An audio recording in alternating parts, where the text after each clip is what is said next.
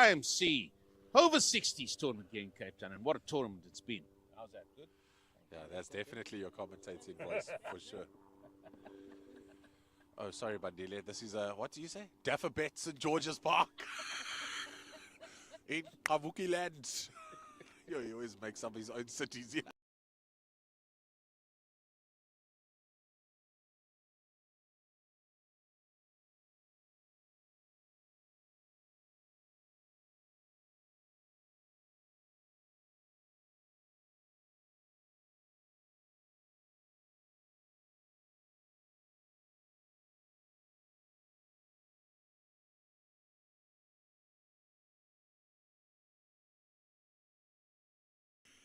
Shall we give See you now when I speak, I can hear myself, yes.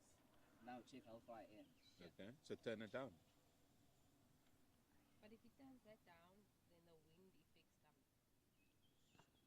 We'll just give, we'll block the wind with our bodies, like us. Speak.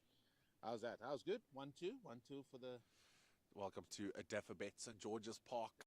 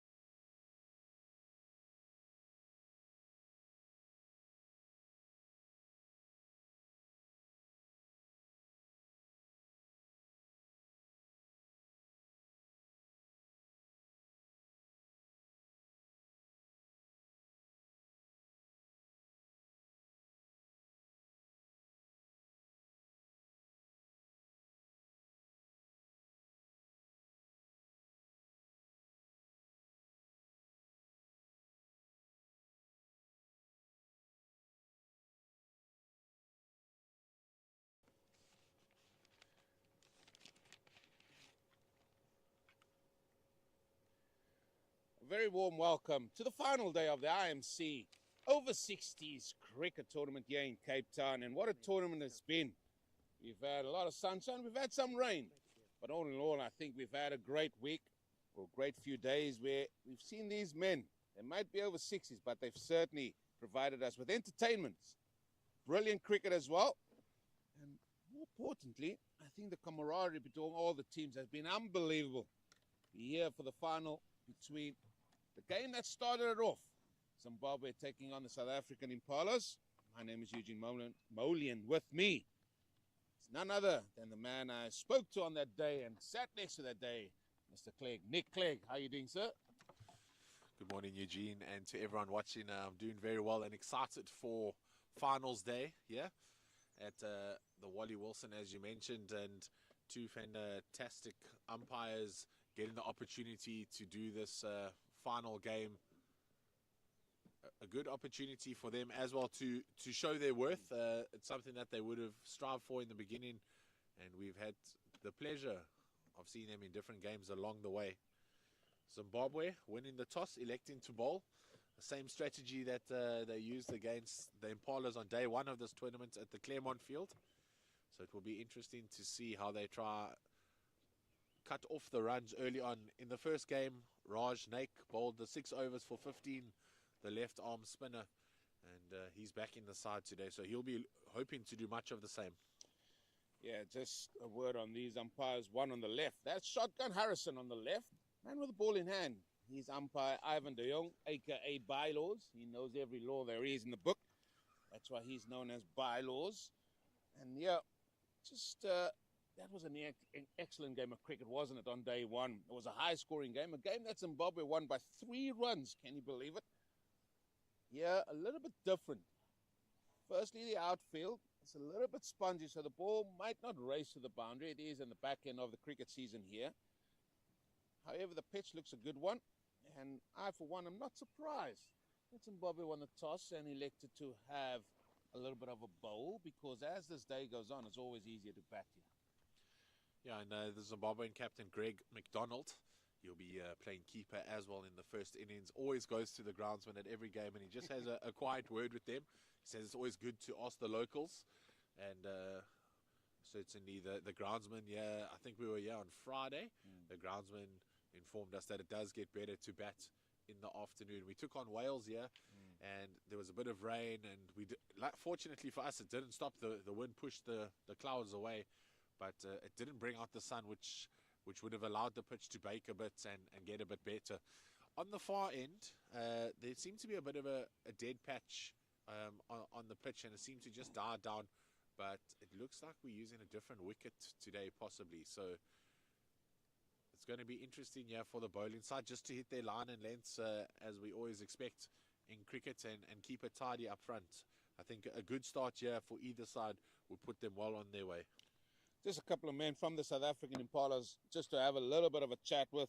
Ross Holding, he's had a good tournament with bat in hand, and he will want to set the tone again here for the Impalas, as well as that man, Peter Marks, who when I watched him against Wales, he was outstanding, basically taking the Impalas over the line there as well. Hayden Trollope, he's another man that batted really well in that Welsh victory as well. He's good with bat in hand, and then there's a few other men as well that can really contribute with bat in hand, but it is the men of Zimbabwe who again are coming up against South Africa. The man at number 3, Andy Walton, who scored a magnificent ton that day, he's a man to look at and look for, as well as Rory McWade. Those two men have got a job to do with ball in hand first, though. But, I mean, bags of experience there. Yeah, bags of experience and complete all-rounders, those two players that you mentioned. Andy Walton, the top run scorer in the competition. His only failure coming when he scored 47. He's scored 450 plus scores in this tournament, so he was really frustrated. Even yesterday, chasing 95, he came in and got 53 runs. So he made sure he got his name up in lights there against the American A side. And as you said, Rory McWade often opens the bowling and comes in at number 4, and is a key fielder for them in the outfield. In the beginning will be in the cover regions, backward of point, and then later on, as the innings progresses, they'll put him out as a boundary rider. He covers a lot of ground really quickly for someone at the age of 61. Can't believe you said his only a failure was 46. I mean, really now? You're setting high tones or high standards for these men. But I think they set their own standards, don't they, from what we've seen across. He's also a man that has played indoor and outdoor cricket. To believe that's what he told me on day one. I mean, what a feat that is. Yeah, most capped indoor cricketer in the world. He has the world record for that, playing for England, Australia and Zimbabwe at indoor cricket. Played in Kent for a couple of years, played first grade cricket rather, in Australia up until the age of 52, and has also faced Shane Warne. I'm not going to say anything on that, because if I start saying I faced Shane Warne, you might just say something else that you're not supposed to say. But yeah, like you faced him in the nets, or no, I faced him in a game. Faced him in a game. Jeez, you may be showing your age. Played against Australia in 2000, before the 2002-2003 World Cup, and played for Northwest versus Australia in a warm-up game to the World Cup. Took 3 for 30. I'll tell you the 3 people I got out. Oh, yes, please. We'd love it. We got 90 overs here as the umpires are signaling us. And it looks like Rory McWade is going to open the bowling. Well, he is another man that has represented his country, not just one sporting code. I mean, he's got bags of sporting codes. But he's going to be bowling the first ball here and holding on strike. Just pushing that one outside the off-stump holding. Just shoulders, arms to that, and letting the ball go through to the keeper. Zimbabwe going with a 6-3 field. A slip and a third slip gully fielder. Point cover fielder. That one there keeping low early on. That's going to be interesting if you can get one of those to stay straight on the stumps and it keeps low. As we see them come through for 2 runs there. That's going to be another tell here that he's an over-60s tournament, and now the last day of it, Nick, and we also have to pay respect that these men have been out there. That's 45 overs, and it's a long time as well. So maybe it's just going to be a little bit of stiffness as well. Even early doors, they've gone through the whole warm-up routines as well. Other man batting with him, Mesa. They formed a good partnership, these two.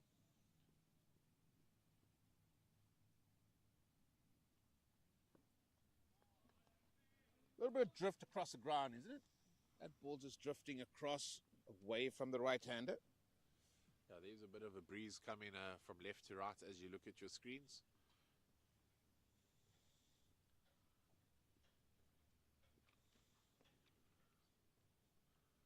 Seems to swirl a bit because now it feels like it's directly behind us if we look at the flag. So that will also help some of the bowlers. Rory McWade, a fit bowler, so asked to run into the wind. And at Claremont, we had that horrendous wind and he had to do the same there.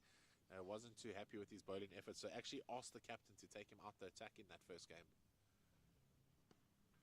That one's hit through the covers, but it will be picked up by the deep extra cover fielder, Mark van Staden. So just the one fielder out for Zimbabwe at the moment. And that's the end of the first over. South Africa Impalas, a 3 for no loss. A fairly decent start for both sides there. Fairly decent indeed. And just a reminder that for the first 15 overs, the sides can have 3 men outside the inner ring circle. From over 16 to 30, they can have 4. And then in the last 15 overs, they can have up to 5 men outside. But it's a tactic that all the teams haven't sort of resorted to, of having 5 men out. The reason for that, from what I'm led to believe, is it just gives another gap somewhere for these teams to get a single.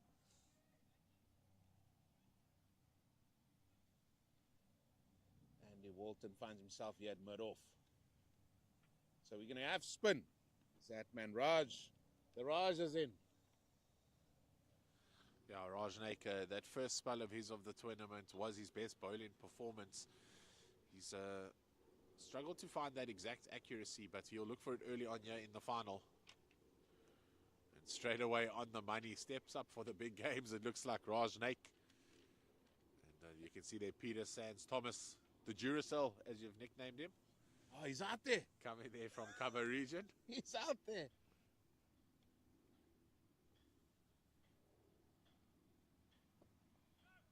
Attacking the pads early, Raj Naik, left armour coming around the wicket, and they've changed their field slightly. They've got a deep extra cover, and they've gone with a 5-4, a deep square leg. Mark van Staden on that boundary. That one slightly wider and cut through the covers, but easy for Rambo McWade just to clean it up there on the sweeper. You said on that first day, Nick, that Raj was bowling so well, maybe he should bowl his overs through. They took him off, and then he never really came back well after that. And maybe they've learned from that, and maybe if he does get into a good spell here, we'll see him bowl his 9 overs on the bounce. Yeah, it was that man, Peter Marks, that climbed into a couple of the Zimbabwean batsmen in the middle overs. Getting, I think he got 77 off 38 or 39 deliveries that game. That one looks to have hit the pad. Shotgun Harrison there, just tapping his leg. Can you tell us the reason why you've given him the name Shotgun? He's quick with these decisions. He doesn't leave us wondering. When he makes a decision, he makes it quick. And very positive.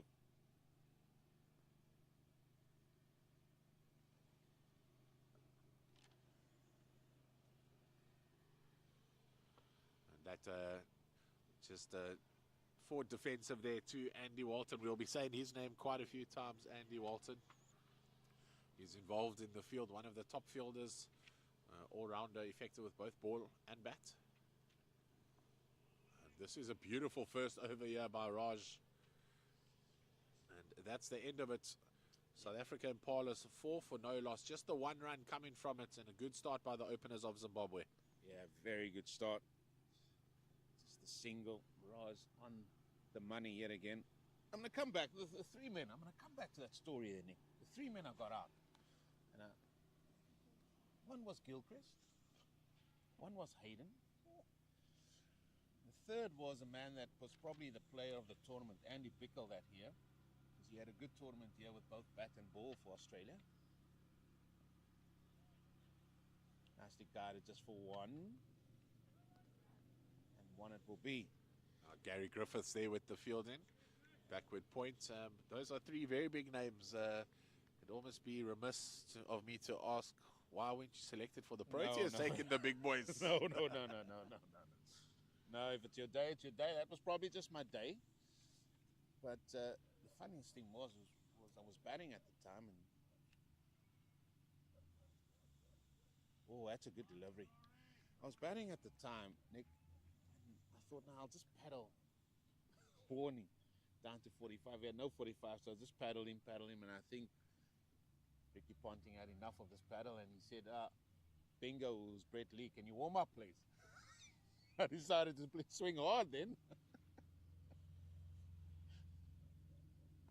I'll make Wade on the money there. And the Australians well known for their chirps around the batsman. So maybe he was just saying that loud enough for you to hear it, to make you start swinging, rather than actually going to bring bingo on. Swinging from the rafters, mate. Well known for your bowling exploitations. Yes. Batting, I can see why you were a bit worried with Brett Lee coming into the attack. Morning, Nick. Morning, Sanjay Patel. Good morning, Mr. Patel. How are you? Looking quite the security guard, yeah? Just decorating and directing. Oh, what a ball! Oh, cheerleader as well? Sorry? You just a cheerleader as well? No, I've now joined the Water Boys Union, so, and I haven't started picketing yet. But Mr. Patel, just if we can get you a word early doors here, how have you enjoyed your tournament, sir? the tournament's been fabulous so far, and it will be excellent by the end of today when we win. You said when there. I don't know. You guys are undefeated in this tournament. You did notice I didn't say if, I said when. That's correct, sir. The very confident Sanjay Patel, previously a manager on the tour that Zimbabwe have gone on, this time selected as a player. Good to see him walking around and giving us some information and just the mindset of the Zimbabwean side, being very positive today. Well, I think it's a good feat. Going 5 games unbeaten in the round robin stage.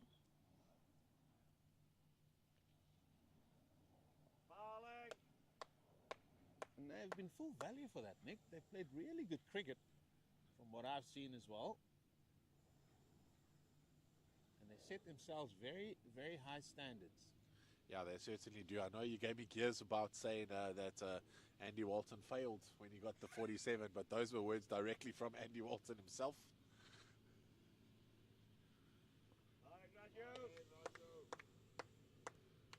He was quite frustrated. He felt he had let the team down at that time, but they were chasing a score against Wales.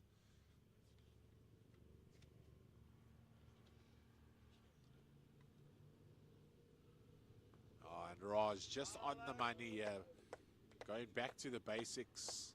Nice speed through his run up and his delivery stride, everything just in motion, synchronized beautifully there by Raj Naik, the experienced left arm spinner.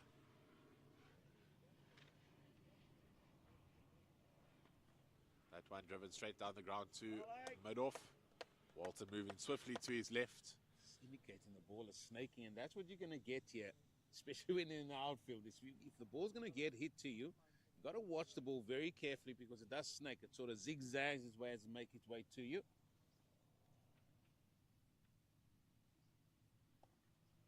one again. Punched off the back foot. Walton moves swiftly to his left, but a single taken there. Just in the vacant area between cover and mid-off.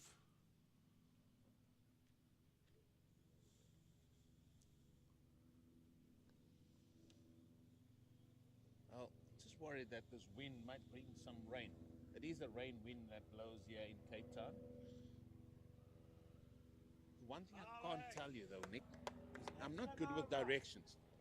I just know if it comes from that side this way, that's a rain wind. If it blows the other way, then I think we're okay. So let's hope we have enough time in this game so that we get through it unscathed. So don't ask me if it's a northwest or the southeast or anything like that. I wouldn't be able to tell you. I'm glad, because I wouldn't know how to ask that question either. As we see the so-called coach coming to join us here again from the Impalas, the man you named the coach on Monday. He got a Michelle on the second day. That just pushed through the covers. Walton there with some football skills. And a couple step overs here from Walton just off camera. I mean, he got a Michelle. Pfeiffer. He got in the second game against Wales. Brought it back nicely. Wales were rollicking along, and up step Graham Harrison. So we've got Shotgun Harrison here and Pfeiffer Harrison next to us. That's correct. That's correct. It's all happening here. You've got to come with a little bit of a name tag. I mean, you've gone with Rambo. So it seems like it's catching on here. Yeah, the Zimbabwe inside are full of nicknames, all from their school days, most of them, they say. I think that's just because they can't remember where they got the nickname from. That one's flicked off the legs through the mid-wicket area, and that's going to race away for the first boundary of this South African Impalas innings, and nicely timed there from the batsman. Well, a half volley is a half volley. When you get that on the leg, I mean, it's easily put away. But just 3 men on the leg side. Wade won't be enjoying that. He's been on the money as well. Score moves to 14, busy with the 5th over. Oh, just like that, back on it. Yeah, I think every now and again as a bowler, you just feel you get a bit impatient and you try to push the ball a bit up, maybe attack the pads there. Just missing his length slightly, and that half volley on the pads, easy for any top order batsman to put away. And there, as you mentioned, straight back on it, 2 deliveries in a row, pulling that length slightly back, drawing the batsman forward on the front foot. And they've got a very short cover, maybe a slightly deep silly mid-off, just on the strip next to the playing wicket.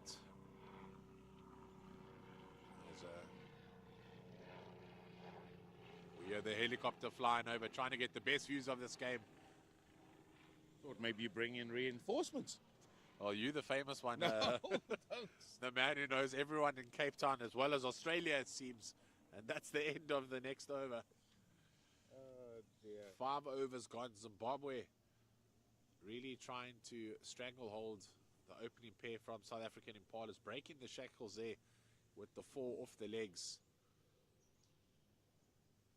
Yeah, just a tick under 3 and over. This is steady. This is what you're going to get as well. Still the likes of Peter Mark still to come.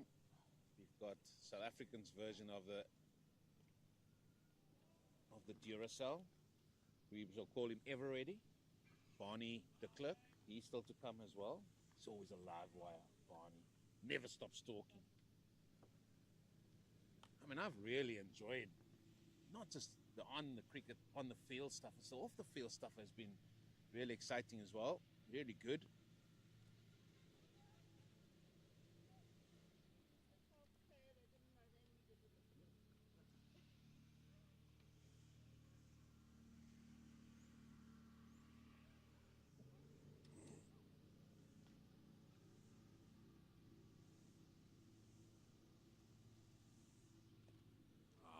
Snake there, not using the pitch that was prepared for him. A full toss, but whipped straight to mid-wicket. Wayne Palm back in today's squad, the opening batsman, doing the work there in the field. And no run. Variation is key. Variation is key, as Mr. Harrison can allude to.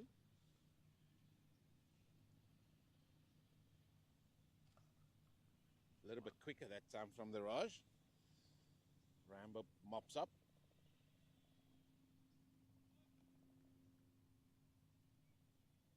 How have you enjoyed your tournament?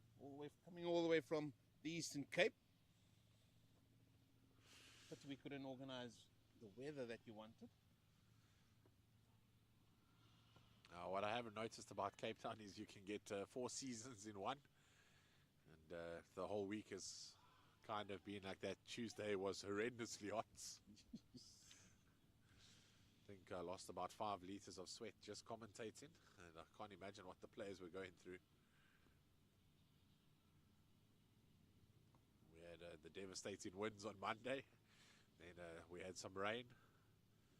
And then some sun and rain in one day. So it was quite interesting. The last time I was at this venue, there was rain all night, and then we thought we were going to get a delayed start. The wind picked up, dried out the pitch, then the rain came again, then the sun came out, and we started to warm up, and then it ended with some cold winds at the end. So we're certainly in for a treat here, Eugene. Just like the cricket that we are getting, another good over there from Rajnaik, just going for 1 run. So after 6 overs, South Africa Impalas 15 for 0. A steady start from them, but they might look to just start improving that run rate slightly.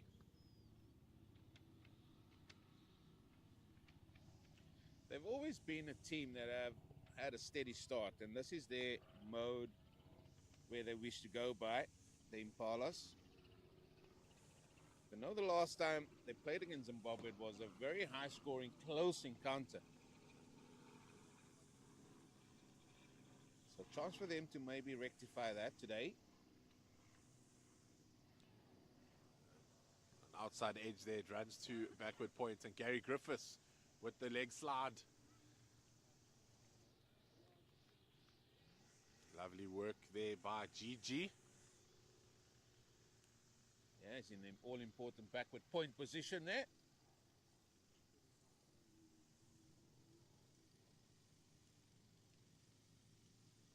All these teams flying home tomorrow, is it, or they're spending an extra day here in the Cape?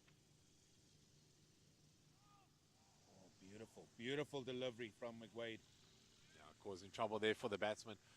As far as I know, Wales are off tomorrow morning early, and I believe Zimbabwe. 1 or 2 players are going to be staying here.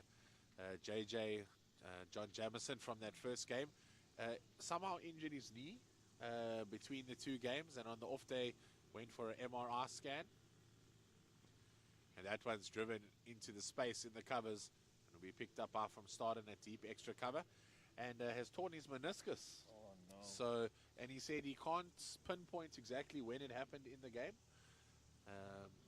but so he's been quite bleak about the outcome of the tour. He almost wanted to keep yesterday, and I think a few see this ball there, just opened the face of it straight to point. The bonk doing the work there.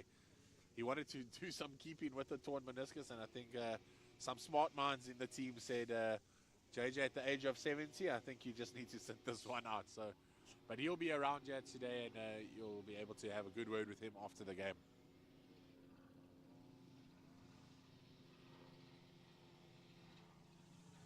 JJ, one of the characters in that Zimbabwean team. I can recall. Another over comes to an end. 7 gone. 17 without loss. And when will the run rate increase here from the Impalas? Yeah, they've got some good batsmen still to come. Peter Marks has been in fine form for them, and he scores at almost 150 strike rates through the tournament. Hayden Trollope as well, and Barney de Klerk. Just some of the guys that we can look forward to seeing out there. And I see Graham Harrison here. He'll be looking to put some pads on as well. No, not yet, not yet. Yeah, on the score sheets. Not yet. We're keeping him for later.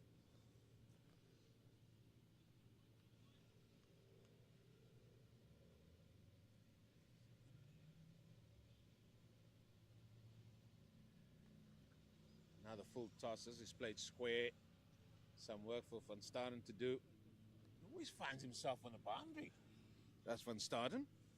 Yeah, he does. He came all the way from Auckland, New Zealand to represent Zimbabwe in this tournament and has found himself being a boundary rider, doing a lot of the work. Says goes to gym 3 or 4 times a week, just trying to keep fit and keep training so that he can be effective in the team.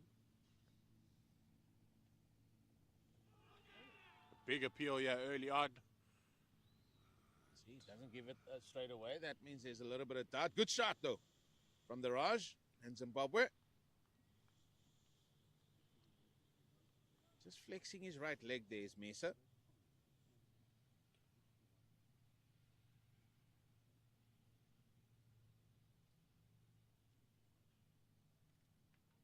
That one pushed through a lot quicker from Raj, but just not on target, just outside off stump. You almost want that quicker delivery to attack the pads, just to allow it to possibly skid on and rush the batsman and get that LBW appeal.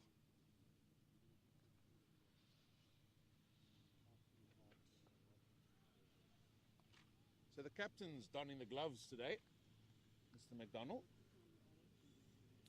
Yeah, he's done it for the last 3 games now since John Jamison's injury. I think it does help him just move the field around. He is closer within the action, as we on Monday and Tuesday we did see him also on the boundary.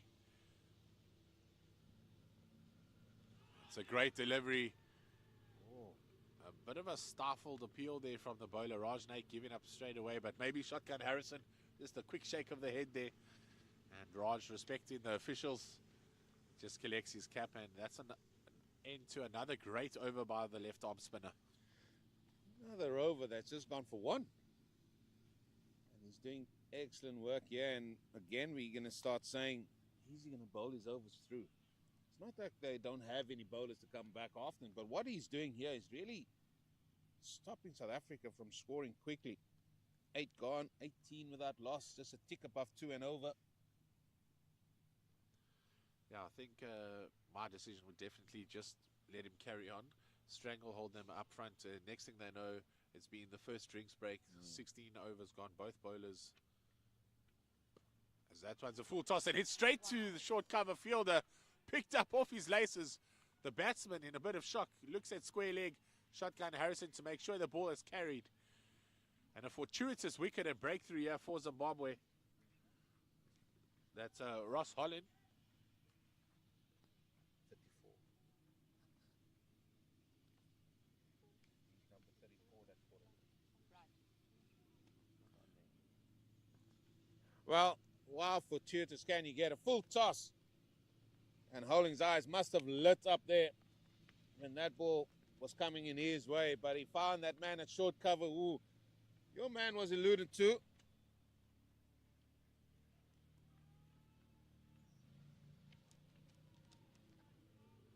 He was a little bit close in there. They moved that man in there a couple of overs prior. And he held on to he made that catch look very simple. Yeah, Thomas Rudd, educated at Rhodes University in Makanda. Was at university at the same time with Greg McDonald and the director of this tournament, Roger Malt. So,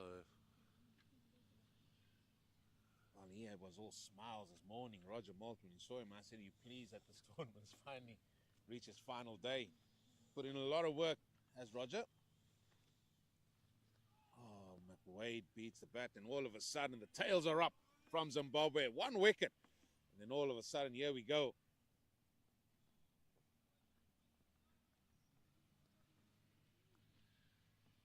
Dean Kendall. Now, what Dean Kendall did against Wales, when he came in, he tried to be very positive. He tried to play a few shots. So let's see how he goes with his innings.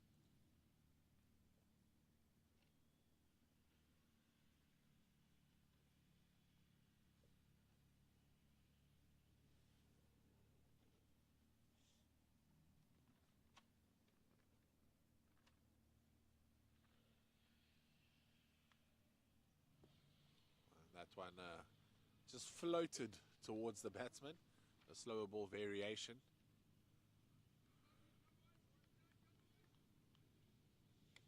A lot of encouragement out there. That comes from the Duracell there. He's just forward of point. Oh, this is good. Oh, the follow-through is even getting longer. Oh, look at that. Reminiscent of Monday with the first 2 overs where he followed through right in the beginning. And I actually asked him about it yesterday. And he said it's all about just getting in the batsman's eye line early on, letting him know that this is my territory. And then he starts to pull it back as the game progresses. So maybe just showing the new batsman.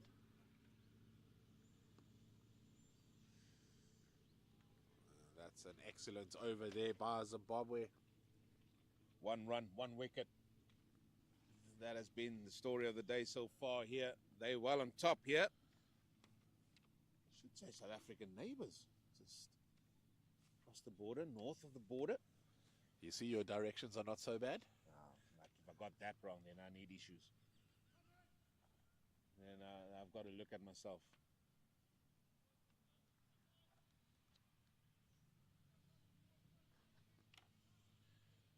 The Raj to continue. And he's working very well in tandem here with McWade. Applying pressure, and they got the breakthrough. Run rate of 2.2 to the over, as you can see on your screens.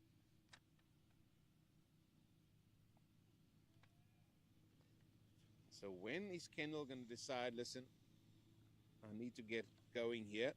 Raj sporting figures of 0 for 5 of his 4 overs.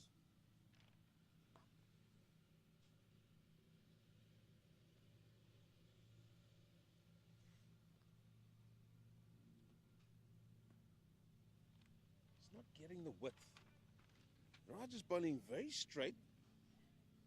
He's not allowing the batter any width by bowling it outside that off stump.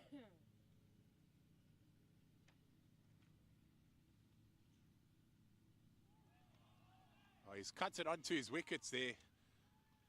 And that will be the end of Dean Kendall. Maybe trying to increase that run rate, as you mentioned. And that ball too close to the body to cut. Raj has been on that tight middle and off stump line.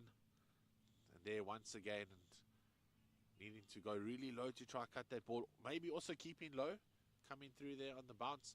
But a second breakthrough here for Zimbabwe. So 2 quick wickets after building of substantial pressure by the opening bowlers.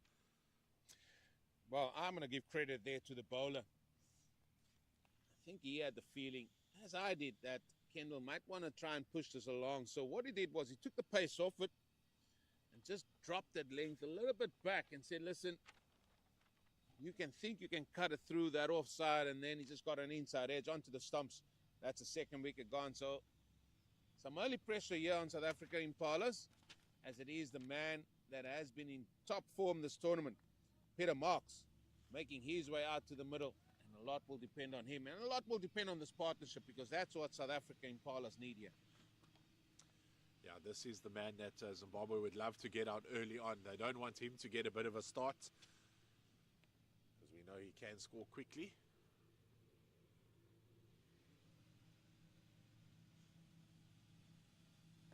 That quicker there, just over the outstretched hand of short cover. Peter Sands Thomas, nicknamed the Bonk and Duracell. If anyone was going to get there, it was going to be your man Duracell.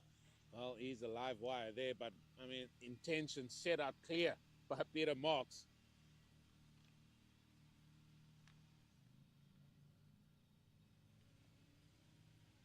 That catch in the inside half of the bat and straight to mid-wicket. Wayne Parnham.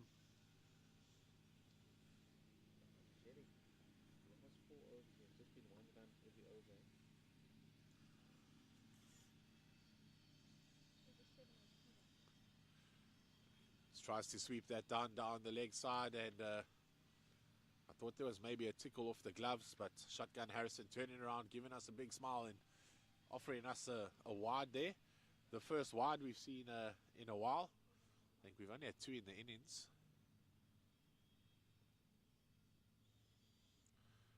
And just making that mistake of trying to overcorrect, dropping it short, and that way one tickled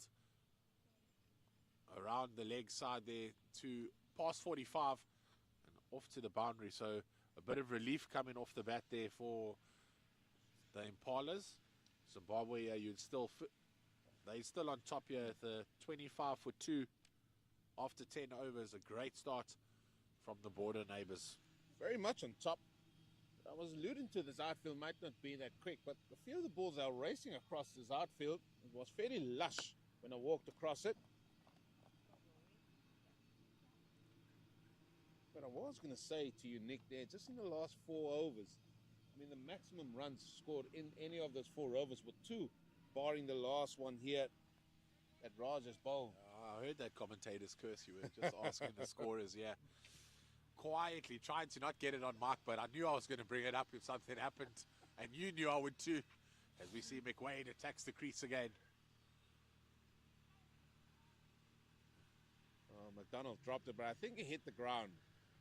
But intentions have been set clear here by Peter Marks.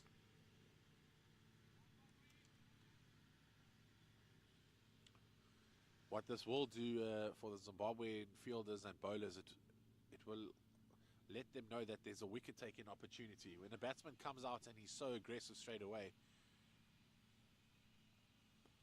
as we see one slapped through the covers. Van Staden moves well to his left. They're going to take on the arm, and that's great running between the wickets there. But certainly some intent coming here from Peter Marks. Well, it could be a chance, but it's going to give the Impalas a chance to maybe elevate this run rate that they're currently on.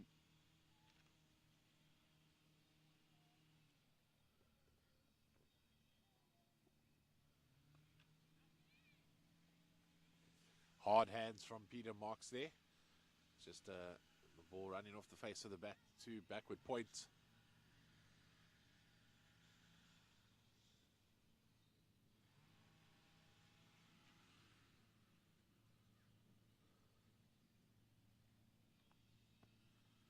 Now that's worked out from McWade. Sorry, Nick. The last 2 balls has been on the stumps. So whenever you go on the stumps, Peter Marks is very sort of circumspect, very defensive. It's when you go a little bit wider from that off stump, he decides, now I'm going to get my hands through it a little bit more. Yeah, he certainly is coming across as an offside player. Not looking to whip anything off the legs just yet. So McWade will know that. He goes straight again. It's straight away off the legs. And that's Kevin Shadwell. He'll run after it and just soft balls it back into the keeper. Commentator's curse, you were saying? Well, like on Monday, we're now 1-1. Luckily, I did use the word yet, so as if it was imminent. And that's the thing as a bowler. You'll know best, small margins. So the ball may be just 3 or 4 centimeters off its mark, slightly more on the leg side, and whip through for a couple of runs. And that one there, straight on back to middle and off, and hitting the line and length, brings Marks onto the front foot. Just bats it back to the bowler, and that's the end of over there. But a good over for the Impalas, and something more positive for them in the runs perspective. Well, if I'm Mesa, I will just get a single and say, listen, Peter Marks, you have a go. Because at some stage, Zimbabwe might have to move the field. They might say, okay, let's just be a little bit more defensive, because we don't want to give any batter a start with boundaries or easy runs, so to speak. But I can understand your point as well, Nick. There could be a few opportunities where the ball could be in the air. We've seen it already a couple of times. The Raj to continue. 1 for 11. He's going to be busy with his 6th over.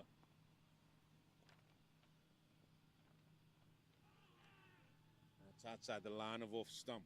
Boss pad first. Straight away umpire shotgun. Harrison says, no, not out.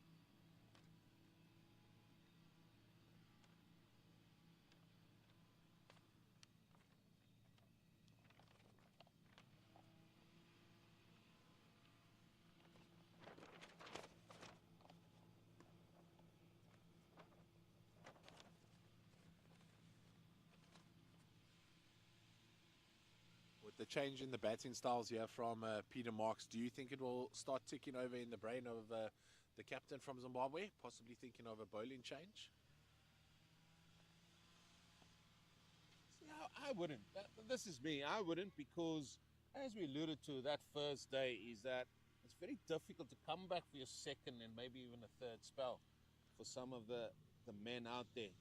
And especially if you're going well, just stick at it because you said it there, they could bring about some more opportunities for Zimbabwe to potentially get wickets as well. That one dropped a bit shorter from Raj and just cut off the back foot, but picked up by McWade. Look at that beautiful throw straight to the keeper with ease. Zimbabwean was, I think he took part in the Olympics through the javelin, judo, I think it was taekwondo. the Africa Games, I think he said. Oh. He's a decathlete. Yes. Still holds a record, he says. Yeah, so you can see that javelin throw coming in handy when he throws a cricket ball. That one slapped off the back foot. A lot more conviction on that shot, but McWade quickly moves and another gun of a throw straight over the stumps from the deep extra cover boundary. And that's good work by the captain. Moving him a lot straighter that time. Identifying that Marks might hit the ball there. They're going to keep him there, though. That's good from Zimbabwe's captain, early doors.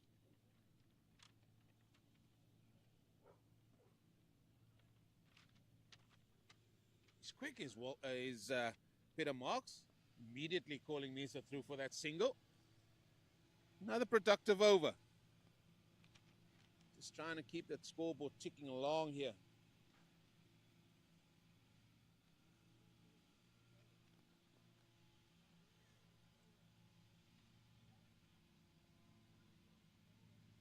Peter Marks just thinks, now listen, I'm done with the old bucket hat or the floppy. I want my cap.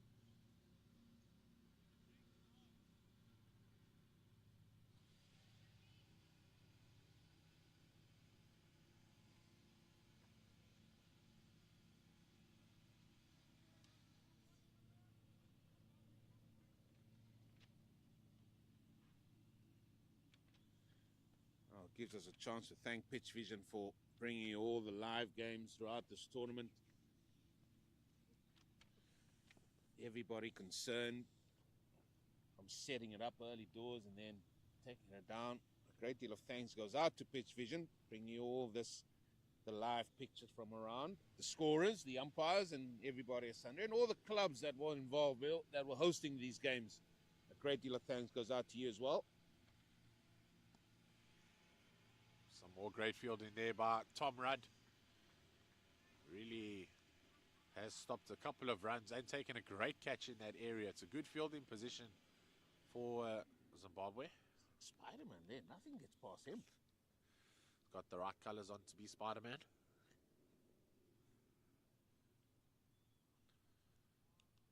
Shoulders, arms there from the opening batter, Mesa. Oh, he was tempted. Oh, he was tempted. He was itching to go there. Eugene, in all your experience, how difficult is it being the batsman that's not the one ticking over the runs as quickly, maybe just slightly slower? Do you start to feel the pressure yourself when your partner is finding it so easy on the opposite end? You know, when you do find it is, well, they're going to get the single. I was about to say, you know, when you do find it is when you face 2 or 3 dot balls. And you know that all I want to do is just get the man that has been hitting the ball nicely, just get him on strike. Man that is in a little bit of good form as well. Sometimes that does play a part in the mind as well. And I think what was so good in Marx's innings in the first game between these two teams was he had someone on the other side just hitting those boundaries with him. So they really accelerated through the middle overs against the Zimbabwe attack. And it forced Greg McDonald to bring in some bowling changes.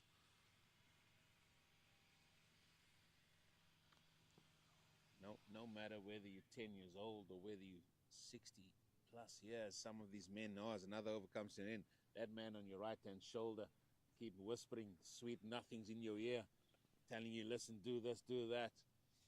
But you also want to be a little bit more about the man with a, oh, I've got some experience. I can just drop and run this. I know I must do that. But no, I just want to give it, give it some horns. Yeah, and we see a bowling changer, Andy Walton. So just taking Raj Naik there off after 6 again was the Zimbabwean captain. We saw this in the first game. Maybe he feels Raj can come back. Maybe it's not so hard on the spinners. But this man here, Andy Walton, has had a very, very good tournament. He hasn't got number 1 in his back for nothing, I can tell you that. Just looked at the player stats yesterday, and they get certain amounts of points through an AI calculated system, and he is 230 points ahead of second place in the overall stats for the tournament. So he really has had a phenomenal week as Andy Walton. Come all the way from Perth, Australia. So on his flight, just before he got on the plane, he messaged the boys and said he didn't come here to mess with spiders. So he certainly came to play. That is an Australian saying, obviously censored for the viewers. And for Sherry here next to us, one of the great scorers from Pitch Vision, helping us along the last couple of days, keeping us honest here in the commentary box. Great scorers. You wanna give us more insight into that, Mr. Clay? Yeah, every time we get some of the facts wrong, Sherry just whispers in our ear. Oh. As we see another delivery here from Waltz. He just gets that natural shape away from the right-hander. And Sherry just make sure that we're doing our jobs properly and honestly. Every now and again, we mention a stat that might be slightly off. And Sherry just corrects us. So just keeping us good here for the viewers watching. And we do thank the viewers watching. There's been a lot of feedback coming to all the different teams, and then they give some feedback to us commentators. Most of it good. And don't ask me about the bad things, because I tend to forget those. Oh, that's good. But it looks like Zimbabwe's got a different supporter with. Somebody has just turned red after your comments there, sir. Well, we'll get Sherry on the mic later, hopefully, and see.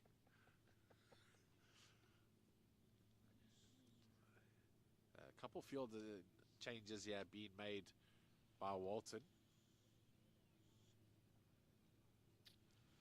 Got 4 men on the leg side. Mid on, mid off, mid wicket. Square leg next to the umpire. Short 45 in the ring.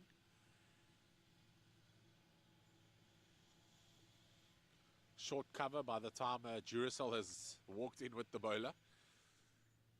He's halfway out to the inner ring, but by the time he gets in, he's almost on the square. Big strides by the tall man. Oh, but a bounce. Bit of bounce Oh, there. and the follow through. Massive. Oh, yes. And he goes back to the poses. We saw that on Tuesday. It was so hot, they asked him to take off his shirt so they could wet him down with wet towels. And then he started posing. He thought he was on camera, but fortunately for us and the viewers, he was just off camera to the left. But this time, Pitch Vision capturing that moment. Now driven smartly through the covers, and that's going to race away for 4. Just sounds different coming off the bat of Peter Marks from South African Impalas. A lot more positive in his strokes. And the aggression there, and Walton disappointed. Never great to finish off with a boundary in your bowling overs. Well, talk about a shot where he just caressed that through the covers there and all along the deck. Certainly raced to the boundary.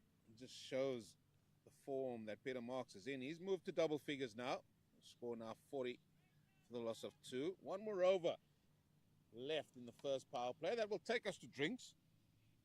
Again, Mr. Clegg, I will be pleased to inform you that the overrate has been yet again simply fantastic by Zimbabwe as well. Just 45 minutes so far. 45 minutes to get through 14 overs. I think any schoolboy side would be really happy with that. The veterans showing how it's done. We had to play serious cricket, but it doesn't mean we have to stand in the outfield for so long. That one, McWade thinking he was in with a chance there. That one just worked. Too short, fine leg.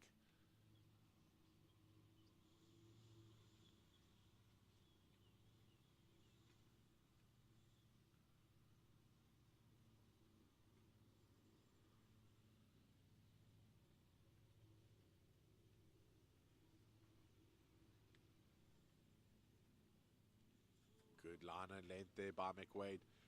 Just erring on the sixth stump.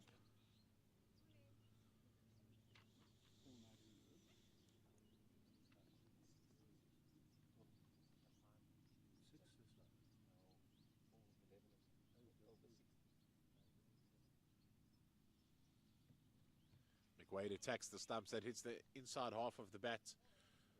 Goes to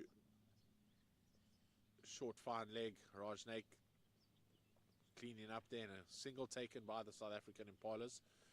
So the run in between the wickets now also a lot more positive by these two batsmen. I think after the over, we should get the Physio on, and you can ask how her week or tournament has been looking after these men. I can answer that question. Exhausting. We'd love to get her insight into it, especially during the drinks break. What's going to be happening, and how it's been, where she's been busy. Was it not so busy? Was it, easy enough? Were the players stubborn? Did they listen? Yeah, all of those things.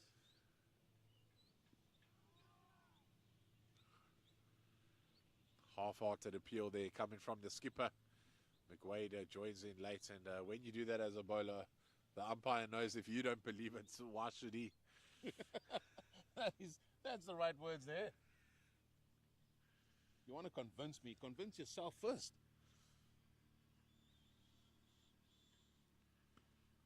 Slapped through the covers there. Lots of work here from Mark van Staden as the ball races to the boundary, and it's going to beat van Staden. He made a lot of meters there to his left, but just well placed. And that's going to be the drinks break. South Africa Impalas. Yeah, they're going nicely. A partnership of 26 between these two now. 45 for 2. Run rate of 3 and over. They've lost 2 wickets early on. But it's that man there, Peter Marks. In partnership now with Roy Mercer, that is trying to bring the South African total to something that they can really defend and get a nice platform going here. So 15 overs gone. We're going to enjoy some drinks. And when you come back, we're going to see if Nick Clare can have a few words with the physio of the Zimbabwean team.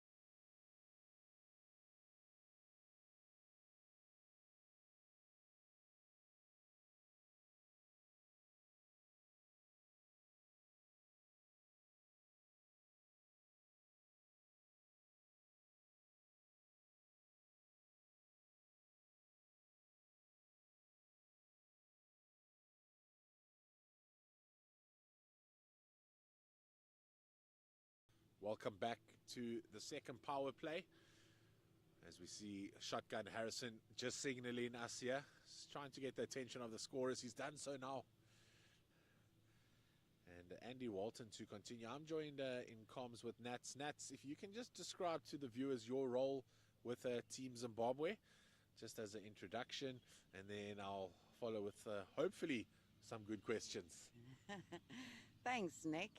It's lovely to be out here at Western Province Cricket Club. My role is to basically keep the guys on the field when on tour and strap up any injuries that they may have, or niggles rather, and when not on tour, to advise from a fitness point of view. As we see a great shot there into the covers, but excellent fielding by Peter Sands Thomas. And how many years have you been following the veterans team around? Have you only followed the over-60s, or have you gone with all the different age groups?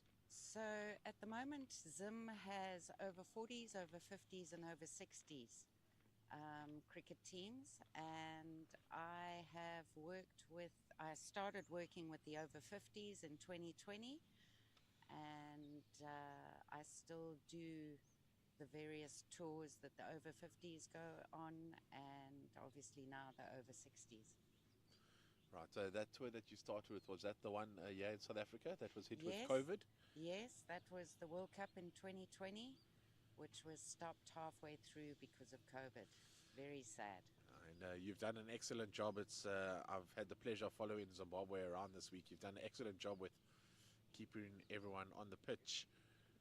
As we see Walton here just looking for movement through the air. It's played to Madon, Van Staden again in the business as a fielder. You've done an excellent job, and you've had to strap a couple of the boys up. Maybe some deep heat and some ice blocks. Is there anyone, I'll come to my question after this delivery. So we see it there, just played up in the air but falls well short of Duracell. Is there anyone in the team that you know every tour they will end up on your table? Or in the veterans over-60s, do you feel that you try to get everyone on the table just to give them everything that they need to? Yeah, Nick, obviously I encourage the guys, if they feel any niggles, to get on the bed ASAP. It's better to deal with the niggles than leave the niggles and wait until, there's a full-on injury. Because at the end of the day, when the player is injured and your job is to keep them on the field, once the injury has happened, there's not a lot you can do. As we see the end of the 16th over there, South Africa Impalas 48 for 2. So a good start by Walton after the drinks break. Nats, your time this time in Cape Town, we've had a bit of a mixed match of the weather, some wind, then really hot day. On that hot day, how did you feel you were involved on match day and trying to rehydrate and keep the players hydrated? So obviously rehydrating is very important. There was a time when Andy Walton was batting, and we felt he was going into a bit of heat stroke. He was started to show symptoms. So I suggested that we wet his shirt in iced water and then put it back on him, which we did. And he said he felt much better and continued to bat through. So it's little things like that little tricks of the trade that one uses to help the guys on the field. Yeah, and I think that certainly calls on your experience there to use those tricks. I know they also Rory McWade ran on after batting and took wet towels for him, and while you guys were icing the shirt, he was getting him to wet his body with some wet towels. It was extremely hot that day, and a good call at one stage. He did come when he went out. He did tell me that he did find it quite difficult out there, and he almost felt like he was starting to get a bit dizzy. Yeah. So your role was crucial on that day in the heat. But just as in any weather, you almost have to adapt like the players and make sure that you can fulfill the roles that are needed. Absolutely. Absolutely. You know, a lot of the time as well, you've just got to react to the situation that arises and do your best. As McWade has started well, yeah. Just the one run off the first 3 deliveries. That one's tossed up a bit more and driven in the covers just for a single down to deep extra cover. And Peter Marks really building a good innings here. 17 off 21 deliveries, being the aggressor in this partnership.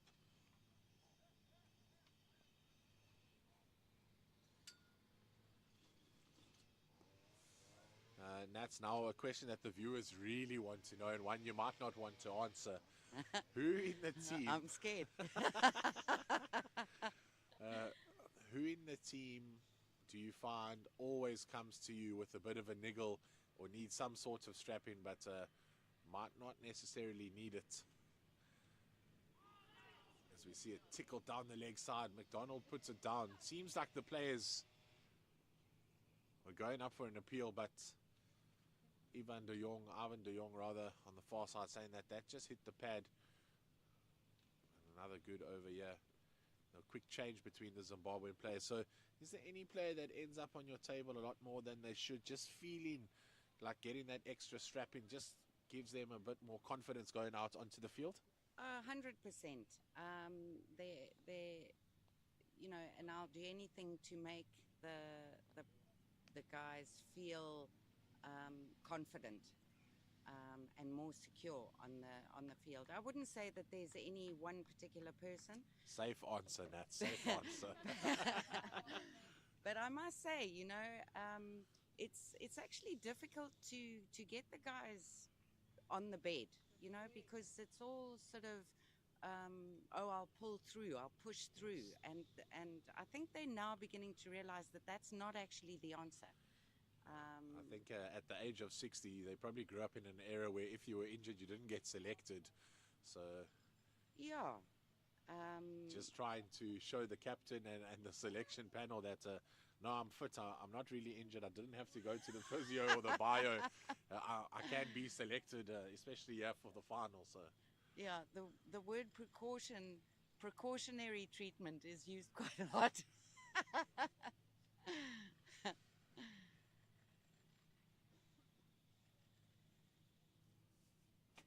yeah, and Zimbabwe have been very fortunate. No real serious injuries, bar the one of John Jamison.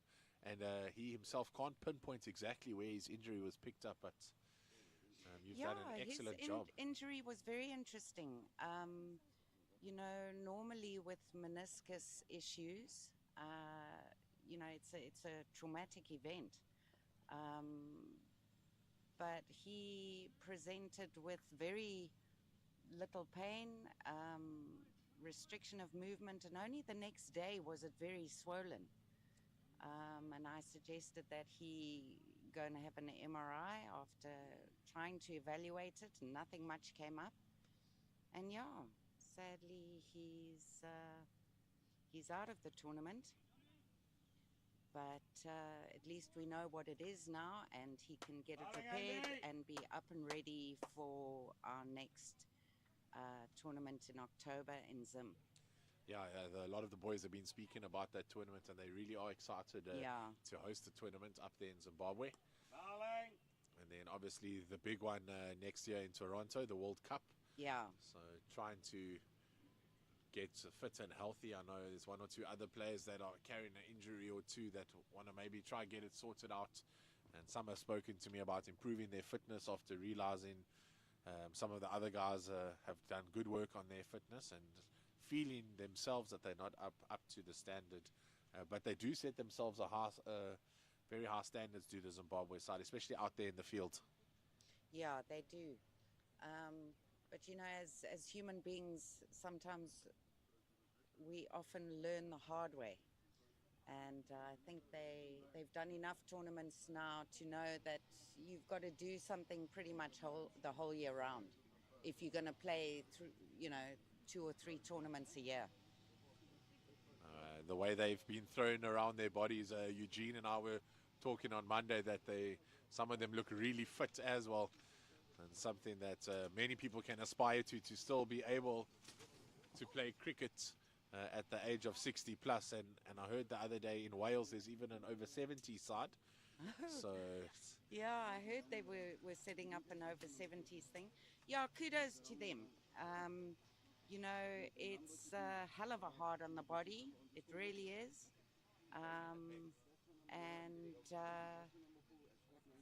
That's why I suggest that the training, some sort of training, has to happen all year round.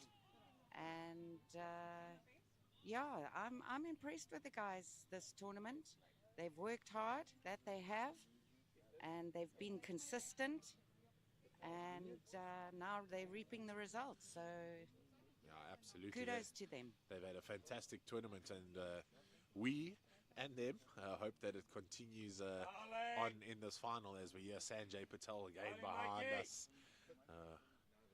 Sanjay never needs a microphone, very loud and clear, and always a great supporter of the Zimbabwe side. And then just the last question after this delivery for you, Nats. And Van Staden there, almost castling Peter Marks. Unfortunately there, Greg McDonald missing it, and it's going to be a leg bar onto the offside. Just the last question, you mentioned like sometimes if you don't make it to the tournament, or maybe everyone's maybe in between tournaments, how do you control the players' fitness, or do they send figures in and results into you, or do you just manage it by just saying they need to keep up certain things or stretches? How do we maintain their bodies between the 2 or 3 tournaments a year? Nick, that's a very good question. So up until now, it's just been managing, as we go along, because the Zim team doesn't have much of a choice in terms of numbers who play cricket at this age. So we've just been managing as we go along, but I think the guys are realizing that it's becoming more serious, and we're going to start with fitness testing in order to make the team, and based on those tests we do specific cricket training and exercises for tournaments like this, and also to reduce injuries. But with the data that we've collected so far, it gives you a good idea of the injuries that do happen, and hence you can train various muscles to avoid those injuries as much as possible. Yeah, absolutely. And so it's going to become more scientific, I think. Yeah, and definitely more hands-on as well. You're going to play a much bigger role now in between those tournaments, yeah. Trying to keep all those stats and the fitness levels. Definitely. Because we see one driven straight down the ground to Mark van Staden, who he himself bowling from the opposite end there. So 2 new bowlers into the attack here, trying something new is Greg McDonald. Whenever Marks is on strike, you can just see the field spread a bit more, the inner ring fielders standing as deep as possible.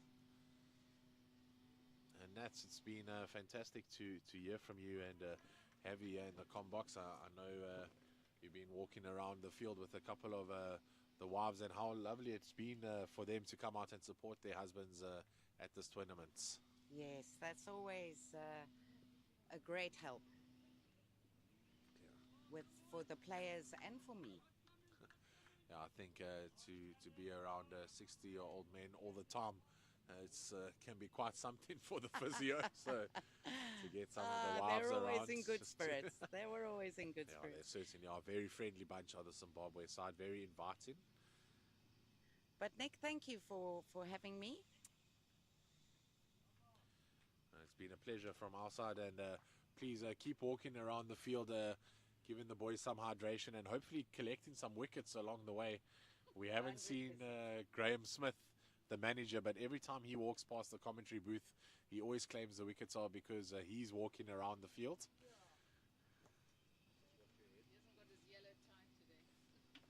Well, that's because he hasn't fallen in a cooler box today like he has yesterday. Breaking Team Zimbabwe's cooler box. I'm sure he'll do something silly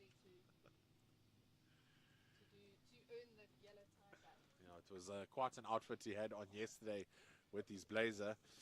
That's the manager from Zimbabwe, and it was great there, Eugene, to chat to Nat, the bio from Team Zimbabwe. She's been following them around since 2020 with the different age groups, the over-50s and the over-60s. And just mentioning there at the end that she's going to start being more hands-on in between tournaments as the boys are trying to up their fitness levels before the World Cup in Toronto next year. She used the word testing, get fit, all those things. Scientific. She's moving with the times, but what great insight, isn't it? From the physio there. And I'm just more worried about your neutralism here, Mr. Zimbabwe. Yeah. Walking wickets and all sorts. Nick? Oh, Run out opportunity on the far side, but bit of a grass cutter throw there from Gary Griffiths. The old weed eater coming out. But, Peter Marks, they're eager to get on strike against Van Staden, it seems.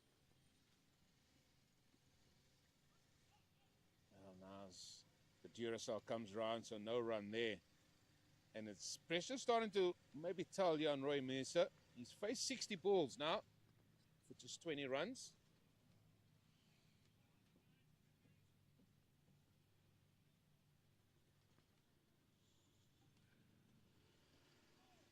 That pressure telling for Peter Marks on the opposite end there. You can see it's almost trying to just accelerate out the blocks. Every delivery, trying to get on strike. So he too may be feeling the pressure being built up from Mesa, absorbing all these balls. And that's another dot ball. So all in all, it's been 10 dot balls bowled by Van Staden in this spell. Taking over from McWade, who's bowled his 9 straight through. So he's going to graze somewhere, and hopefully the ball doesn't come to him. He's done his work with the ball. It's another dot ball. That's 11-9. Pressure certainly telling here early doors.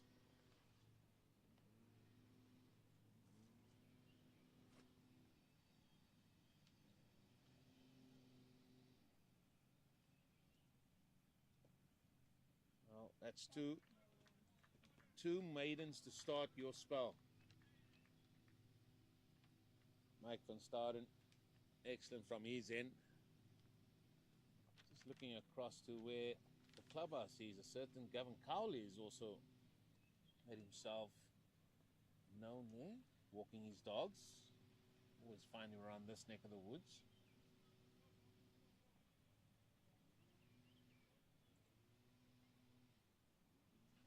Just another one of the names that you know there, Eugene, or you've grown up listening to Gavin Cowley, Yeah, or both. worked with him as well. Ah, there it is. Worked with him as well. In the same WhatsApp group with everyone in Cape Town, Eugene, Moley and everyone. So we see ball driven through the covers there by Marks. The bonk there, just doing his best to try cut it off, but not able to do so, and picked up on a deep extra cover boundary. I like how From you Wayne have, Parham. I like the way you've deflected away from your keep walking around, keep walking wickets comment there to the physio. Well, as we see Mrs. McDonald making her way to the commentary booth. This is the captain's wife and also known as Mama Cell. Coming to bring you, it's cold. Oh, I hope that wasn't on the radio. Oh, God. This is not radio Mama Cell, this is commentary. And everybody did hear you, so hopefully your kids were listening. They'll be very impressed with your time here in the commentary booth. Known as a Mama Cell for looking after all the players on all the tours. Mama Sal has represented Zimbabwe at the Olympics in 1992 at the Barcelona Games as a tennis player. Has she taken to paddle yet? Has she taken to paddle Yes, yet? Wow. herself and Greg, the best mixed doubles tennis and paddle couple in Zimbabwe, I've been told.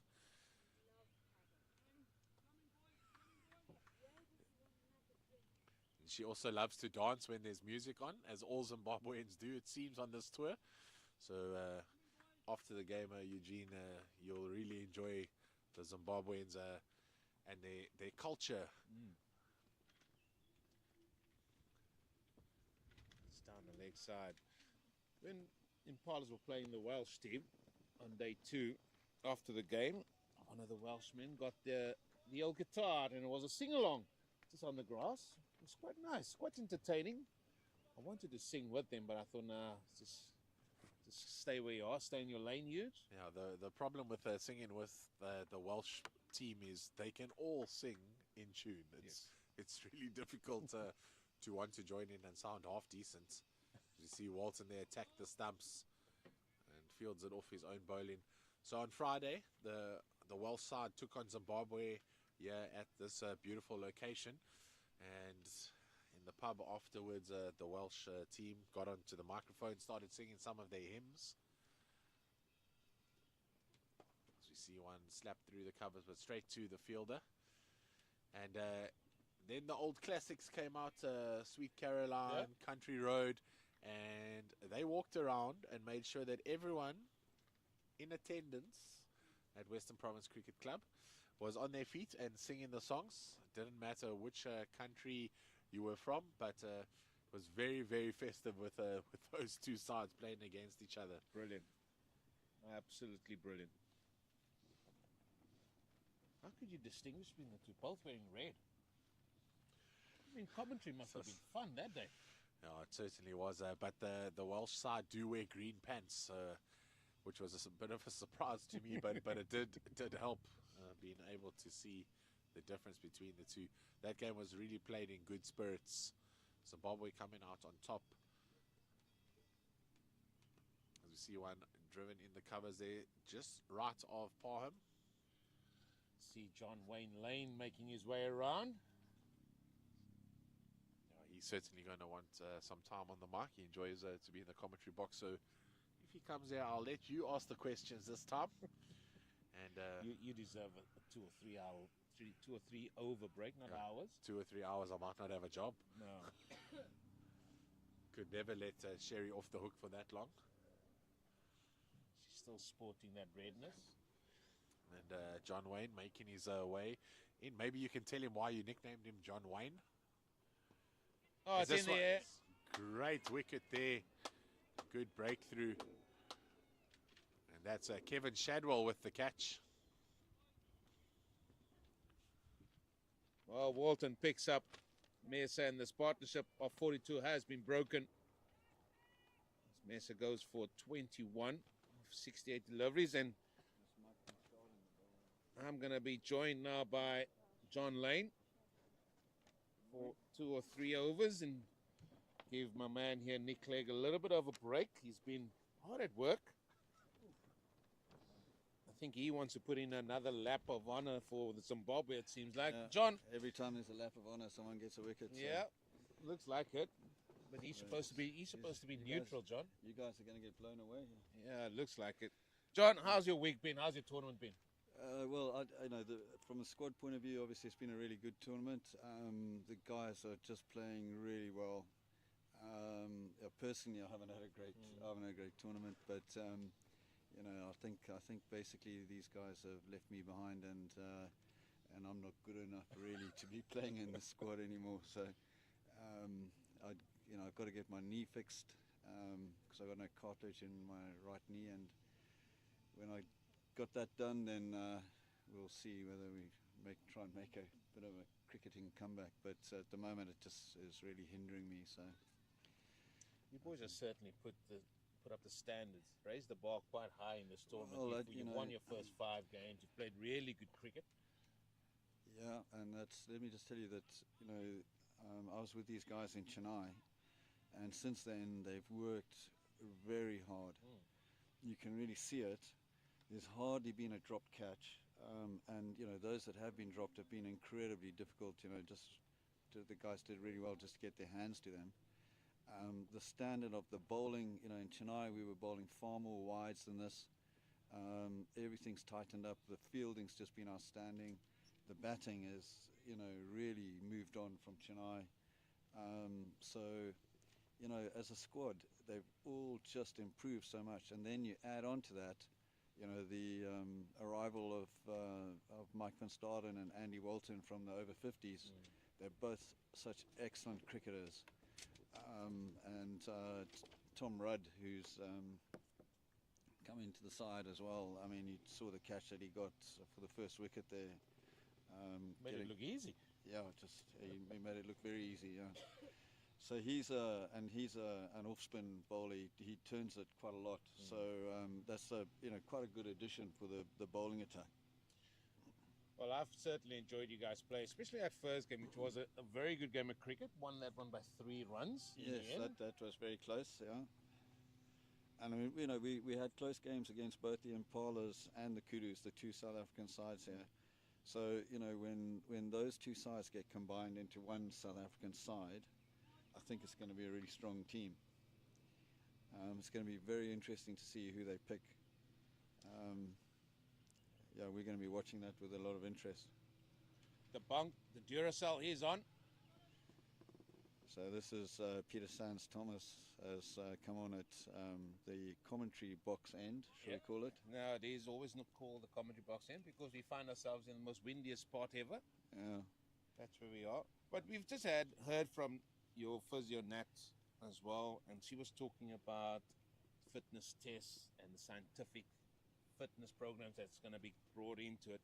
Is that something that you guys at Over-60 level, and that's beautifully played through mid-wicket by Trollope, the race is on, is the ball going to get there? It doesn't look like it's just stopping up before the boundary. Oh, so, but 3 runs it is. So nobody likes that really. The fielder's got to chase it, sprint all the way to the boundary. And the batsmen have got to run 3 runs. It's not ideal for anyone. Yeah. No. So, but how are you guys sort of bought into that concept about you guys have, you just said like you guys have bowled a lot better than what you did in Chennai. You can see it here. You guys have got through the 5 games and still producing out there. It's definitely something that you guys are sort of bought into, trying to get fitter. Everybody here has worked, all of the guys in Harare, they meet twice a week. They have nets and they have a middle practice. They alternate. They've worked on their fitness individually and as a team. We've played. This is the 6th game of cricket, right? Yeah. Most of them have played 5 games because we came with quite a small squad, and everybody's still fit. Apart from John Jameson, our keeper, who tore a meniscus. So that's going to keep him out for a while. He's going to have that repaired after this. He'll be back. But and he's 70 years old. But everybody's really, really fit and healthy, and they've got through 5 games of cricket without anyone breaking down, apart from JJ and his torn meniscus. That is a very close call. Maybe just drifting down the leg side, John. You are the Impalas commentator. No, I am the commentator just down the middle. Not Impalas, not Zimbabwe, not Wales. I call it as I see it. Obviously, I'm South African at heart. I was watching Greg McDonald, the keeper, and on that occasion he hadn't shifted towards the leg at all. And that's normally a good giveaway, is where's the keeper? Oh, that's in the air. That is in the air. That was not far from Rory McQuaid. So wherever the keeper moves, if the keeper doesn't move, you'll give more a decision in the affirmative.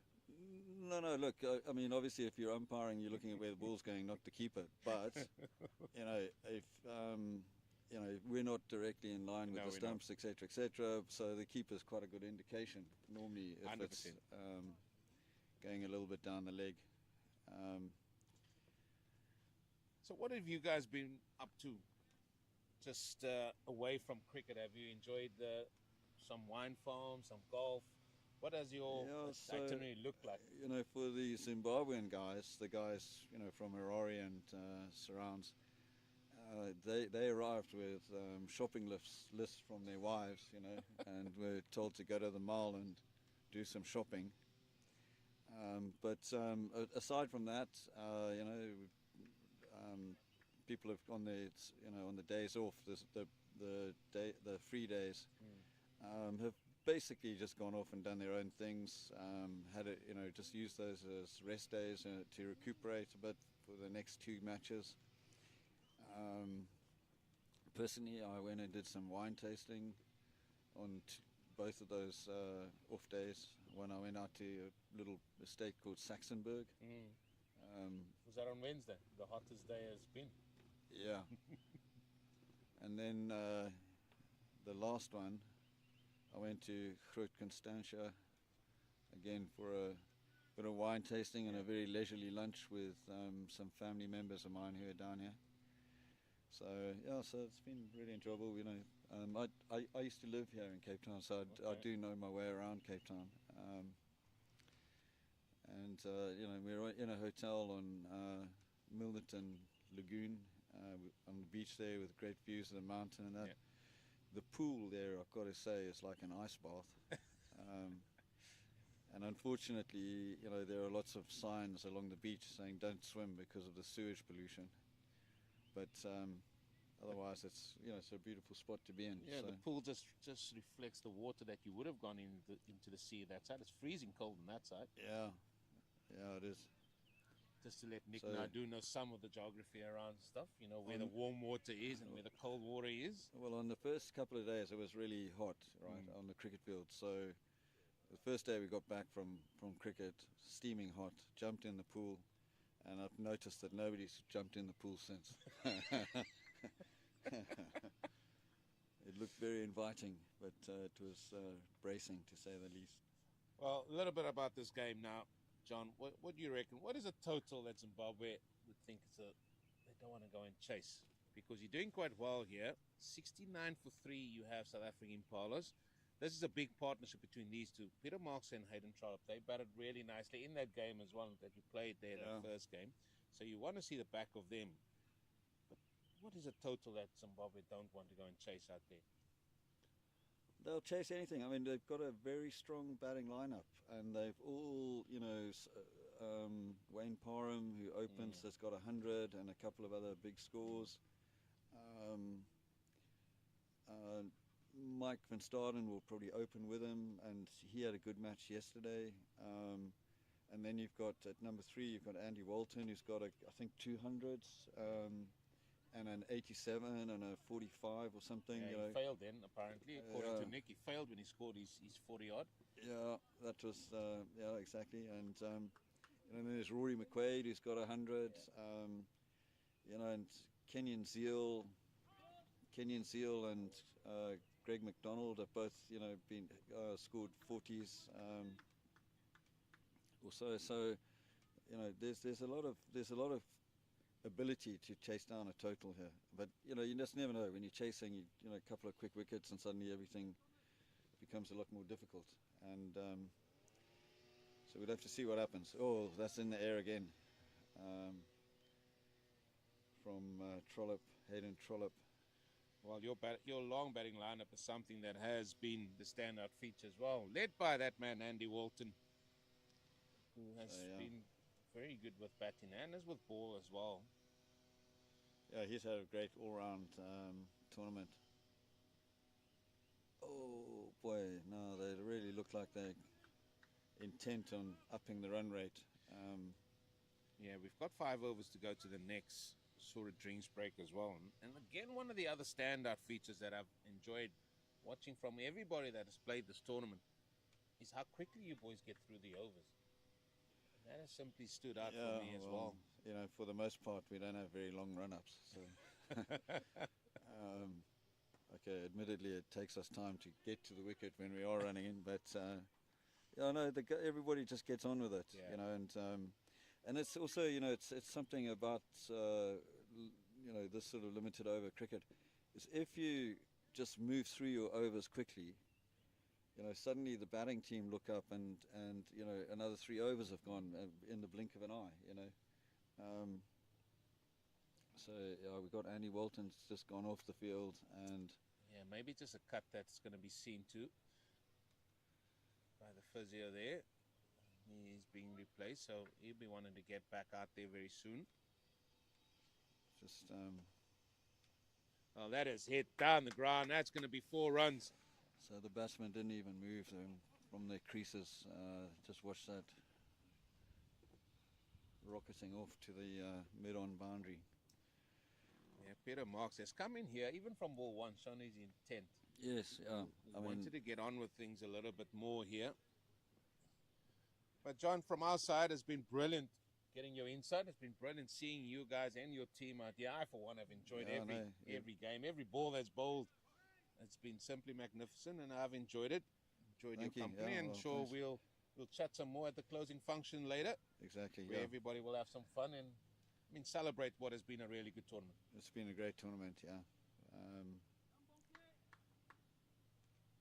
So I guess that's the cue to hand back to Nick.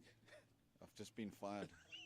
You haven't been fired. You can stay, but I want you. You want to walk a lap or two yourself. No, I'm enjoying the luxury of this, this corporate commentary box that you've got here. Anyway, let's get Nick back online because he's had a break and he looks bored. Well, John, thank you very much. Yeah, thanks a lot. 76 for 3 after 26 overs. 4 overs to go to the next drinks break. And Zimbabwe is still handily placed. A run rate of 3 to the over. That needs to go to about 4.5, one would think, if you want to challenge this very strong batting lineup, as John Wayne, the lane, has just said. Back with me, the Zimbabwean elect, Nick Clegg. Yeah, I'm very neutral in my commentary. You were talking about a very strong batting lineup. Were you referring to Zimbabwe? Yes. It seems like you're slightly biased there, and possibly 2 commentators are coming out of Zimbabwe for this week. No, I was just referring to what John Lane was saying there. And I've seen it. They've got a very good, strong batting lineup. But for South Africa, much will depend on these two, especially the man facing up there, Peter Marks. Again, 30 or 44 deliveries. Hayden Trollope has also been in good form. Hayden Trollope, as I said, was in the nets at Paul Russ, facing up bowling machines prior to this tournament. It's going down the leg side.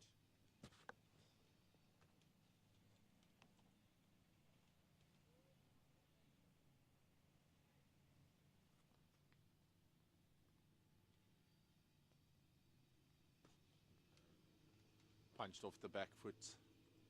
Too short cover. So it looked like Walton got hit on the hand there while fielding in the cover region in the previous over. So just quickly gone off. Looks like he went straight to Nats the bio. So maybe get his hand or wrist strapped up there. Hopefully not too serious, because he's been the anchor and the man who has accelerated the innings after sometimes a slow start by the opening pair. So they'll hope that he's all right and able to bat later on. Now that's over point. The chase is on by the Duracell Bonk. Back they're going to come for 2.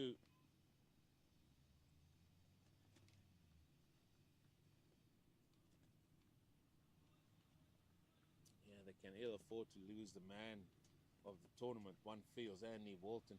And interesting to hear John Lane talk about how himself, as well as the man bowling van Staten, has come from the over 50s up now to the over 60s, and they've certainly raised the bar as well in terms of performances. Yeah, and that's the end of the 27th over. 78 for 3.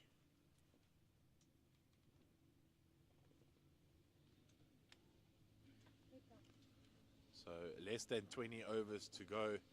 You would feel that South Africa are going to need to start pushing up the run rate, possibly waiting for the last power play, hoping that Zimbabwe push out the fielders a bit and look for more 1s and 2s, and then the occasional boundary. But it's that man, Peter Marks. He is the main man, and once they get his wickets, you feel they'd have the upper hand. But while he's still there, they know that any total can be set. Yeah, that is true. I think that they may just wait to get more insight at the next drinks break, which is going to be 3 overs away now. They've got 7 wickets in hand.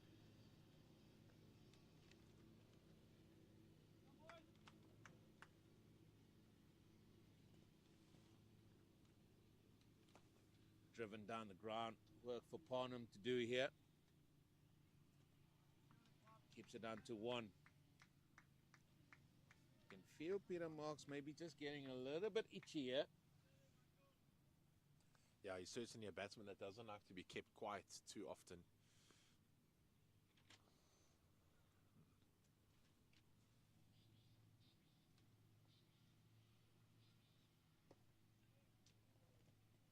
Just bunted down the ground just for 1.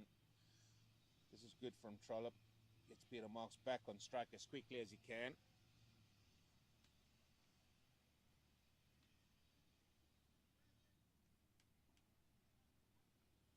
Seemed that John O'Lane was a bit disappointed that I had to come back to my day job. He was. He was very disappointed.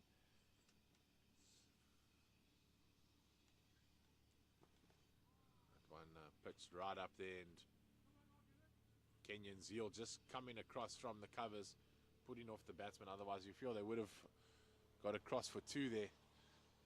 John Lane looks like a guy that at the end of the day you sit in the corner, maybe with drink in hand, and he can tell you plenty of stories of anything, any nature. He lives out in the UK, and he's a groundsman at his club. He plays plays the role of groundsman, so understands pitches at the end of the season, and I'm sure he's given valuable insight to the players playing today.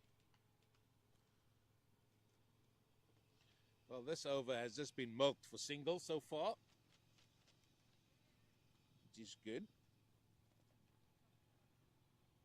Depending which side you support. From South Africa or for South Africa. I heard you speak about some geography things. I've got a question for you after this delivery. But a movement in the air there, but a full toss and put away for 4 behind square. And more good timing coming off the bat of Peter Marks. You were speaking about cold water and warmer water. Which 2 oceans that you guys have here in the Cape give you the warmer and the colder water? Indian is warm, Atlantic is cold. It's in the name. It's all in the name. Is that a trick they taught you at school? Yeah, it's all in the name. That is a trick, yes. 100%. You got that spot on. In the Eastern Cape, they just taught us and expected us to know it. We weren't given any tricks. We only have the Indian Ocean there.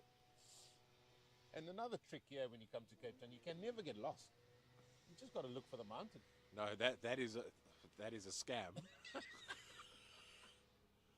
As we see one driven down the ground, and Bonk trying to cut it off. Apologies, that's not Bonk. That's Kenyan. I'm just so used to Bonk being in the covers there. That's Kenyan Zeal there with the big effort.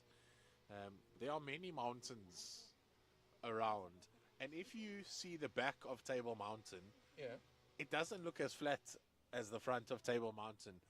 So if you're not from the area, you could be mistaken. Just look for a mountain, mate.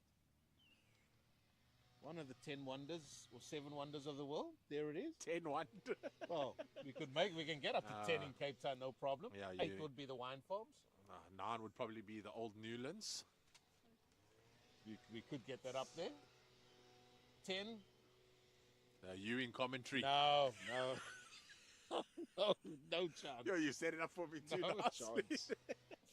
Eugene Molian coming off the long run up with the microphone in hand.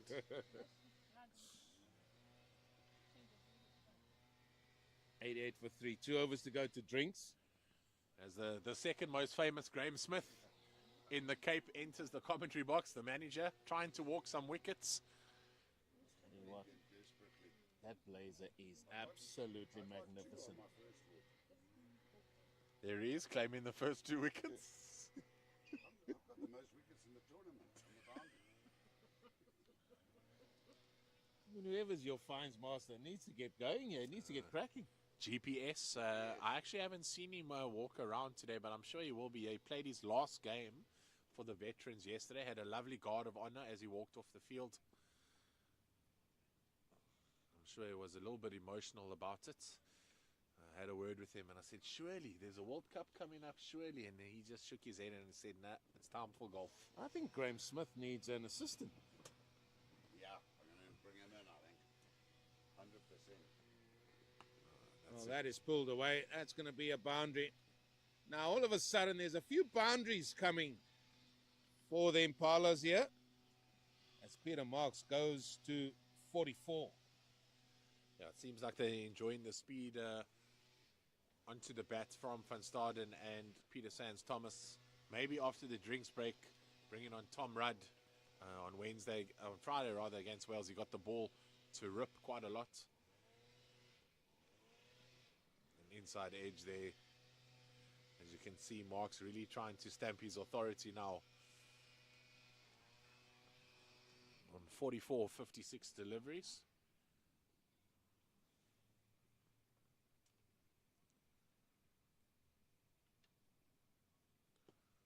Oh, that is glorious. That is absolutely glorious.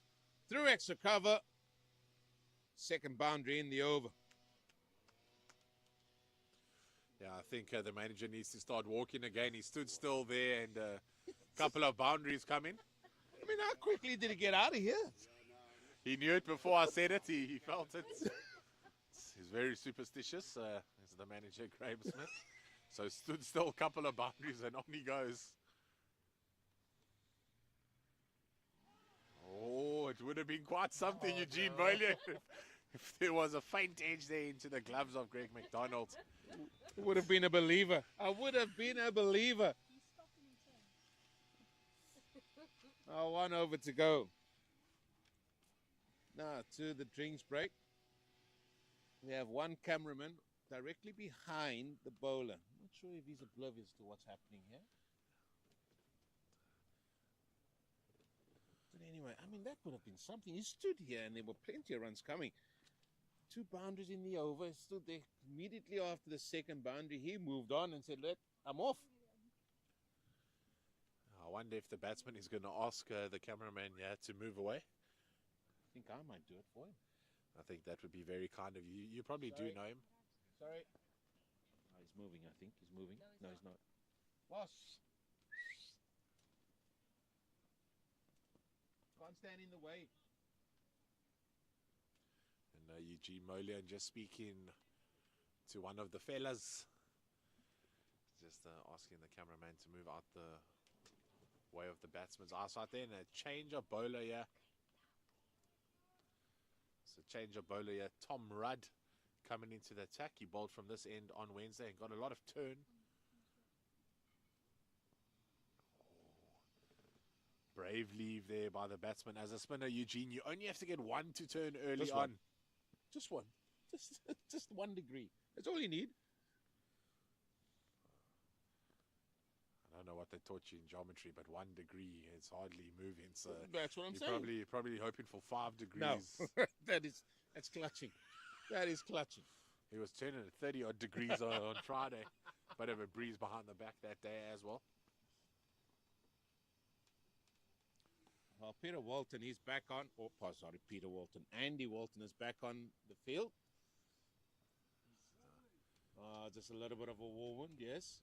He got the pecs out earlier when he bowled a bouncer to Peter Marks. I think he had some assistance from the pitch there. Never. No, it was placid. This pitch is placid. It's all energy. Tom Rudd on the money here in his first over. Never easy just to bowl a solitary over before the drinks break. Tom Rudd coming on to do the work for his captain.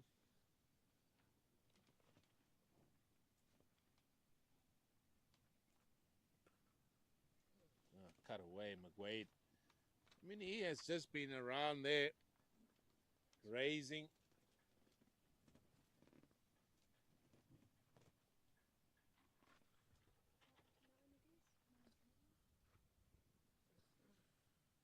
Oh, talk about air. Talk about air.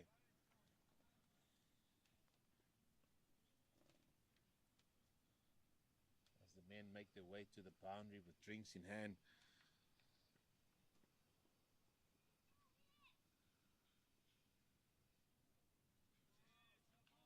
And that will take us to drinks. 98 for 3. 30 overs gone. South African Impalas. The Zimbabwe veterans here. 15 overs to go. They're going to enjoy drinks. And I think we will too. Just a little bit of a break and join us in a few moments. We will continue with this final here between the South African Impalas and Zimbabwe.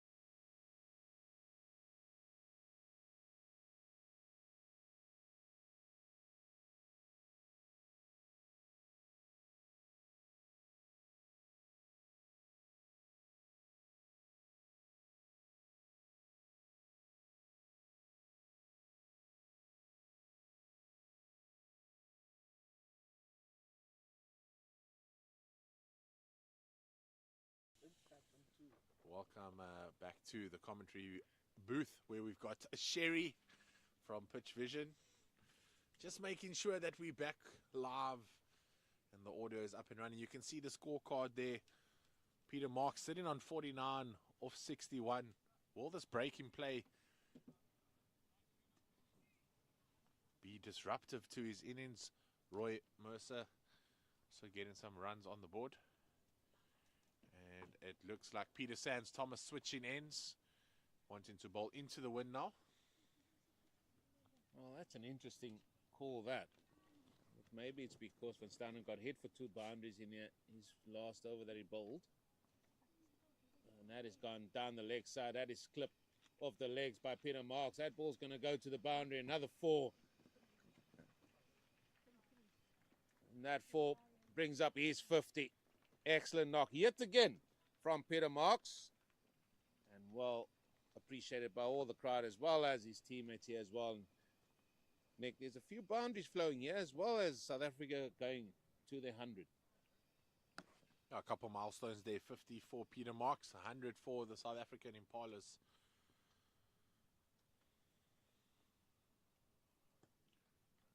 This one just tossed up. You almost felt like Marks just wanted to get to that 50 as quickly as possible.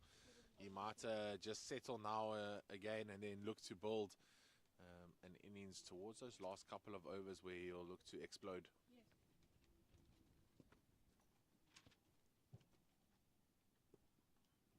Another shot through the covers there. He's played that shot very well. Bar the first scoring shot, I think, was in the air. Since then, he's played very well, played with a plump, worked the ball around, took his scoring opportunities.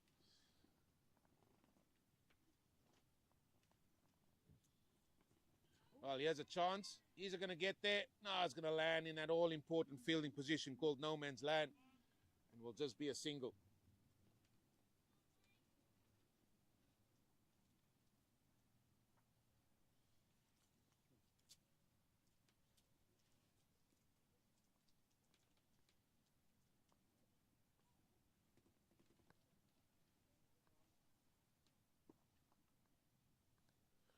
Driven down the ground too long on.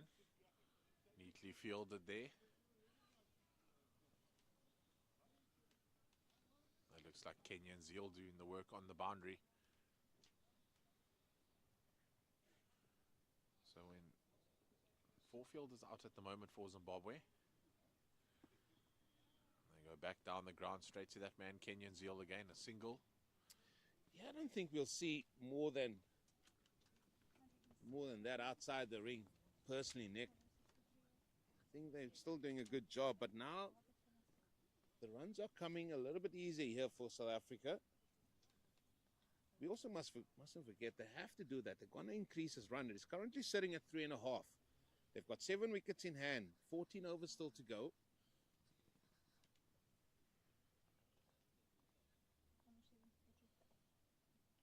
South Africa will know they need to score a total in excess of 200, so they will look to push on. And it's the ebbs and flows of cricket, you know, when you stranglehold a batting lineup early on, someone has to try go for it, and Peter Marks has been that man, and he's done a fantastic job. Well, look at that. Partnership of 46 between these two with Hayden Trollope. 13 of that. He's played his part as well. Slower through the air, the bonk again. He's always in the firing line, isn't he? Yeah, he certainly is. I'm sure he must have a couple of bruises after tournaments like this one. 6 games in 8 days, a quick turnaround for the veterans. That's down the leg side. Here comes Shotgun Harrison, Sons of Creed.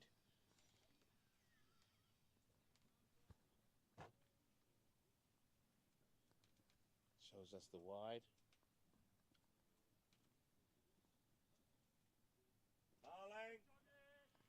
And appreciated, yeah, by Sanjay Patel. Good line being bowled by Thomas Rudd.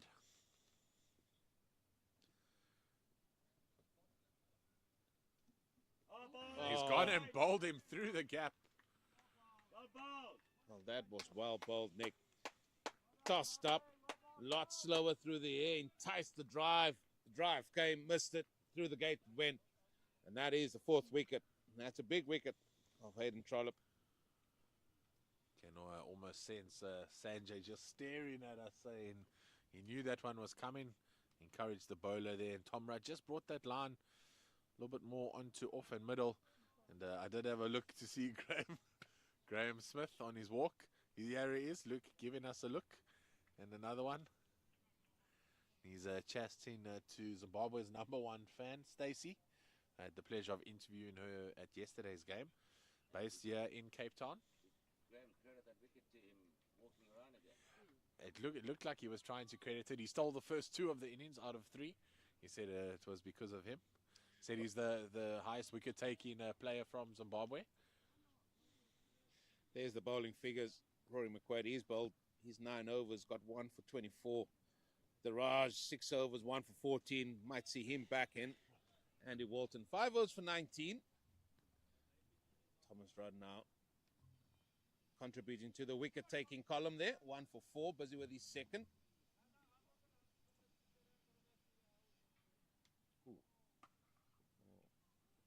Crack off the bat there to the leg side, but Wayne Parnham moves around. Well, I think that is a no ball. Umpire bylaws de Jong signals now it was going down. Can't. You have to trust the bylaws. You gave him the nickname. That's correct. I'm going to stick with that. The Great bonk. field in there. Peter Sands Thomas. He told me he was going to lift his game up for this final. I couldn't believe that was possible the way he's been fielding. Must be one of the top fielders in this tournament. Down the leg side it goes, and that ball's going to go to the boundary for 4. Well, that good stop just brought about a 4 the next ball. As it's Barney de Klerk now joining Peter Marks, and they need another partnership. The rate has increased to 3.6. 13 to go.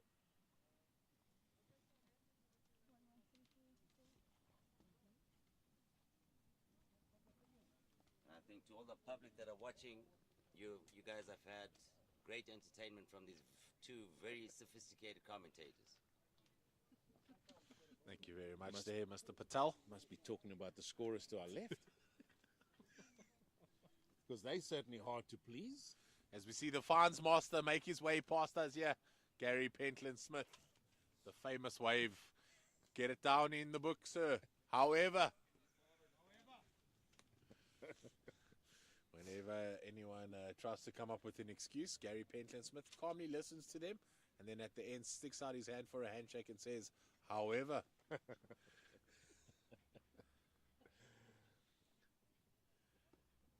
Floated up there by Duracell. Peter Sands Thomas. Certainly one of the quickest bowlers in this tournament. I saw some good leg spin bowlers from the Welsh side the other day. And again, a cricketing fan, not knowing that you cannot stand behind the bowler's arm. Sure, he plays cricket. And if not, he certainly watched a couple overs of cricket in his lifetime. But what would a game of cricket be without someone standing in the way of the batsman and the side screen? Oh, he's ventured so further and further away from the side screen now after being told off.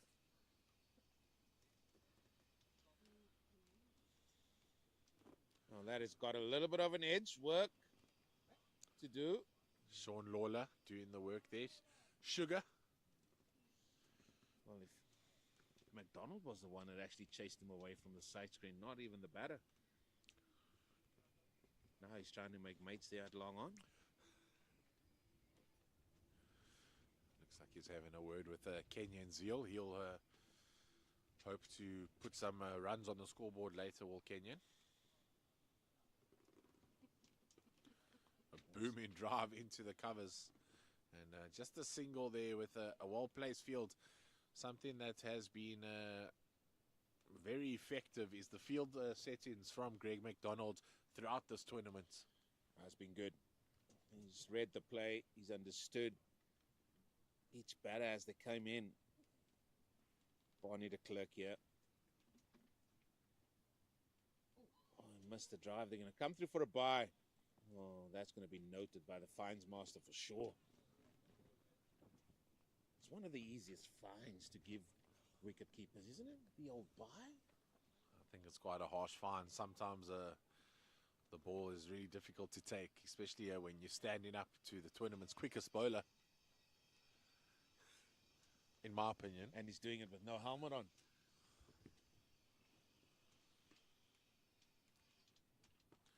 This batsman comes down the wicket and drives it to the right of mid-off.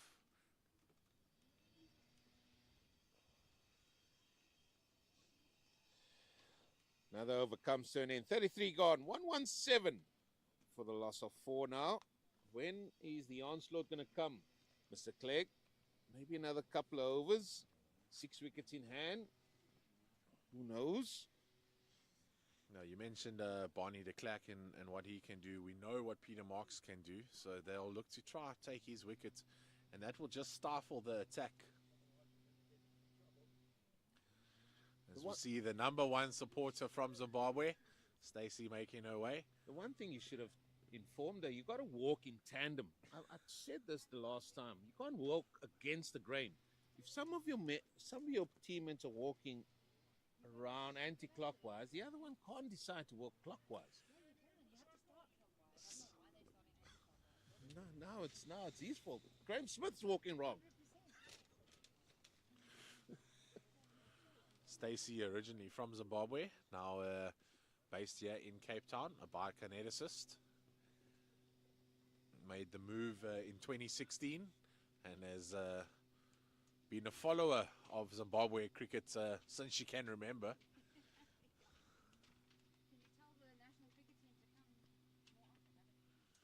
I certainly can't, but Eugene Molian knows a lot of people, and I'm sure he knows a guy or two. Eugene, have you had any commentary stints with Stacey's favorite commentator, Pomi Mbangwa? The Pom! What a ledge. Saw him at the final not so long ago. So you have some issues with your chair there? That was broken before I sat down on it. A big appeal here by Tom Rudd. Shotgun Harrison. He hasn't given anything, old shotgun. Maybe he hasn't loaded his gun. Needs to put that in there. The shells are still in the back pocket there. Yeah. Waiting patiently. Oh, Stacey liked that one. Can't appeal from other side of the rope, can he? You can. Well, that's maybe the problem. You need to be in front of the TV to see what's happening.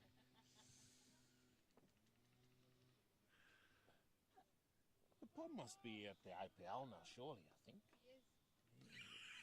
Just ask Stace. She knows the facts about everyone, even in this side, knows all their nicknames as well.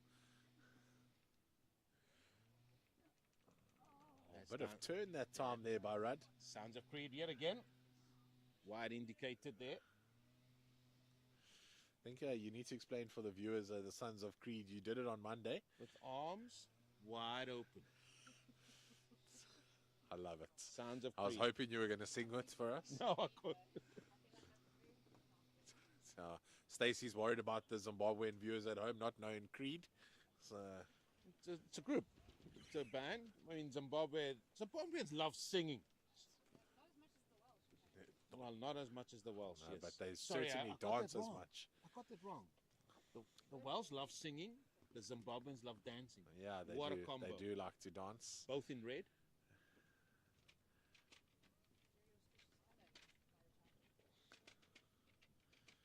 So, Eugene's geography not very good there. No. Would Zimbabweans look for a red car to purchase first? I just thought that. A now, red because- car? Yeah, because you love red. I mean, everything about Zimbabwe is red. That's like saying a South African wants a green car. No, it's not. That's so. They become the Pink Panthers later on. There you go. Talking about Pink Panthers, interesting kits chosen Yes. here by the South African Impalas wearing grey and pink. Well, how was it yesterday? The Kurus and the Impalas, none of them wearing green.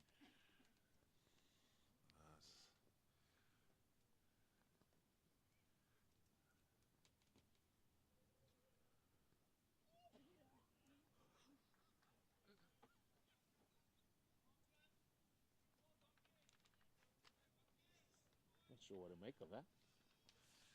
Me neither. She was very calm and composed with mic in hand yesterday, was Really? Stacey. But just to the left of the commentary booth, big sighs and gasps here as that one just goes past the stumps. Oh, even the stumps are stopping the runs now for the Impalas. Barney's not happy with that. No, he's a character. I tell you, if you do have a moment, try and free up about 30 minutes when you do speak with Barney, the clerk. 30 minutes. Oh,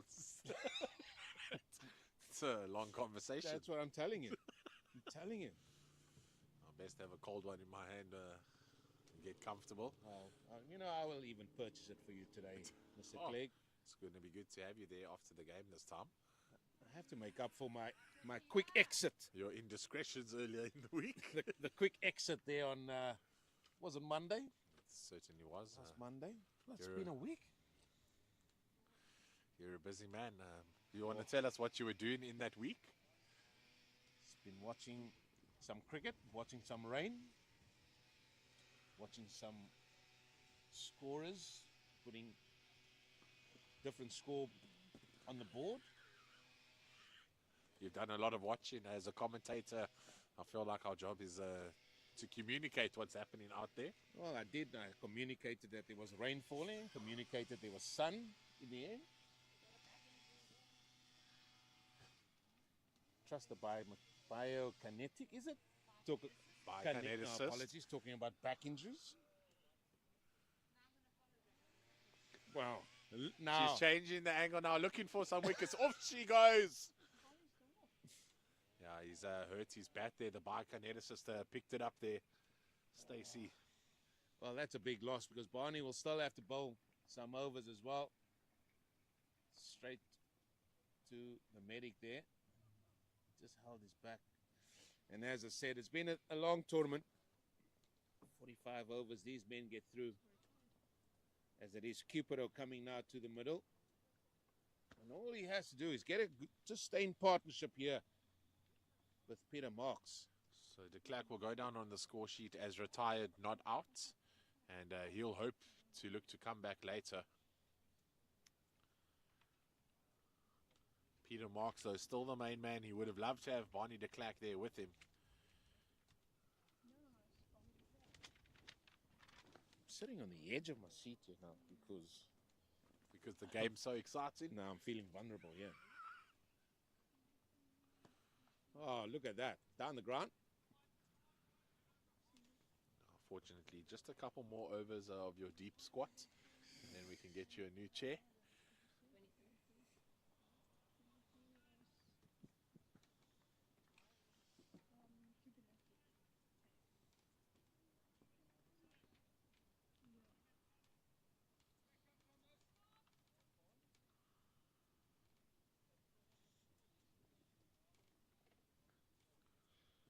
Well, 10 overs to go. 8 and over gets them to 200, which we feel should be minimum. Anything less than South African Impalas should try to bowl very well, better than Zimbabwe are doing currently, as well as feel better. There's been some really good stops out there. Oh, Sherry Ann looking a bit disappointed in your estimation of 200 runs. Maybe she feels that 180 is good for a first innings total, yeah. But a lot of work for the South African Impalas. So my words nearly lost there as I heard a comment. I mean, really now.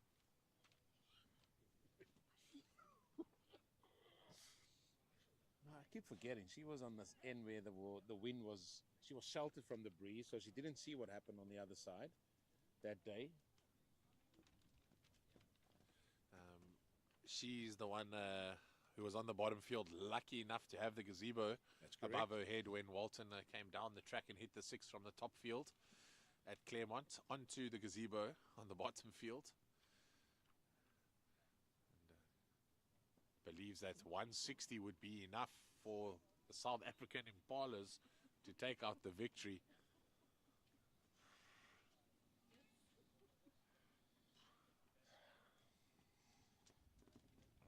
That would take a tremendous bowling effort by the Impalas. As you see, a good old tonk there to the leg side, mistimed and picked up by Wayne Parnham. Sherry watches a lot of cricket. Loves the game.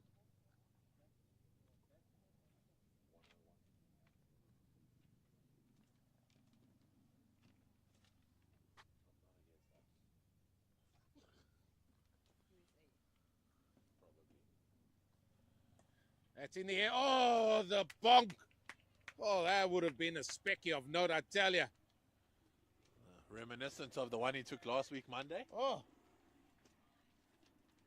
He'll be disappointed with himself there. Oh, he's disappointed. He thought he should have got that. That would have been some effort.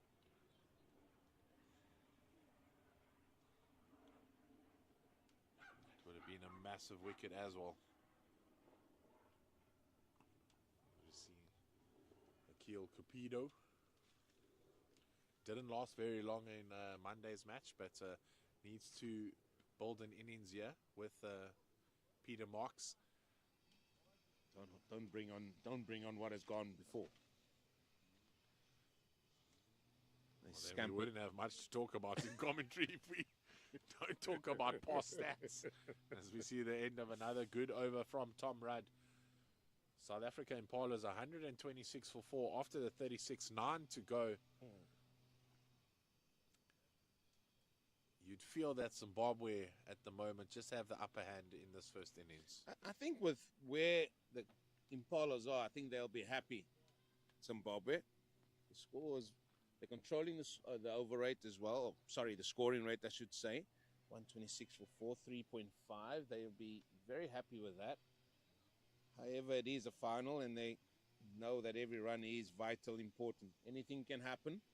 However, I would love to echo the sentiments of Sherry, but I feel for South Africa just to have a total on the board, I think near 200, I think they'll fancy themselves a little bit better.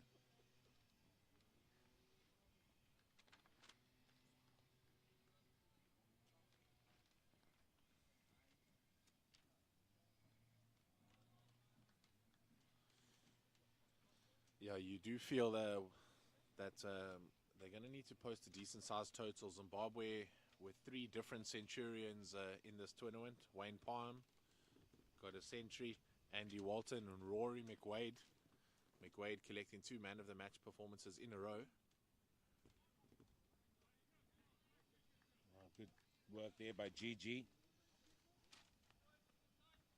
That's Griffiths there. This is that short third man.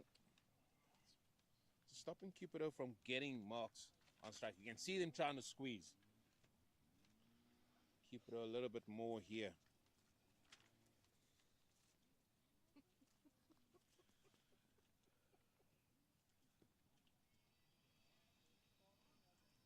Just a little friendly bet going on here between commentator and scorer.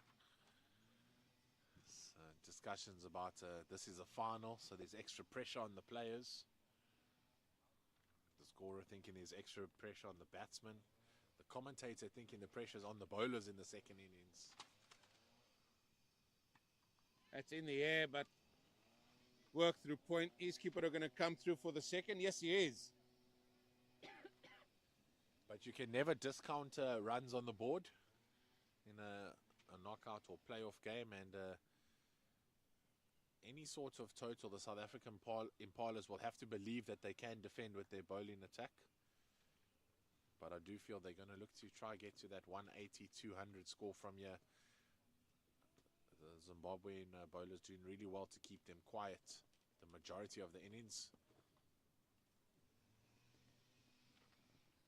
That one just driven past the bowler too long off. Yeah, more importantly, brings Peter Marks back on strike. 65 he's sitting on.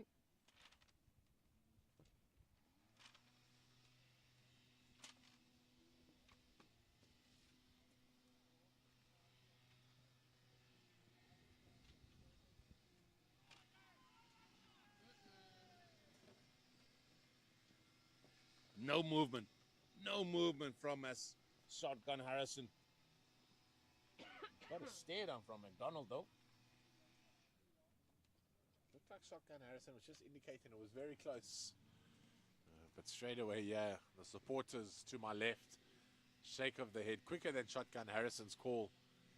And hoping that the Impalas can continue. That would have been a big wicket of Peter Marks.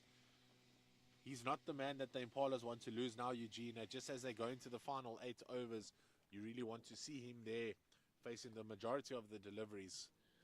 Well, there's 8 overs left, as you said. If he bats, he has to bat a minimum of 4 of those. If not all of them. Oh, no bounce. That's the deadness that side. He did allude to that early on in the piece today.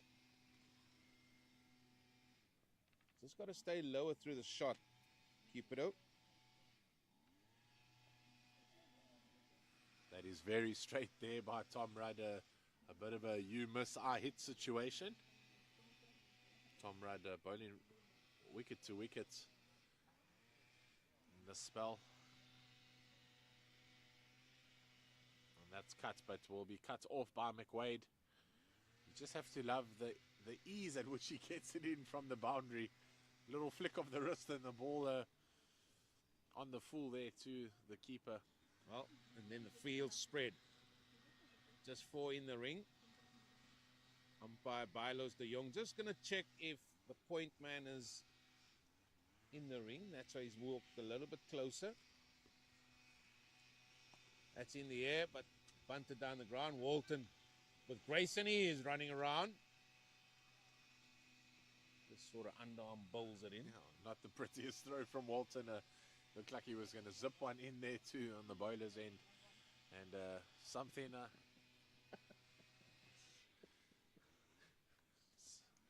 just indicating that the old shoulder is not what it once was. But someone I really want to see throw one in flat is Rory McWade. I've been asking him to show it to me. That one keeps low again. So it is a problem on that far side. And the South African Impalas will be alert to that as they'll look to be destructive in their bowling innings later on this afternoon. And that's the end of the 38th over. 132 for 4.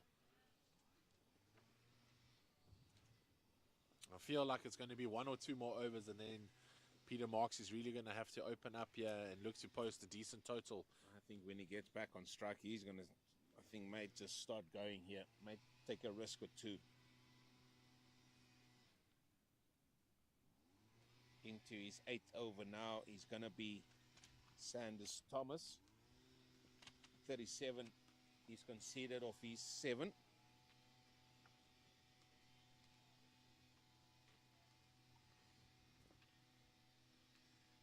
Just with the line they're bowling at, it's difficult just to nudge it around to try and get ones. The man in mid-wicket has been in business more often than not. You can't also advance down the pitch because McDonald is up to the stumps as well.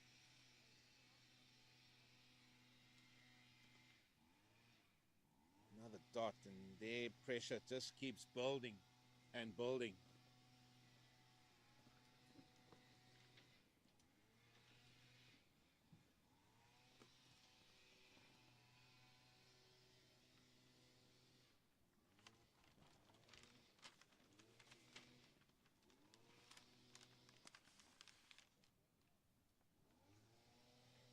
Gets the 3rd ball. This over down for a single. Now, what's Peter Marks going to do here? 66, clickety click. That's what he's on.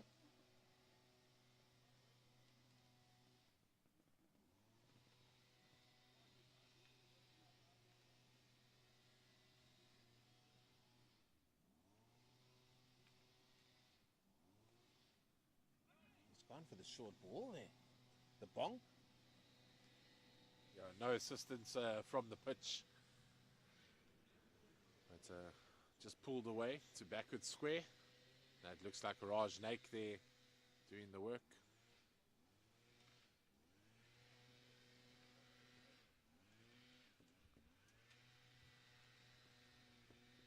Oh, this has been a very good over by the bonk. Cross the line, Hoik. Now the chase is going to be on. The fielder will get there. It's just going to be 2. GG gets it in, but 2 runs it is. Just a 4 of this over with the ball to go. Yeah, and that's the difficulty of standing up to a fast bowler as a keeper. You need to be that bit quicker behind the stumps to get your gloves to it, but a genuine edge there past the gloves of McDonald. And the Griff doing the work at 3rd man. Driven down the ground, but just for a single.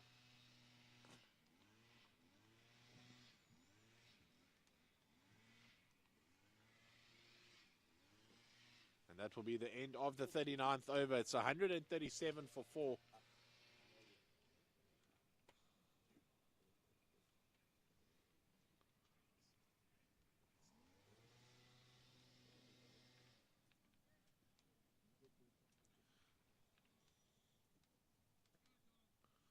Tom Rudd continuing from the commentator's booth end.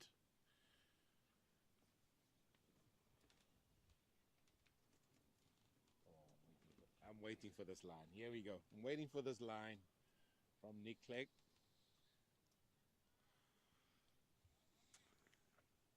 One for 18 off his 5 overs. It's good to have you back in the commentary booth there, Eugene.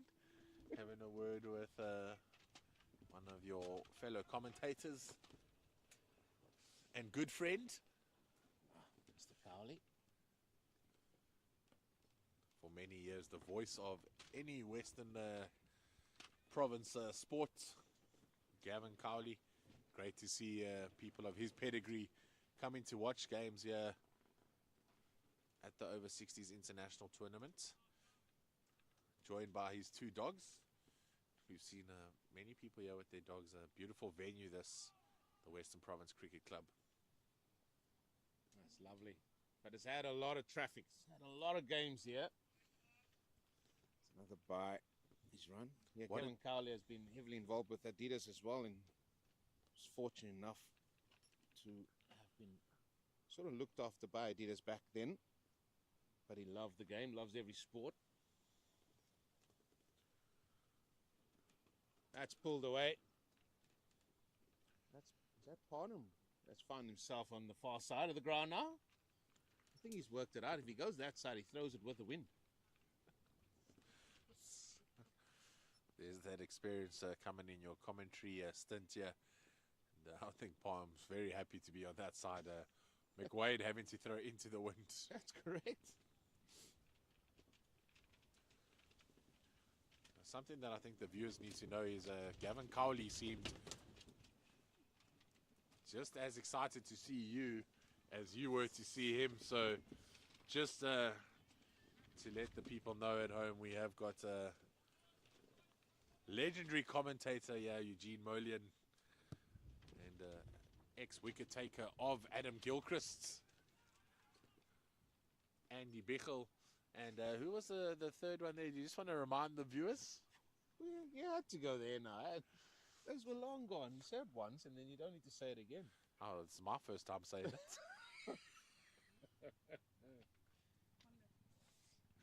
Let's just leave Matthew Hayden alone now, please. There it is. The big Matthew Hayden. Oh, that is picked up nicely. Oh, he's gone down on bended knee and worked that on to the onside with the plum there again. And Peter Mark's form is continuing here in this final.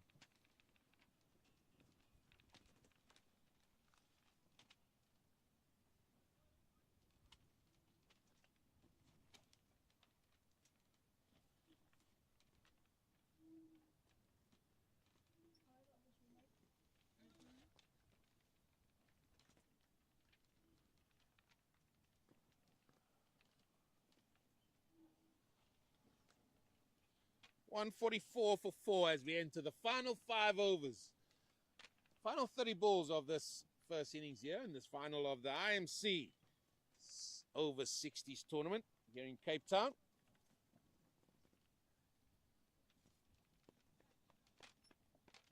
So it looks like the bonk is going to continue. Just want to ask Nats if Peter Walton or Andy Walton's all good with his injury. Yep, all good.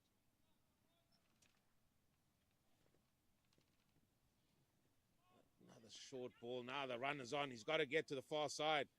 Because Peter Marks, when Peter Marks calls you through, you just got to get on your skates and go and run through.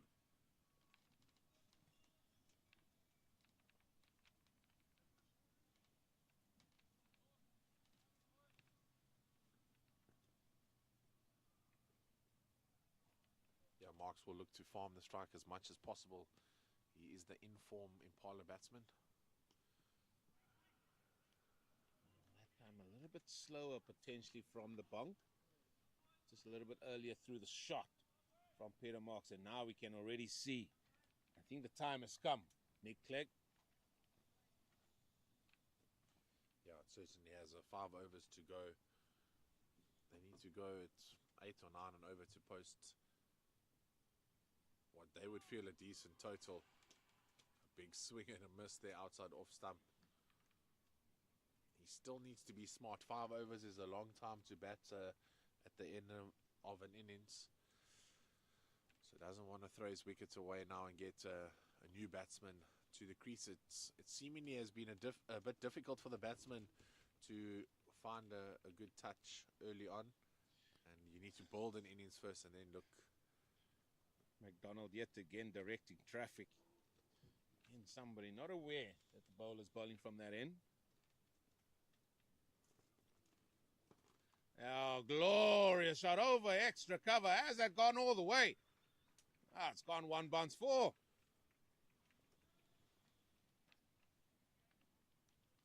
Much better, just stood there, firm base.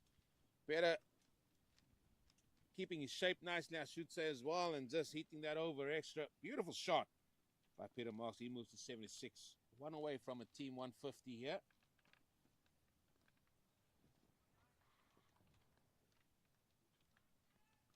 Yeah, it's going to be interesting to see who the captain goes to for the next couple of overs. As we've got Raj Naik. He's still got 3 overs to go. I'm sure Andy Walton has a couple in the bag.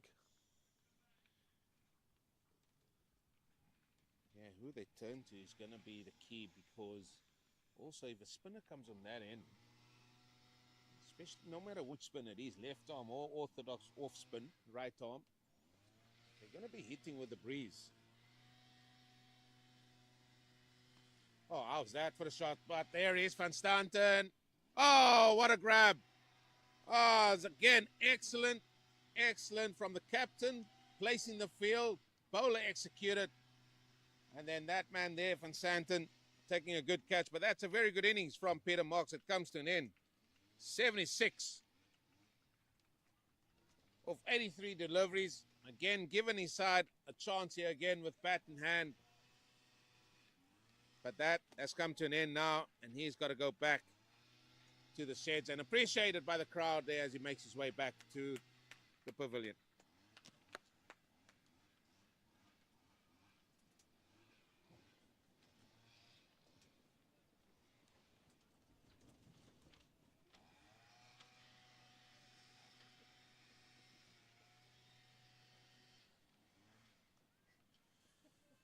Yeah, fantastic innings there by Peter Marks, but you just feel he needed to stay there for the last couple of overs. You could see what he was trying to do to up the run rate, but maybe just one shot too many in that over. Maybe just get off strike, get ready for the next over, and set up to go big. Yeah, and I was going to say that there's 4 overs left, and 2 of those overs is going to be from the far side. And then that is where the batsman can hit the ball with the breeze as well here. As the Raj is back, he's going to come on for 2 overs here.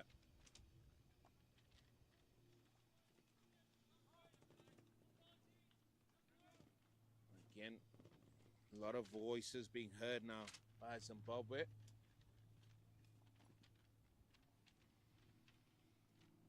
Keep it on strike here. 4 overs to go. 24 balls.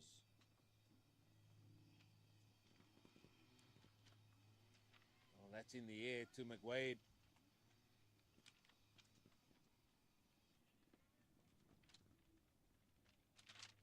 Well, it's Graham. The Michelle Harrison. That's in there. The Michelle is for his fifer that he took against Wales with the ball in hand. He's got to do some work here with bat in hand now. At 150 also coming up with that single.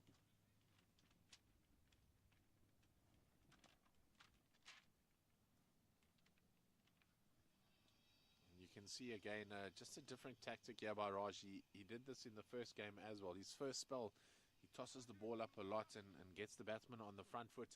The second one, he likes to drop it a bit shorter.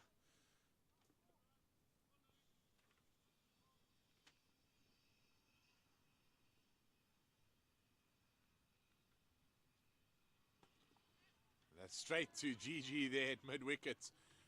And Raj Naik into the attack. A smart bowling change by the keeper and another wicket for Raju Naik in this tournament. You can see South Africa are trying to up the ante here a little bit. But it's not difficult. Again, these very good bowlers here from Zimbabwe. And good field placing yet again. And a simple catch for Griffiths.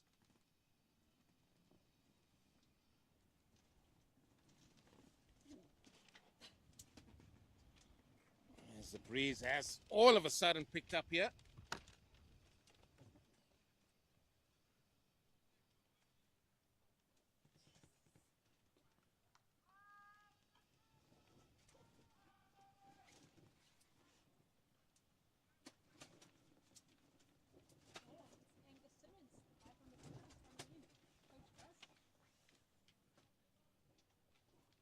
It looks like Angus Simmons strolling to the crease.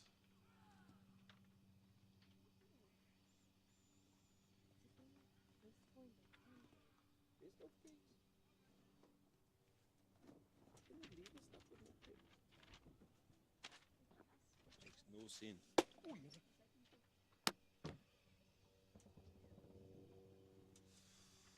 As we hear one of the dogs run into the walkway here behind us, gives out a loud bark.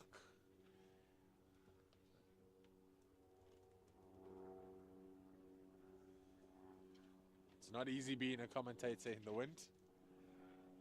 We're trying our best to bring you the clearest audio that we can. And Raj Naik with the big appeal there. Ken Shotgun Harrison says not out. With a smile on his face.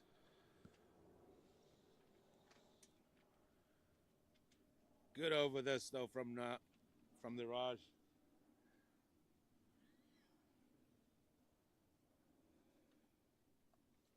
And Simmons with about 3 or 4 yeses gets his partner through. But a wicket, 3 runs. That all adds up to a very good over for Zimbabwe.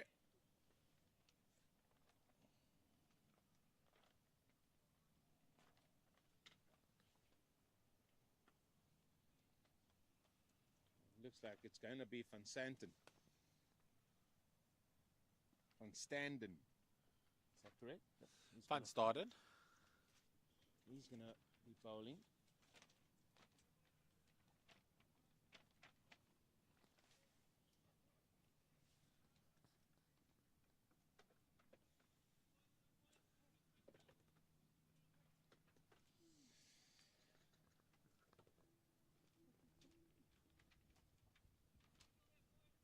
How was your jive? Your drink I'm talking about, not your dance moves.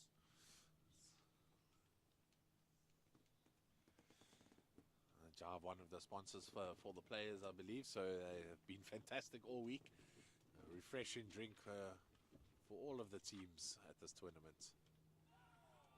And I think one of their favorite refreshing drinks is Devil's Peak. It's been a massive sponsor for the veterans cricket in South Africa. Sure, you have had 1 or 3 of the Devil's Peak. I mean, they come in small cans, as we see one. Swept to the leg side, a top edge, but lands safely, and Raj Naik comes around from a wide third man. Oh, sorry, fine leg. Can't be a third man if you sweep in. What's in that jive? Starting to wonder. There's quite a few ingredients. Good keeping there from Greg McDonald. So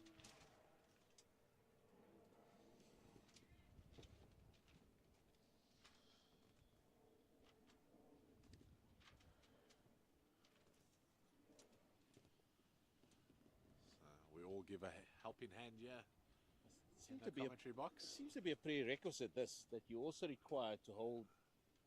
Well, besides Sherry, the rest of us all. Some of us can't reach the higher heights.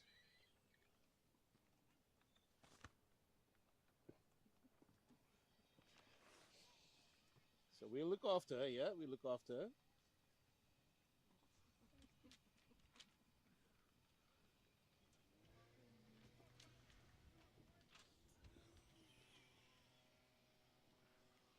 pay for that one later.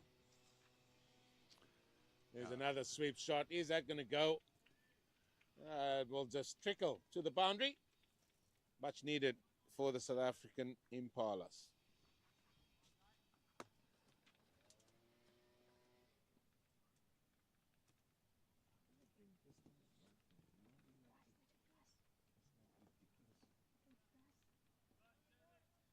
As I said, it comes with a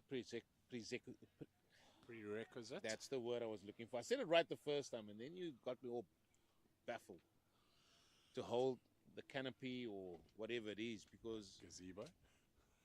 in Stellenbosch we had to hold on to all sorts with the wind gusting and blowing there. Arms were wrecked. You mean during commentating? During commentating. Okay. No, I just wanted to clarify for the viewers. Hey, Nick. Off the inside half of the batter, and Sugar Lawler doing the clean-up work there. I'm just worried what's going to happen to this gazebo when we go off to lunch just now. Might find it field in there at mid-on.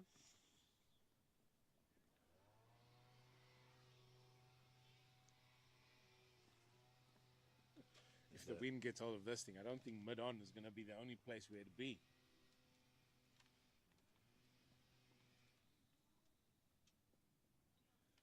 $12 balls to go in the innings. What can South African Impalas muster up here? 2 runs away from the target that Sherry thinks will be defendable here in a final. But I feel like they're going to need to push on. They will look to get closer to that 170 mark, I'm sure, from this.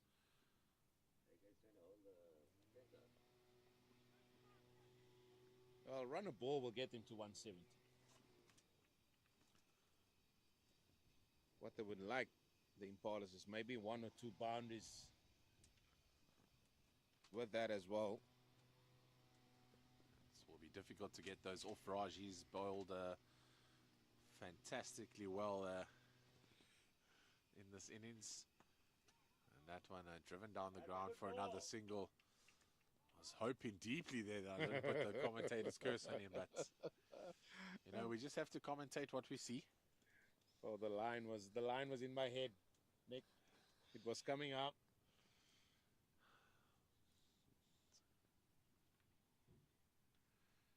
Drops that one short, and they just tickle it off to short square leg. Tom Rudd doing the fielding, so everyone getting a chance to do some fielding here at the end. The ball being worked around all over the field, but just unable to find a grouping of boundaries are the South African Impalas.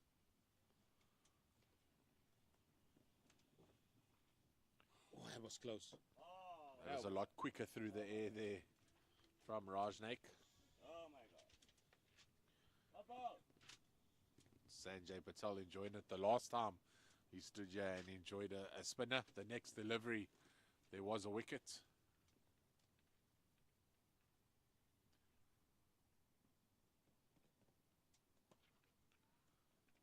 One is a slap to mid-wicket, and Parham does the work, and a big arm there from the opener. He will start to be thinking now about his role as the opening batter.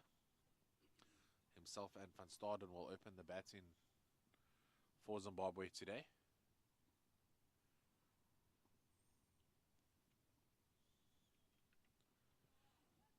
Oh, that's gone fine. How's the running? Oh, Simmers is just turning and going, and keep it out. Apologies, Harrison is obliging. Through they come. 2 more. That is. Looks like it came from the bat there. No flamingo from Shotgun Harrison. That's the end of the penultimate over. 164 for 6. This has been a fine performance of bowling from the Zimbabweans. But cricket is a game of 2 halves, and you can only judge how good the pitch has been after the second innings. Impalas will have to believe going into the shed that this total will be enough to win the final. They will definitely give it their all. They'll have to get a few key men out very early on in that Zimbabwean lineup. But first, let's go through this final over to be bowled by Van Staden. 6 runs gets him to 170. The only thing I will say is the batters are hitting with the wind now.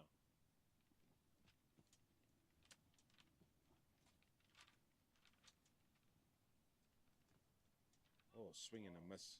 Bowling, Mike. That's a dot ball, and dot balls at this late stage. It's just what the batting side don't want. Yeah, he tried to hit the leather off of that one. Just need some good timing here from the batsman. You don't want, as you say, a cluster of dot balls. It's a big edge, yeah, and it's a big attempt by Peter Sands Thomas. He's quickly up onto his feet so that there's only 2 runs asked between the batsmen. Can you for a third? But Sands Thomas, quick enough to get there. A massive diving effort. We've seen him throw his body around. He wants that specky, doesn't he? He wants that absolute magnificent catch. He's been brought a little bit finer now by McDonald. So 2 of the first 2 deliveries.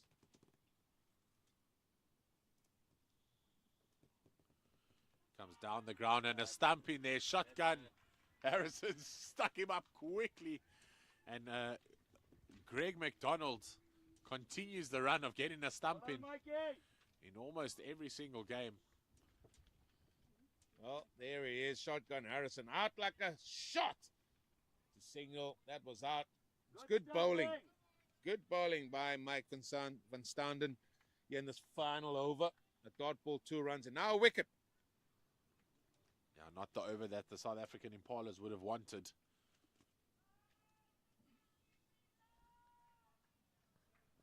Hey, you guys, there was a call for you in the clubhouse, eh? It's Mark Hazeman from Supersport.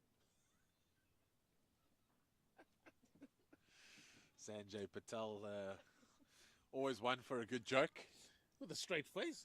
I mean, you must be good at poker. Has to be good at poker. He missed Gavin Cowley walking around here. But he says Mark Hazeman is there, and Eugene knows Mark very well, so he probably would have just WhatsApped him. You're allowed to say I'm wrong if I am, Eugene, but if not, then the viewers must know the truth.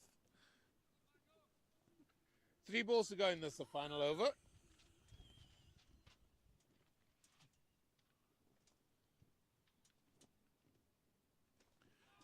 Another stumping and shotgun sticks it up 2 in a row here in the partnership between Mark van Staden and skipper Greg McDonald.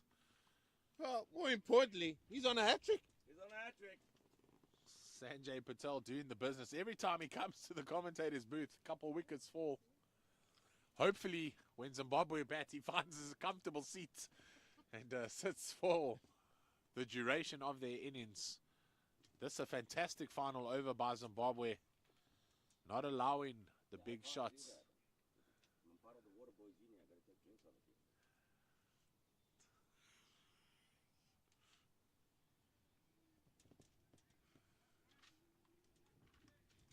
Come on, Mikey. Hat-trick. What's your nickname? Flash Gordon. Flash Gordon, a new nickname here for the skipper. You'll love that one. As he waves to the camera and blows a kiss. Really does enjoy his time behind the stumps.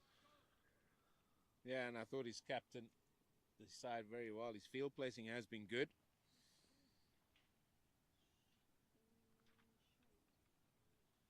Shade to face hat-trick ball. Just clocked that to mid-off. Whoa, Andy Walton just can't pick it up. Getting the gears from Palm in the covers. Come on, Walton.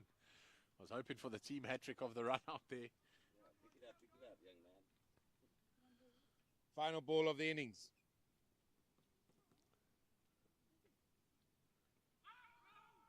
Big appeal, yeah, from Van Staden. Oh, McDonald pins his opening batsman. And that's a leg bye to end the innings here. The Impalas setting 168, 169 for victory for Zimbabwe to become champions of this Over-60s international cricket tournament hosted here in Cape Town. It's going to be an interesting second innings, Eugene Molian. Yeah, it's going to be interesting. The score is on the board. Zimbabwe, they will feel very happy with their work, especially after that last over. It's all about how much momentum you can take in with you into that second innings, and they will take a great deal of momentum with them. For South Africa, the Impalas, it's been an innings that was around Peter Marks. Batted really well and getting them up to that total of 168. Will it be enough? It's going to depend very much on how they bowl and how they field. Peter Marks, 76 of 84. Roy Mercer, there was a good partnership with him as well. He got 21. Hayden Trollope got 13 and Akil Cupido 12. But for the men from Zimbabwe, Mike van Staden, 3 for 24. Off his 8, 2 for 23 off Raj Naik's 8 overs as well. Rory McQuaid, he bowled his 9 straight through. Opened the bowling, 1 for 24. And Thomas Rudd, 1 for 24 of 6. But also a few good catches from Thomas Rudd. But I think going into lunch, Zimbabwe will feel that they're a little bit ahead of the game here. For South Africa, as I said, they're going to come out. And let me tell you, they will come out and fighting. So for now, let's everybody go and enjoy some lunch. And we'll join you in about 40 minutes or so for the second innings of this final between South Africa Impalas and Zimbabwe.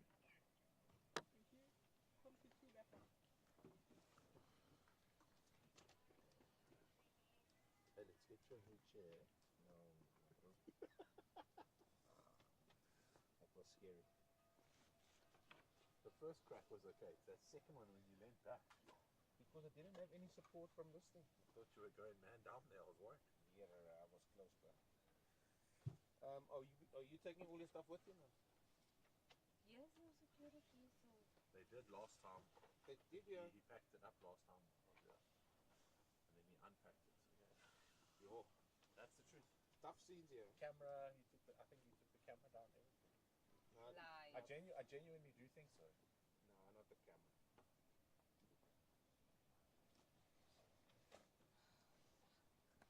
And it rained. The thing is still on, man.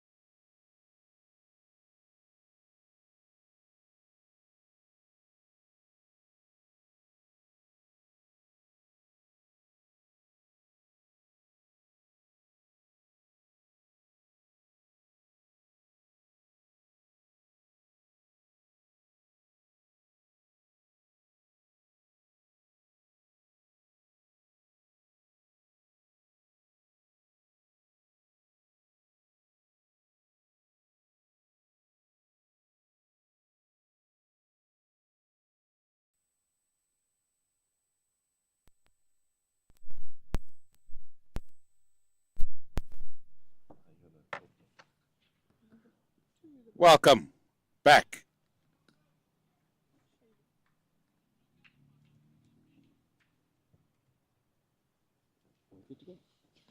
We're back at the Wally Wilson for the second innings, and it's Shade to bowl the first over.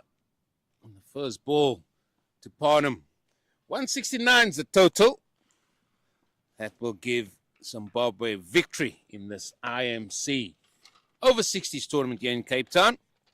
For the men in sort of grey, South African Impalas, anything under 168, then they will be champions. Nick Legg is with me. Nick, you still feel Zimbabwe are favourites here, even at this early stage of the second innings? Yeah, certainly do, and they can just keep wickets at the crease here. Old adage in cricket, wickets in hand is always important. And I'm sure we'll actually talk about a couple of cliches in this innings. You see the second delivery. That one straighter and just defended by Van Staden.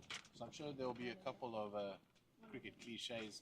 No small total makes it difficult for the batsman. Need to keep wickets in hand, hold the foundation. That one down the leg side a lot quicker by the bowler.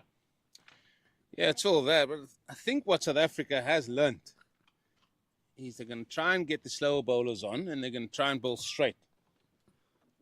I have said it's not easy to score out there. So let's see how the second innings go. Trapped on the pad, and here's another cliche. You'll see how the pitch plays. Well, once both teams have batted on it. How many is that? That's about 3 now in a short space of time.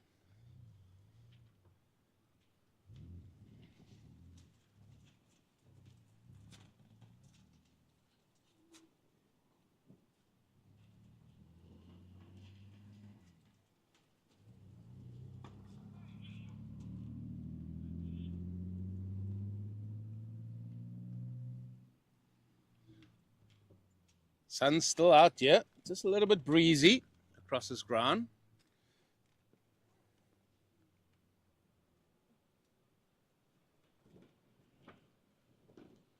No pace whatsoever, Nick, on that delivery.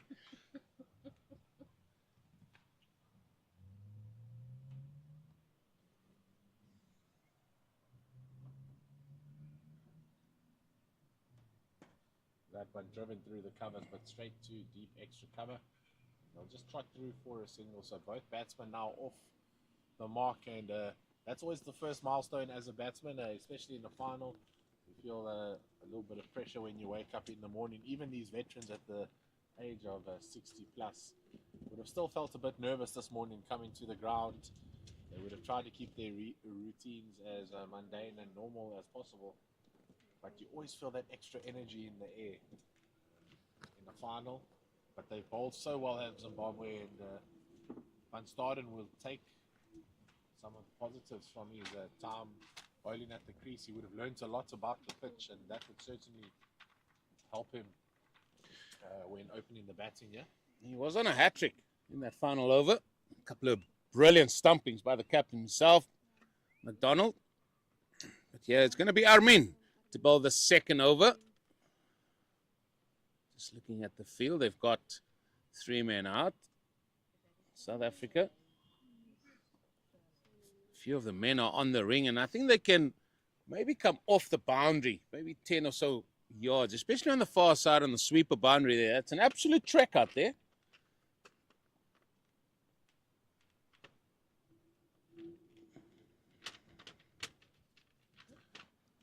We saw Armin bowl that first game, and it's all shoulder. And the shoulder sort of comes at about 11 o'clock maybe. Or the arm comes at about 11 o'clock. But he gets it down there. He seemed in very good spirits earlier on when I saw him this morning.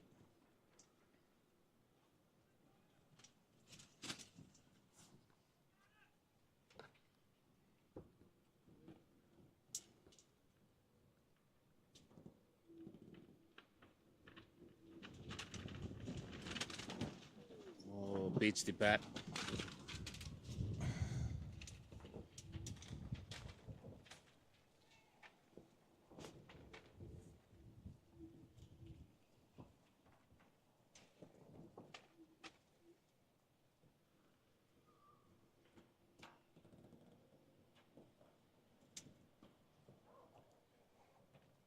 Just shows how difficult it is if there's no pace on the ball to try and work the ball around. Yeah, the South African Impalas will do well to have learned from their own batting innings, take pace off the ball, make the batsman work to get any sort of velocity and momentum onto the delivery. As we see the wide there, signalled by Ivan de Jong.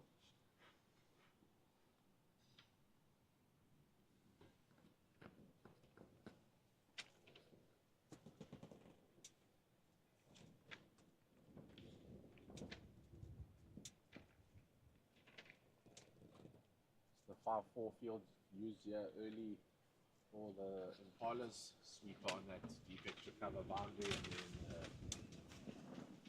it's like a backward square leg fielder.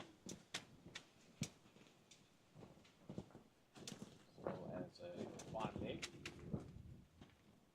off the back foot. You want to be cautious of playing off the back foot on this track so late in the season in South Africa. Ball tends to keep low.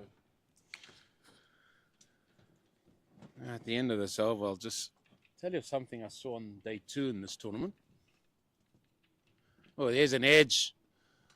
Cupido chasing it up. It will just be a single. So steady start with both bat and ball, 6 without loss after 2. So on Tuesday, Mr. Clegg, he knows there's non-batters that can come around as well. And South Africa, as in South African Impalas, took the field with 12 fielders, 12 players. And it was only noticed 2 overs into the innings. So what happened then, and I thought this was quite good.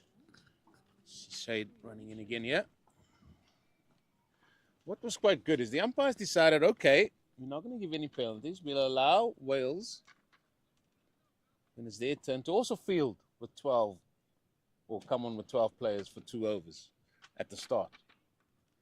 Maybe a little common sense through it all. Some might agree, some might not. That's what happened. 12 players on a field. That's a good quiz question, if ever there was one.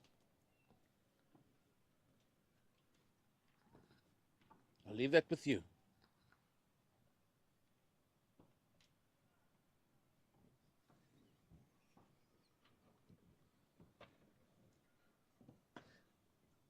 That ball's played straight back to the bowler from Parham.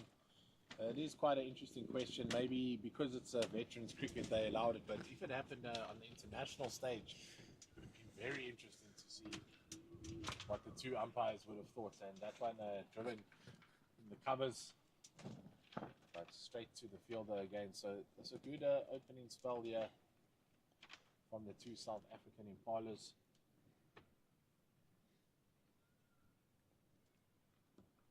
Soft hands by Parham. I think he's itching here. I think he is itching. I think he's wanting to hit this ball over the top. He's a patient man, Wayne Parham. Like you are at the minute, with people nerdling you from the sideline here.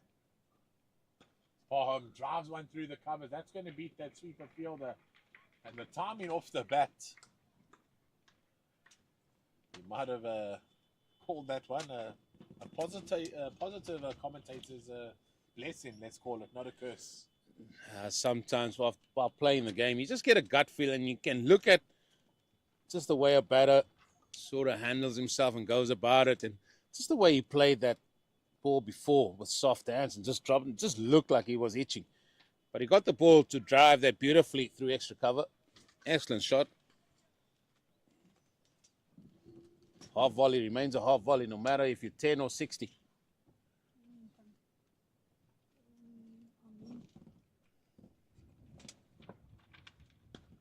That one cut through the covers as well off the back foot, and lots of work here for the fielder to do.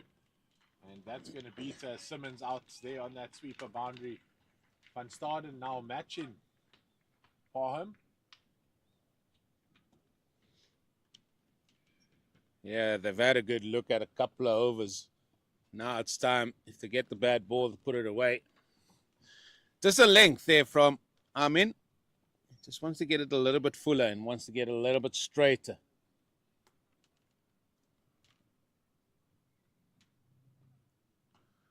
That one is a rank full toss and straight into the cameraman.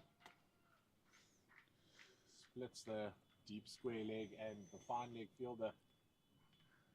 Well, they were just watching that as the ball went one bounce, and the cameraman decided, well, he's got the camera in both hands, he's got the phone to his shoulder, and still managed to stop the ball. As he dropped his phone, he will never drop the camera. No, it's a much cheaper option to drop the phone. It still looks to be working. I bet he's explaining what happened now to the person on the end of the call. Cut through the covers there, straight to Simmons. We saw how much fielding he had to do in the last game as a boundary rider. But the timing off the bat at the moment from both these openers really is sounding sweet as they march to 19 runs for no loss. And this is the fourth over.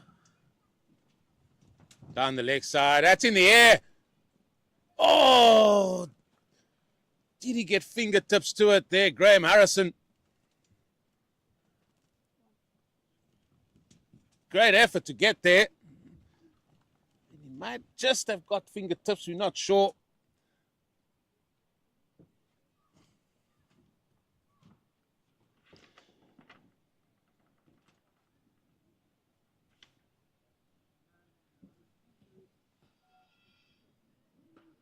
Sodom cracks one off the back foot straight to the sweeper. And just a single.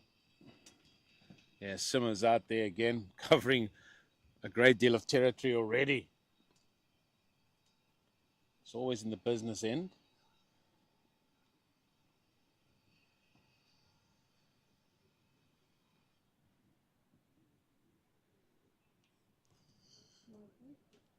Wide delivery there by Amin. So after a very good first over, he's a little bit under the pump here in the second.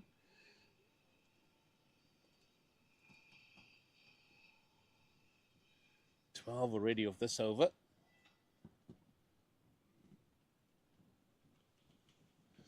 And that it will remain. Now it's a good start for the men in red from Zimbabwe. 22 without loss off the full.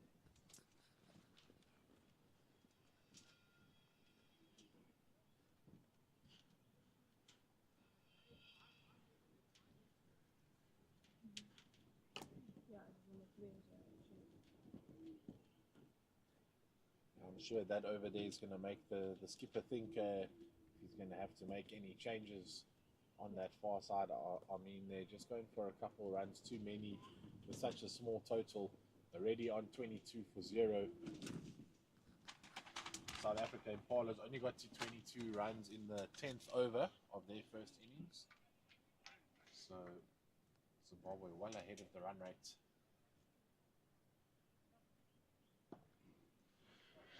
I think that's the key. That ball there is the key. Get your slow men on. Really take the pace off.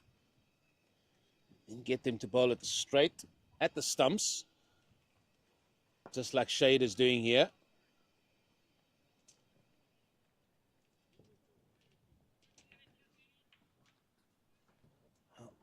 Now I've got a lovely chair now that I can rest back in.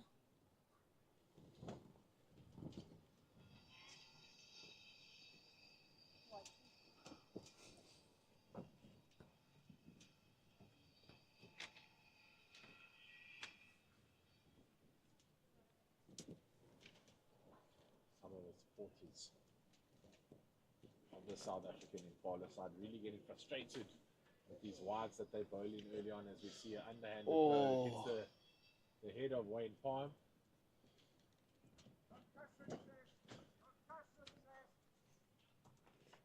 Getting some gears from his fellow teammates here, Tom Rudd. Saw that happen as well in that second day against Wales. Yeah. One of the Welsh batsmen got hit on the head by a ball, and this time it was just an underarm pass back to the bowler, which he didn't see, and hit the batsman on the head. right there, straight away off the back foot, punched it through the covers. Deep extra cover. So not only hitting boundaries Zimbabwe, but also rotating the strike really well. Not letting the bowler adjust or settle to one batsman. Soft hand there by Mike van Staden. Nickname Pork Bar. And no, Eugene, I don't know why. Not even going to go. They asked you this the last time. It's got to be his love. Literally almost in the air. Don't worry, Sherry, we'll do it for you. Sherry hasn't given much of a helping hand in these sorts of situations. I think we need more than a rope. Misha on the far end's been very helpful. Sherry just kicking away, still thinking that 160 was a good total for the first innings. She's a woman with far too few words. It's more expressions. And once the shoulders keep going, popping up and down. Nicely played again by Parnham. Well, this partnership is again looking very ominous here for Zimbabwe, even at this early stage here. Yeah, this is exactly what the captain and the two openers would have wanted, to start a solid foundation.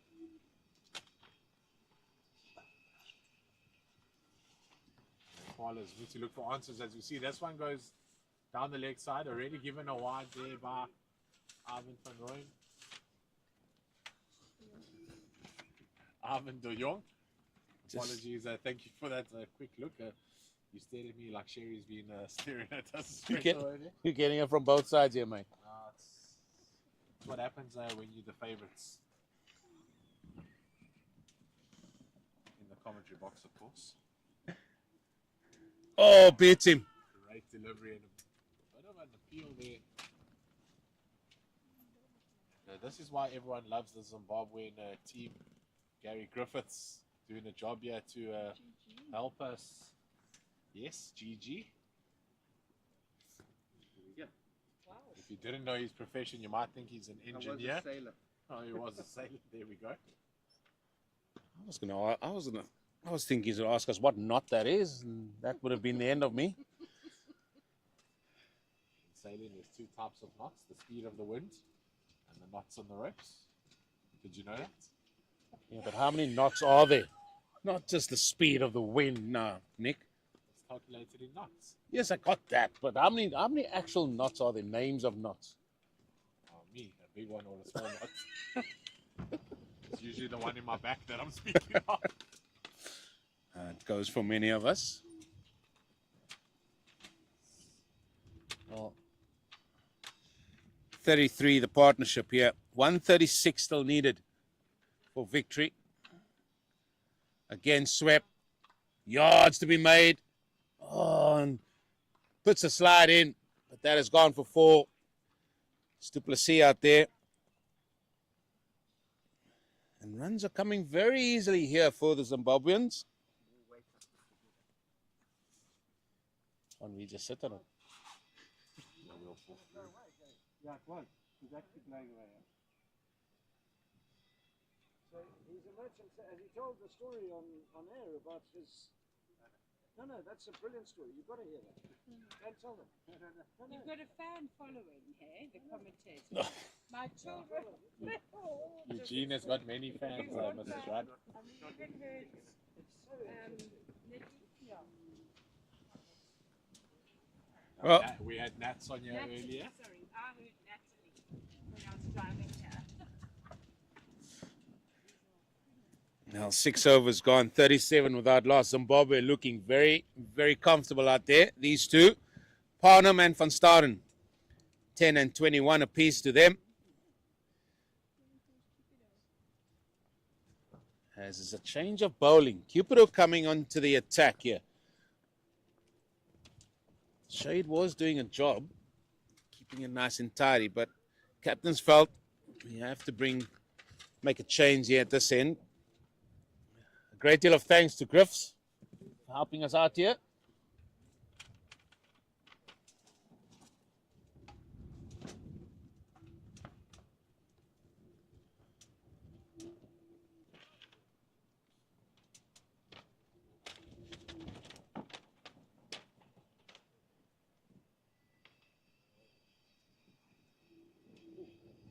Playing a miss there from Pan.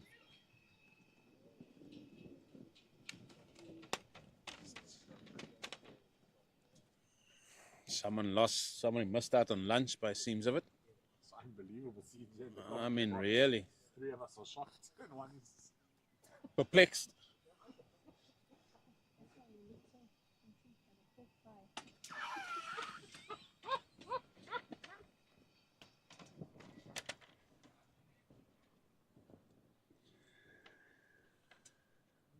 that's his pork pie back on strike. I think we shouldn't be naming any food for a while. We need to send an emergency message out to Bandile to please bring some refreshments or replenishments for one of the scorers here. It's nicely driven.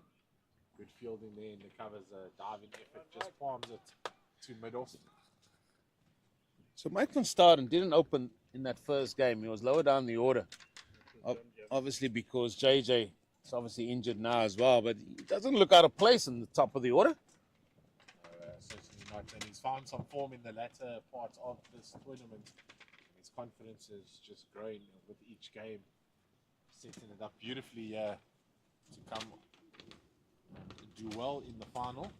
I had to change my words there quickly. I don't want to put the dreaded curse on him. Well, if South Africa wins, I mean, we'll all be happy. But if Zimbabwe win, you're going to be taken out for dinner, apparently, because you've got a little bit of a, shall we call it, just a little bit of a friendly wager with the scorer next to you. Well, if I have to go eat dinner with the scorer, I might go hungry from what happened now at lunchtime. So I might have to have a solid pass on that one. But you're welcome up to the clubhouse afterwards to enjoy a plate of supper. Well, Shade is coming from the south end, or the Gary Kirsten end. Change of bowling there as Amin has been taken off.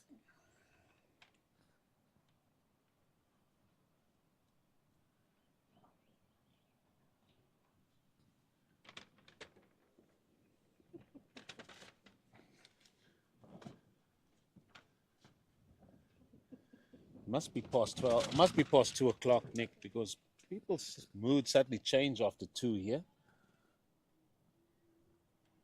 The moods of the Zimbabweans will be very happy there on the pavilion. And that one just driven straight to short cover. Wayne Parham. You could go for seconds, eh?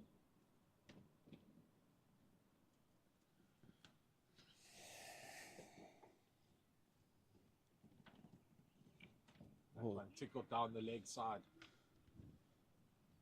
Come through for a single. Yeah, just a glove on that. Well, this week has certainly flown by. Culminating in this final between these two teams.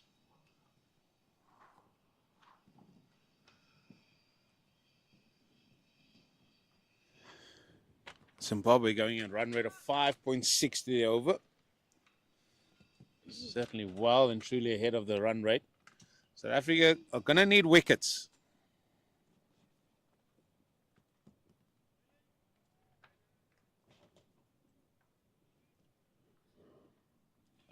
And this may be just a testament to those two openers from Zimbabwe, McWade and Nake, keeping it really tidy.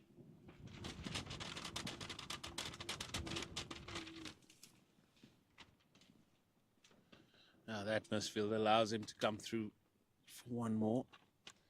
That was also maybe the little difference early on. The fielding of Zimbabwe was very good. South Africa need to bowl well and stop the singles whenever they can. 8 overs gone. 42 without loss.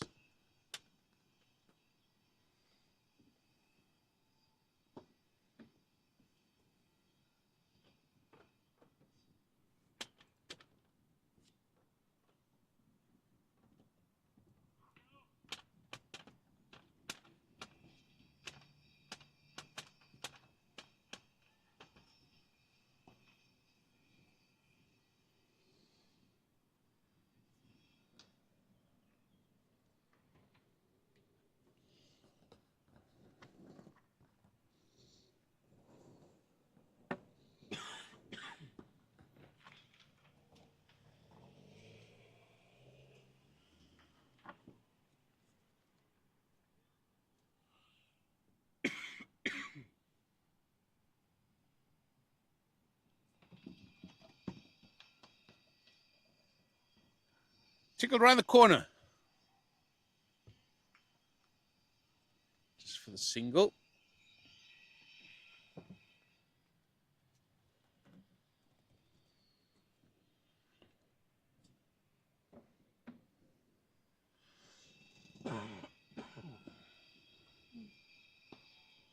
South Africa still have the likes of Peter Marks to bowl some spin. They've got Simmers. They've got Harrison. So I think they've got to back their slower bowlers here. As we Kevin Shadwell shouts in there from the pavilion. He's been very vocal all tournament.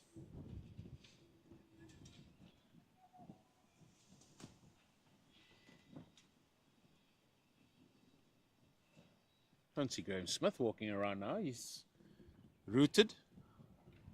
Yeah, he would have definitely had to find a seat, and the players actually instruct him not to walk around during the batting innings. As we see the end of another over. Zimbabwe marching along very tidily here, 44 for no loss, chasing 169. The currency has to be in wickets for the South African Impala side. Yeah, and a bunch of them, if they can. Maybe this man, Benjamin Shade, maybe he can bring about that breakthrough, much needed for this Impala side.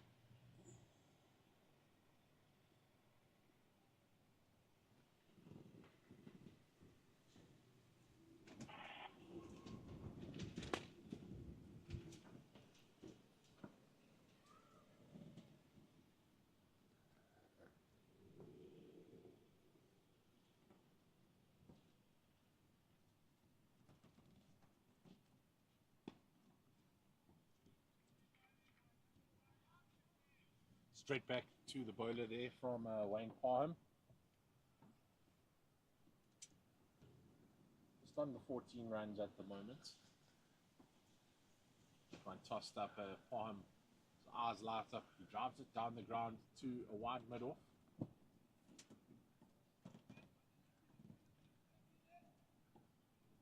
Three fielders back on the leg side here for Van Staden.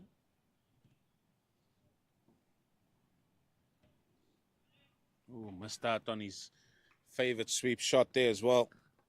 Yeah, I spoke to him yesterday, and he said he will always sweep the ball. I've had enough of the sun there.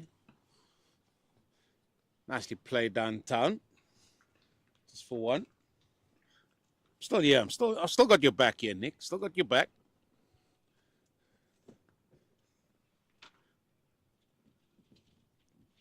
Supposed to carry this broadcast on your broad shoulders. See the ball tossed up in the bottom edge there. It's going to go between the keeper's legs. And I'll just get a single, getting ever closer and closer to that 50 milestone for the team. Yeah, what a platform that would be in pursuit of 169.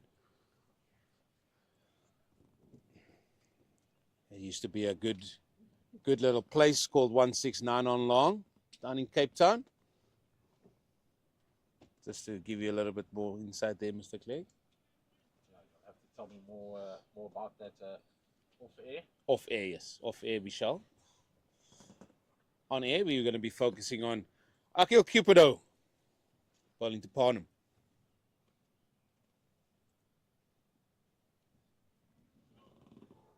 I'm offering no shot there.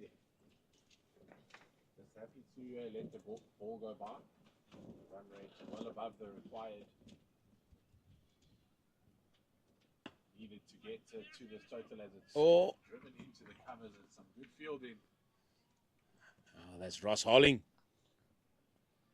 The ever present, ever present.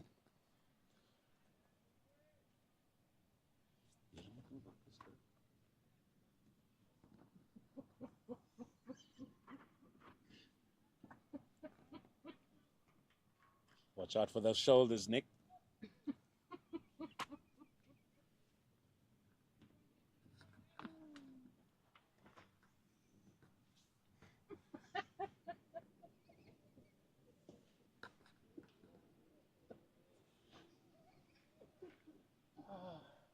what a day.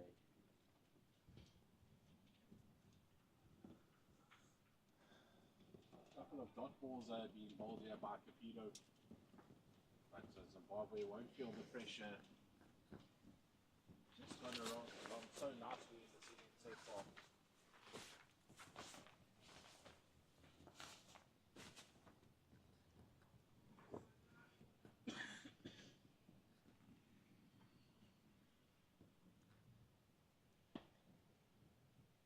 Straight to cover. That's a tidy over. Good over. From Akil Cupido, appreciated by Sherry. Asking for more of the same.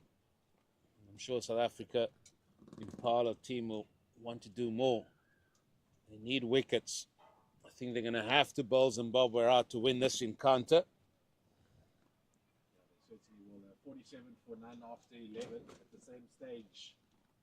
South African Impalas were 29 for 2.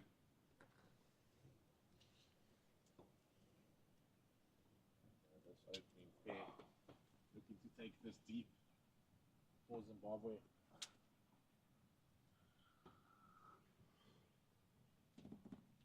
Floats it up and down the track from start and comes. Drives it straight at mid-off.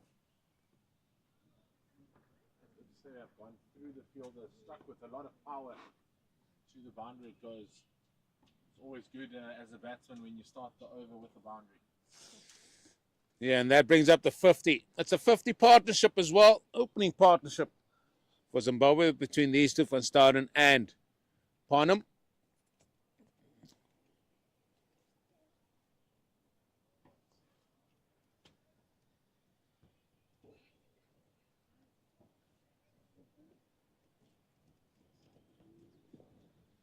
Eugene is distracted by a horse walking towards him.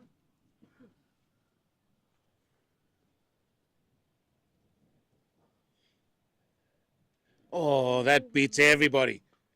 Beats the bat, beats the stumps, beats the keeper. Dot ball. Well enjoyed by the South African scorers here to our left. The South African tracksuit top here representing South Africa in chess.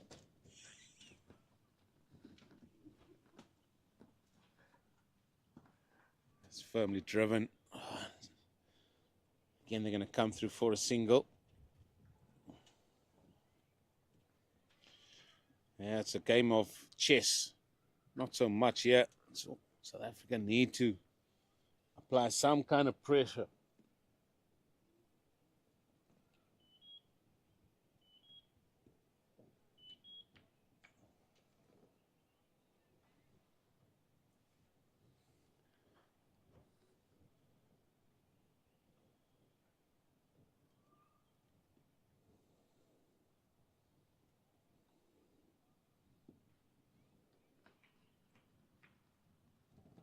Got to find something to give them just a little bit of hope here, South Africa. Just something to shout about. Maybe give themselves that bit of momentum.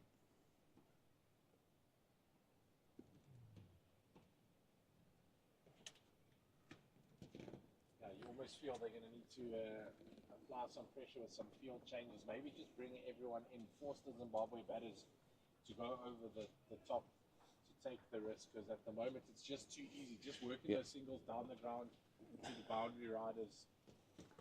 Rotate and strike beautifully. And then when the bad ball comes, striking it hard enough to beat that boundary rider and hit the boundary. The pressure is certainly going to have to come. Yeah, can't agree with.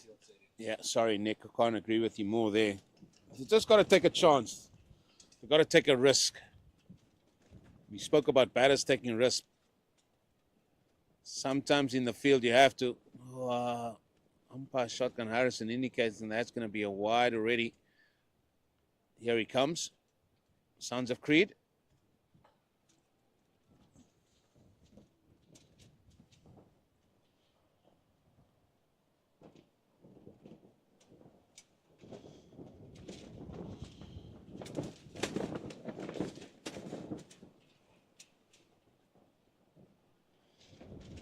As you can see, just a little bit too easy now. good thing about taking the pace off the ball, you also want to try and squeeze as many dots in the ring as you possibly can. Here goes another single. Well played, though, by Parnham. Obviously, South Africa don't have Barney de Klerk to bowl for them. He's off injured with a little bit of a back strain.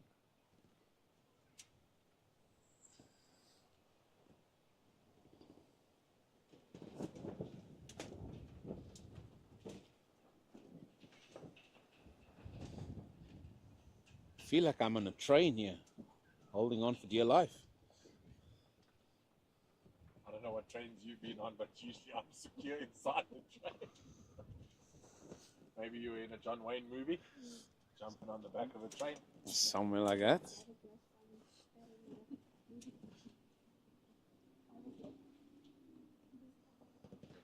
you and Nita are going paragliding. I'm all right. I love being on the ground. Leave the paragliders for those more daring than me.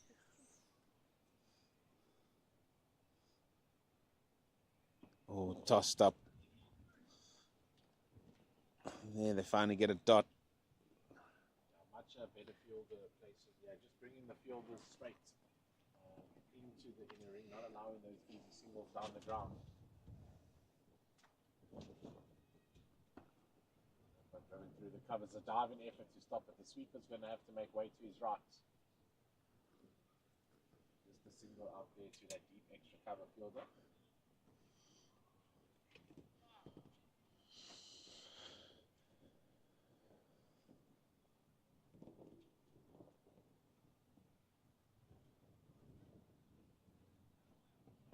I think the main difference at the moment, Eugene, between the two bowling attacks is a lot of balls being bowled at the legs of the Zimbabwean batsmen. Easily being able to whip it around to the backward square leg region or into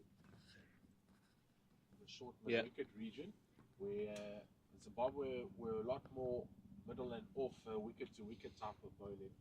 It's just making it too easy for the Zim batters to rotate the strike. You can see there some of the bowling stats of the South Africans, the Impalas, but no one really causing any concern for the batsmen to be too worried about. Yeah, I agree once again. And yeah, you want to go straight, but you can't go straight at leg stump, because that, as you said, just allows the batter to tickle it fine. We've seen a few good sweep shots played by Van Staden as well. And throw in the driven shots for ones and twos as well, and the odd four. Oh, beats the edge there, and there's that line and length you're talking about. And Parnham maybe just caught on the crease there.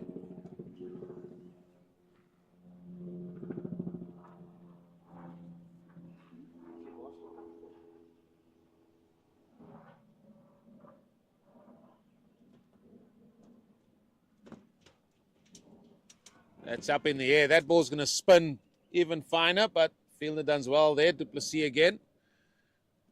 Just the one. They certainly resorted to the sweep shot a lot, hasn't the Zimbabwean batters, especially these two.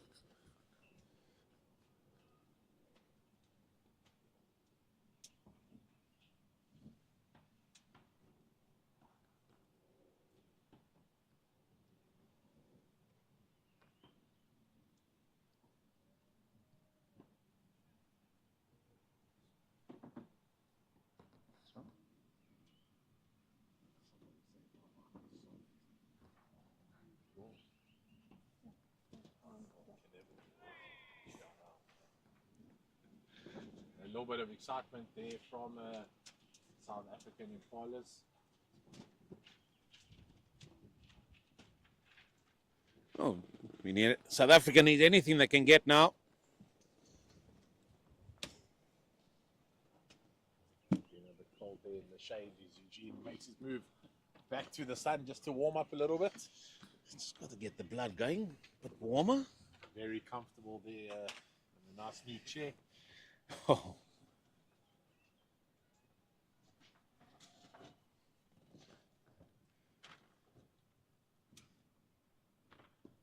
Starting on the back foot. And a little bit of pressure there, looking Van Staden going on the back foot there. You always want to encourage batters on a pitch that's keeping a bit low to get on that front foot. Well, it's that and as well as throwing a very good over from Benjamin Shade. Only the one, finally. Can they now build on that? There's 1 over to go to the drinks break. And again, the over rate has been very good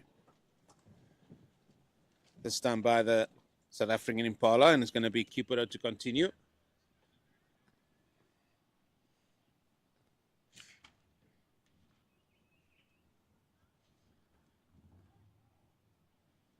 That one pulled backward of square leg straight to short fine leg.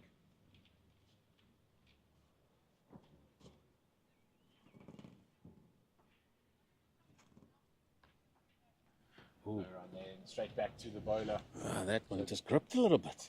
A little bit of excitement, yeah, in the commentary box. Seeing the SA spinners getting a little bit of turn off the wicket.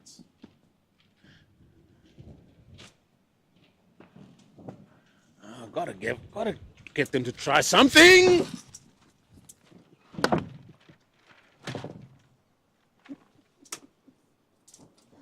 And that excitement not coming from the play, but rather the gazebo just flying over our heads. And thankfully for Eugene Molian's quick thinking, grabbing it as it was about to take off like a paraglider.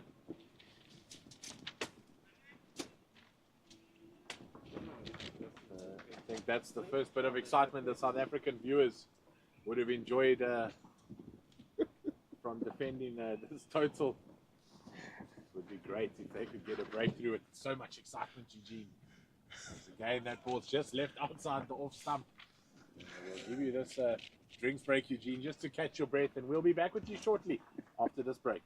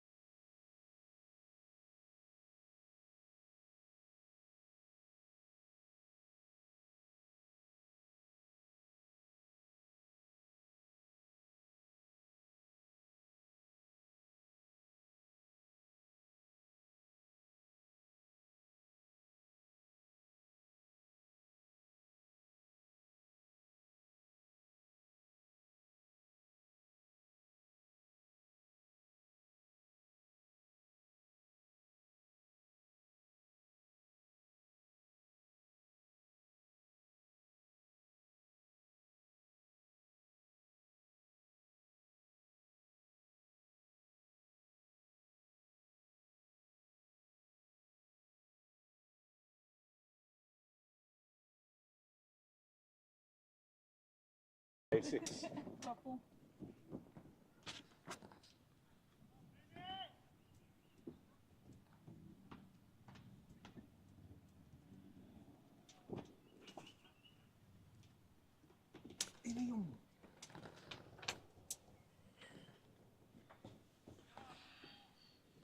And we're back with the first over after the drinks break and the second power play.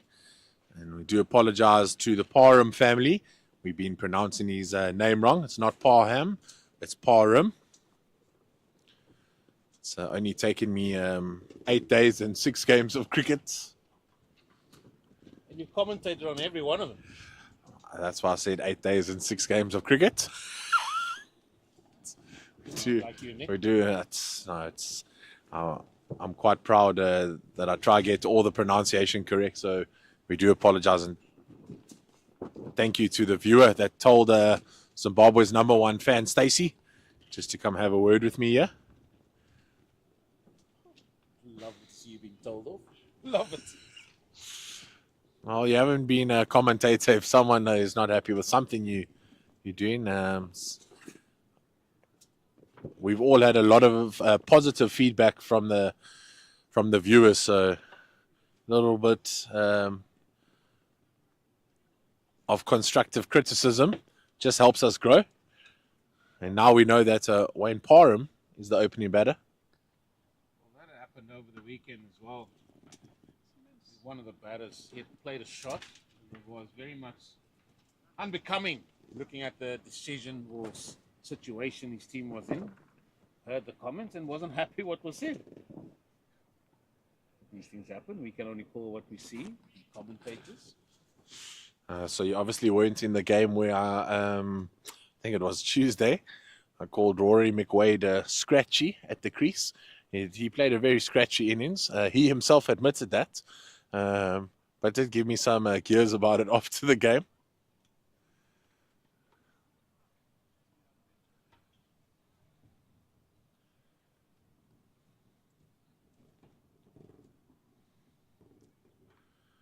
He then proceeded as that. We see a lovely cut shot, but well fielded at point. But hopefully it's just some cramp and he hasn't done something seriously there to his knee. Well, I think it's more the calf. That's Peter Marks. He's been out in the field maybe longer than most in terms of his batting as well. And then his bowling, he's probably still going to have to bowl later on. Finds himself in that Jonty Rhodes position. Oh, that kept low. Oh, he has a chance for a run out. Oh, McWade. Oh, apologies, McWade. Van Standard.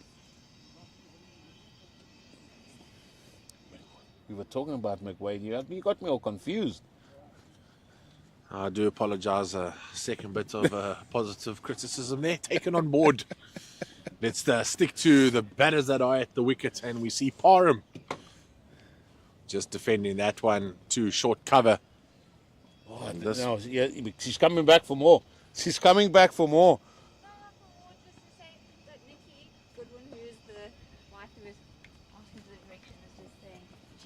Criticizing you guys, she thinks you guys are amazing and she really loves you guys and you're doing an amazing job. However. No, however. Sorry that she had to make the correction. But she does love you guys and you're amazing. I can hear your voices. It's not just you saying that. No, we didn't take it as a negative feedback. Constructive criticism. Helping us pronounce the players' names correctly. As a commentator, it's something that you're very proud of, to make sure that you pronounce the names correctly.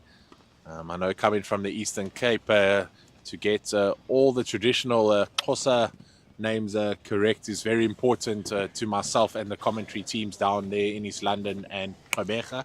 So it is something that we look and pride ourselves on.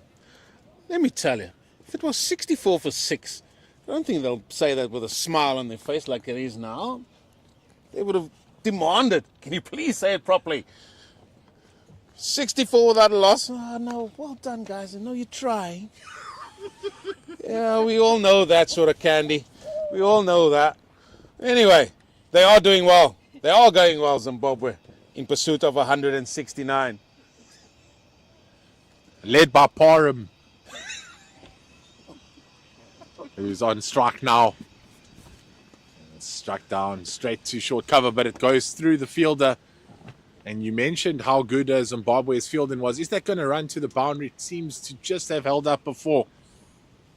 And Zimbabwe's fielding put the Impalas batsmen under a lot of pressure, not allowing those twos to happen, and also cutting off the singles early on. It's just a little bit too easy at the moment for the Zimbabwe pair. Yeah, and as I said at the start of this final, this is their 6th game and only having a couple of days off in between, and it takes a lot on the body as well. Maybe that is the telling tale here. Another lovely shot through cover. Oh, that's going to go all the way to the boundary and just shows how much they are in control as Parham cashes in once again. This partnership is forever growing.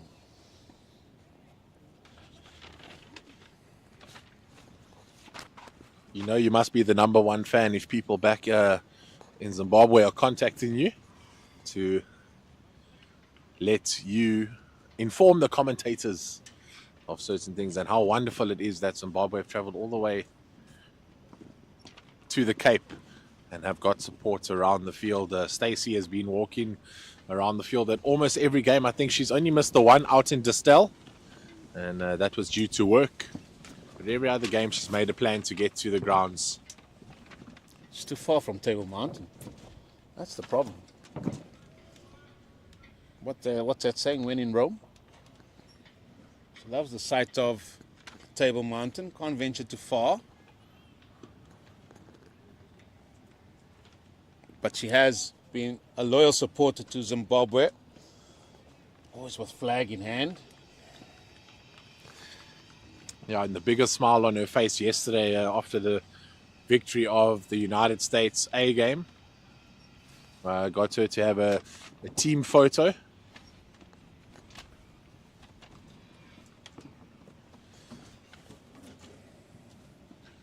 With the boys, and she was in the middle, in the front, holding up her flag.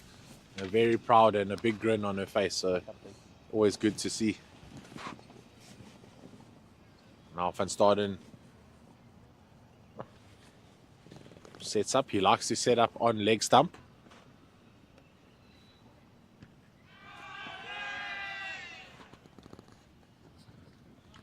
Choir in unison. 71 without loss. Thanks for that. Updating the scorecard for you. And you know that they are desperate to get a breakthrough here because all the fielders went up there. Van Staden plants that leg right in front of those stumps. Needs to make sure he gets bat on ball.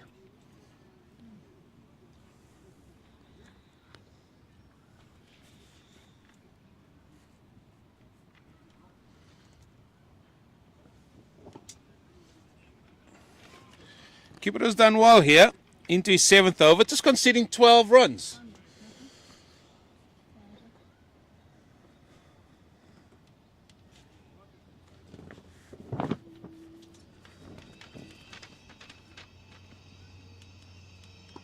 In the air. Oh. That is trollop out there. Just have to run and retrieve it. So another single goes to the score.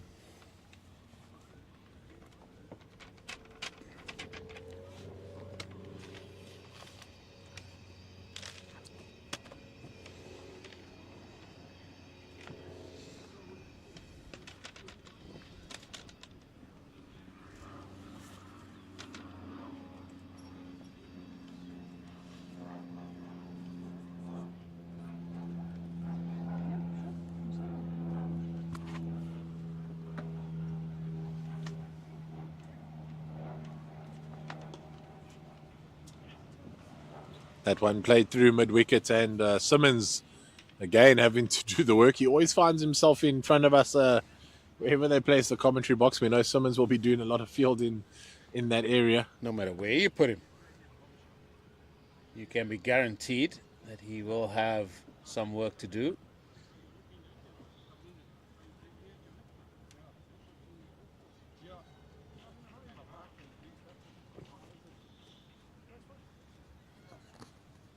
under control, eh?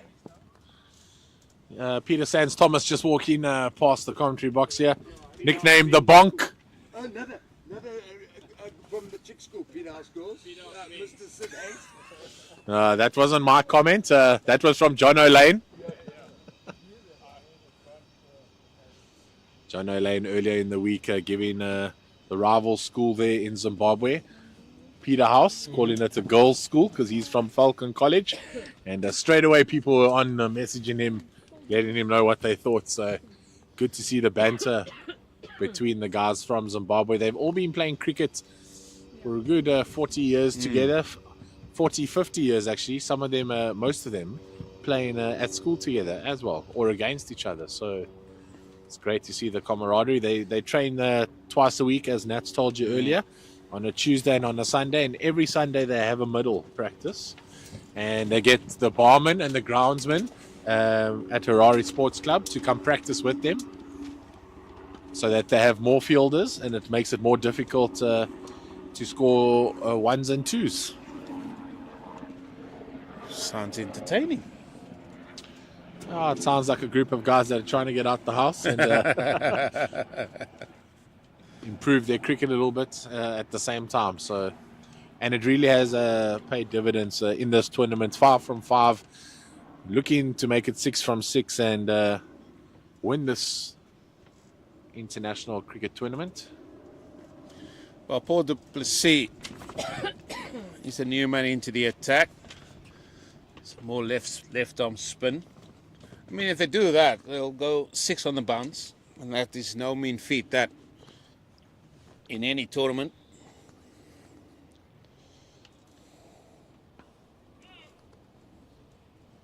Loud call of no there from the non-striker Van Staden.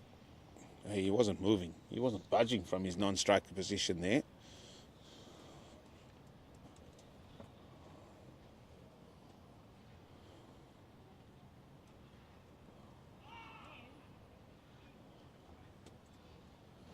I'm yet to see LBW given where the bowler doesn't appeal.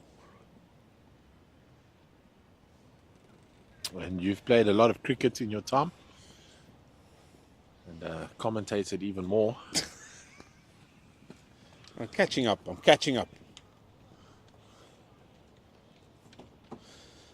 Tidy over. Just one from it. 75 without loss. Who can make the breakthrough here for the South African Impalas? I think they'll need more than a breakthrough. They'll need a Charles Langeveld. They need 3 wickets in an over. They need a hat-trick taker. They might need a Sean Pollock, 4 from 4. Sherry would love that. Nod of approval here to my left. And then a death stare. The good old Alan Donald used to do in Dale Steyn after bowling one of those bounces. Oh, good effort. Good effort there by mid-wicket. Getting across to it. Let's trollop again. Just keeping it down to 1. Yeah, just let us get down to the Uber and get Sherry some food, because otherwise it will be more than just a death stare.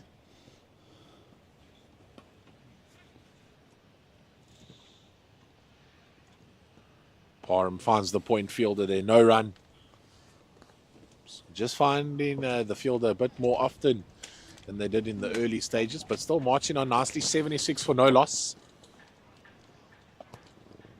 That one cut straight to the fielder again. It looks like a Peter Marks there in the point region. Yeah, he's in the firing line there. Still no sign of Graham Smith. He's the manager of Zimbabwe. He'll be heavily rooted to a chair during the batting innings. Sanjay Patel has made his way across here to the commentary booth, and I can see GPS on his way. GPS?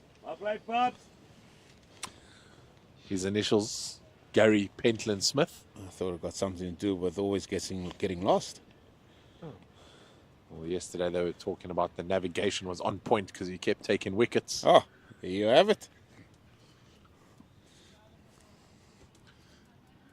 Based here in Cape Town, runs a bed and breakfast, GPS.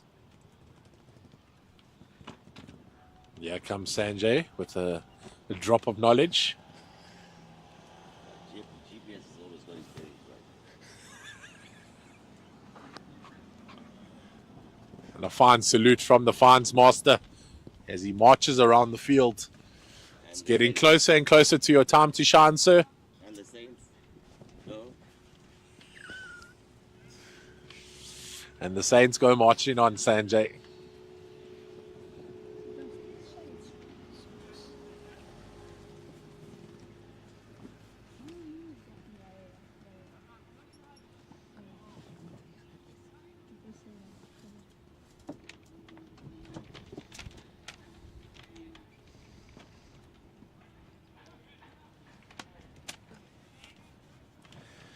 I haven't seen anybody in like a short cover catching or anything from this in this innings from South Africa in the field.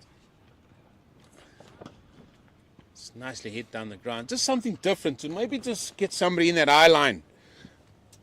Maybe get a catch when the batsman's just trying to force it past him, and that's how you get the ball hit in the air. We saw a couple of catches in the innings of the Impalas themselves.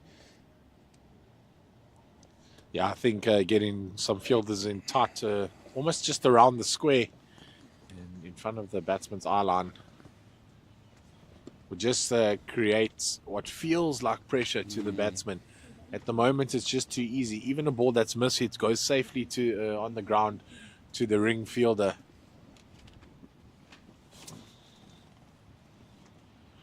That one's tossed up and slapped to the cover fielder. He'll feel disappointed, Parham, that he couldn't get on top of that one.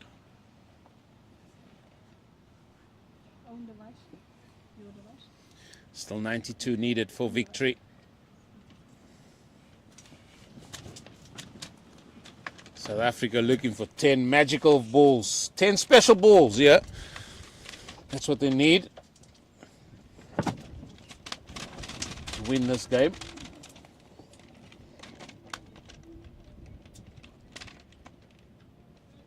Oh, straight again. Parham deals with that as he has all innings so far. He's on 29 of 75 deliveries.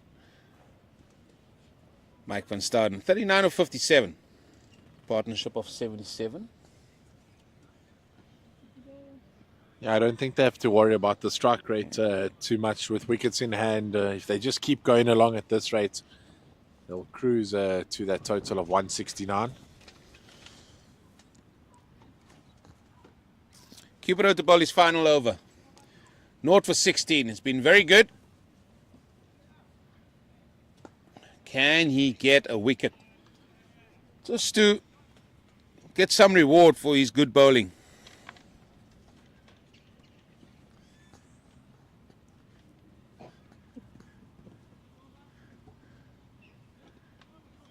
Beats the bat.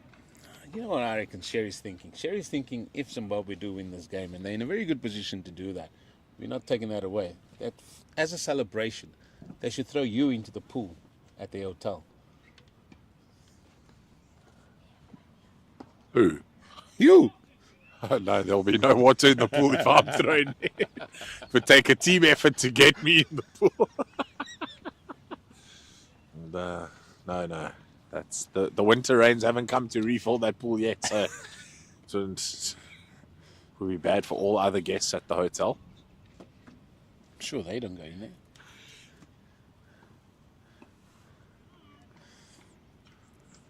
Well, 2 balls to go of this spell.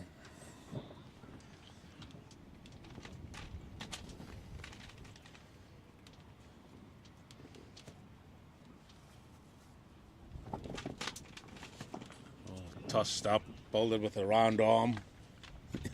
Trying all the tricks of the trade here, Cupido. Even more positive vibes being transferred onto the pitch by a South African chess player. Well, what a spell of bowling that was from Akil Cupido. 9 overs bowled, 0 for 17. It's been magnificent. And there you can see the smile on his face.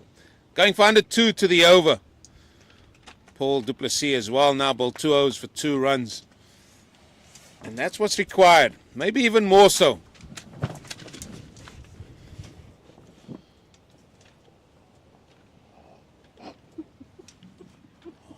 So she can reach. She just didn't want to do She anything. just didn't want to help us all this time.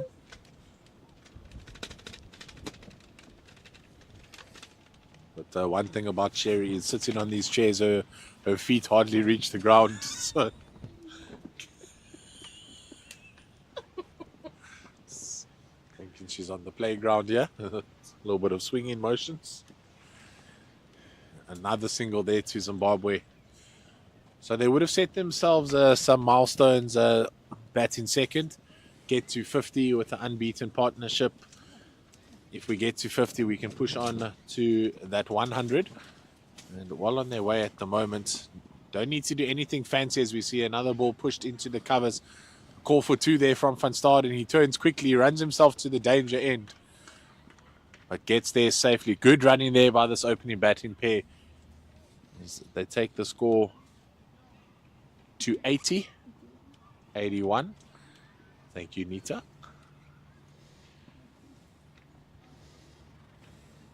Just shows why we need the scorers right here next to us in the commentary booth, helping us get the correct scores out there to the viewers. Well, sometimes we just need somebody listening in that can just send a WhatsApp to somebody that's here at the ground.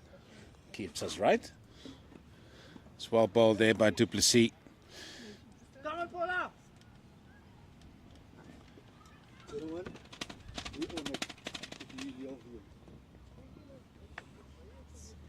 Friends of yours?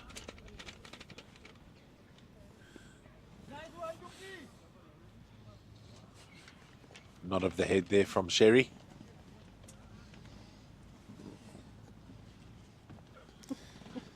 Let's just focus on the cricket here.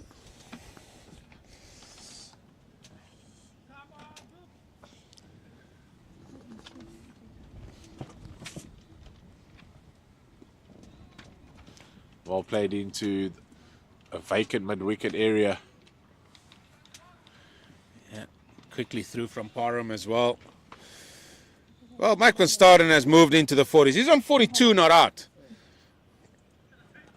Wayne Parham, he's on 32, 83 without loss.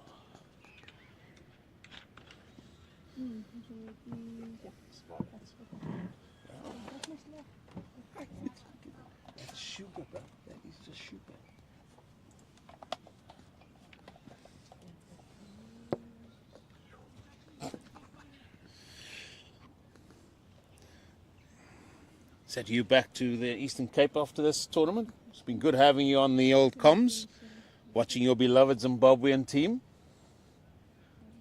Is that you back to Eastern Cape at the end?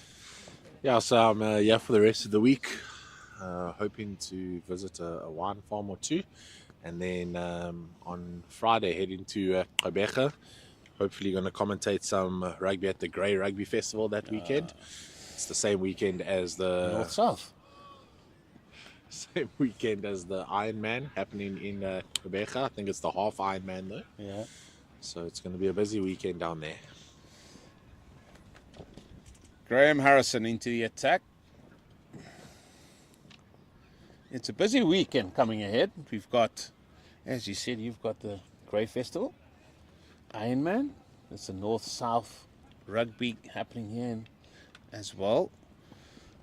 Cricket down the road at Newlands.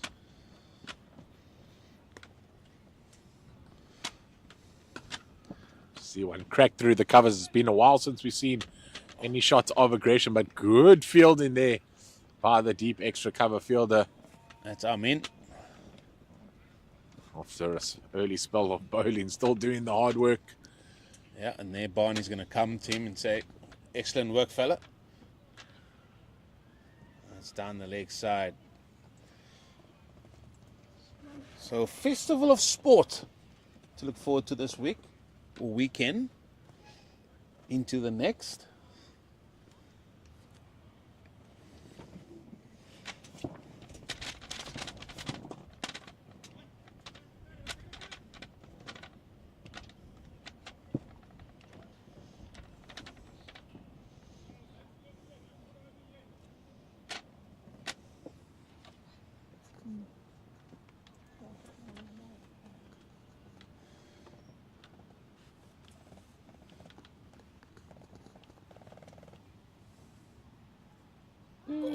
beautifully bowled.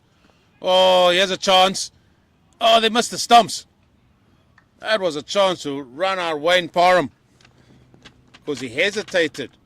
He had the non-strikers in. And it looked like the fielders were upset about a missed catch opportunity there, coming off the bat of Mark van Staden. A couple of SARS here around us from the South African supporters. That one cut away. Just for a single to the boundary rider.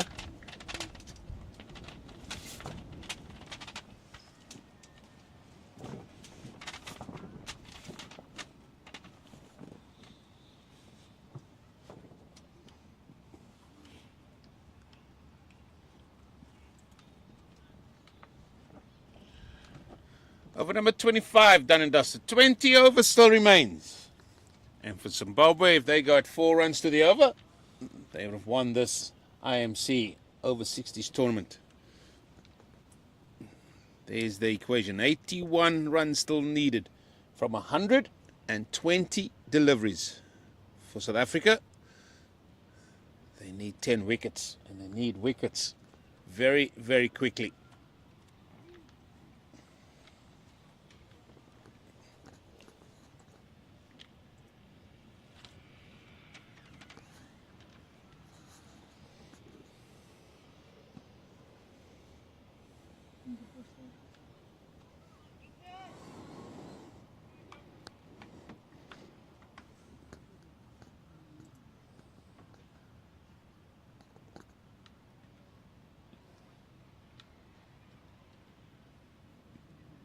Oh, he's bowled him. Chopped it on. And Paul du Plessis gets the breakthrough, and it's Wayne Parham had got to depart here for 34 of 85, and finally South Africa have managed to break this partnership. It's been a good partnership, a good platform set for Zimbabwe.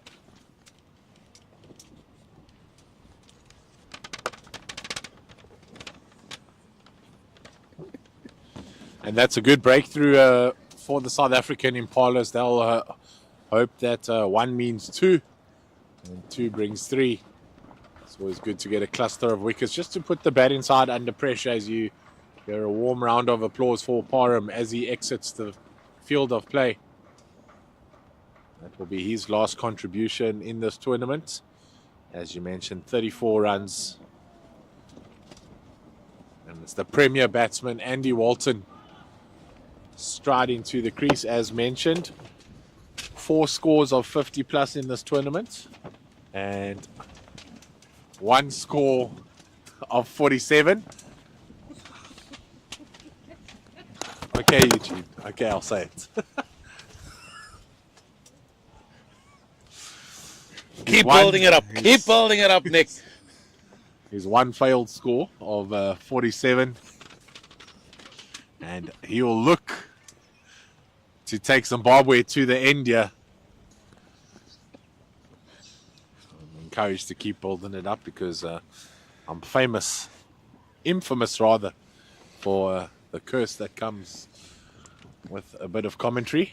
She's going to come around the ground again saying, with WhatsApps, can you please stop what you're doing?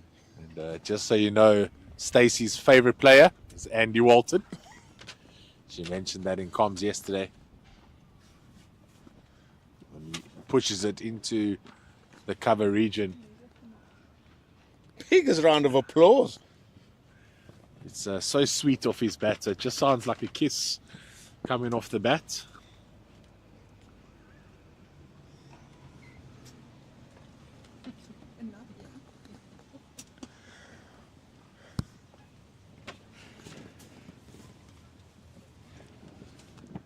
I've been away far too long. Now I need to catch up on all these sayings. Maybe it's just an Eastern Cape saying.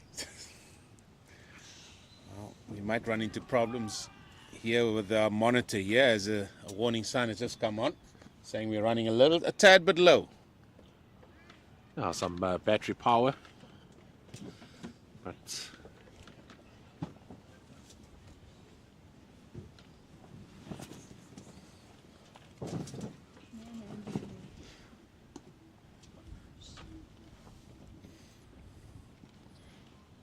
looks like we're back up. And all of a sudden we can see the screen It's and just things are looking good.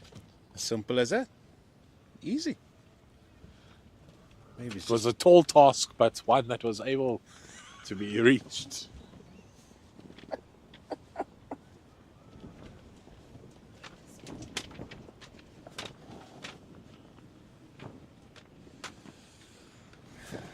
$89 for 1. South African Impalas trying to fight back into the game with that wicket. A couple more here, and do you think Zimbabwe will feel the pressure?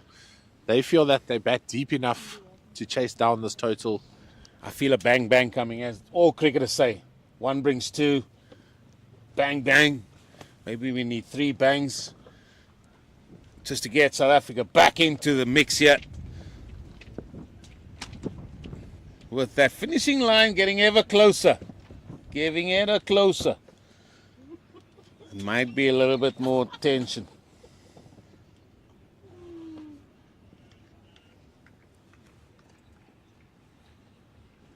Bang, bang, bang. Yes?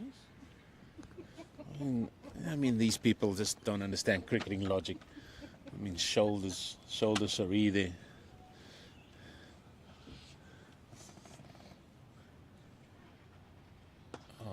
Oh, that's going to need some chasing. Shade after it. Save your legs. It's gone for 4. It's easy as you like from Andy Walton.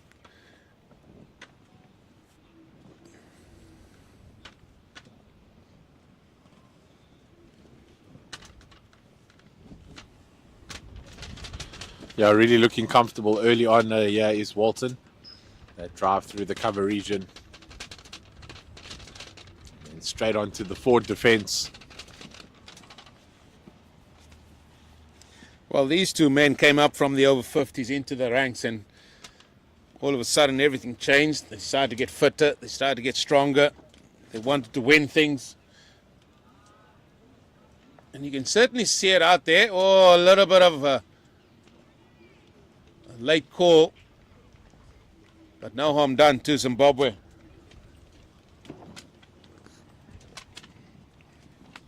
And a lovely quick single there. A better throw could have found them in trouble.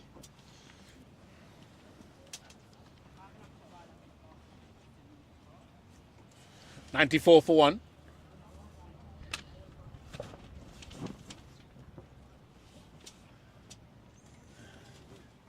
Another chance here for a run out.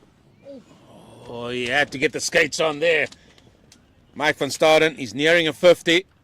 That was run number 45 for himself.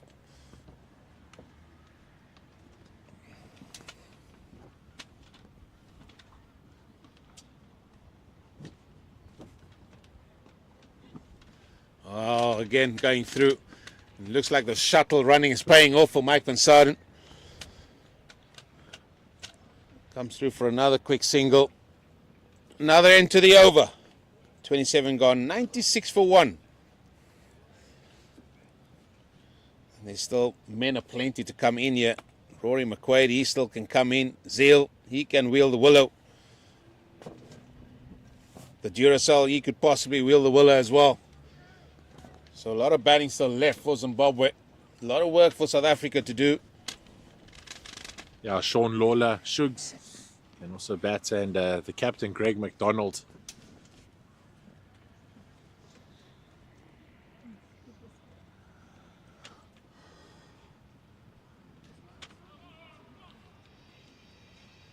You can see the fresh Walton looking to get off strike there, but Van Staden being there a lot longer in the sun. Maybe just somebody closer, Nick. Get somebody in closer on the drive. Make it a little bit more difficult for him.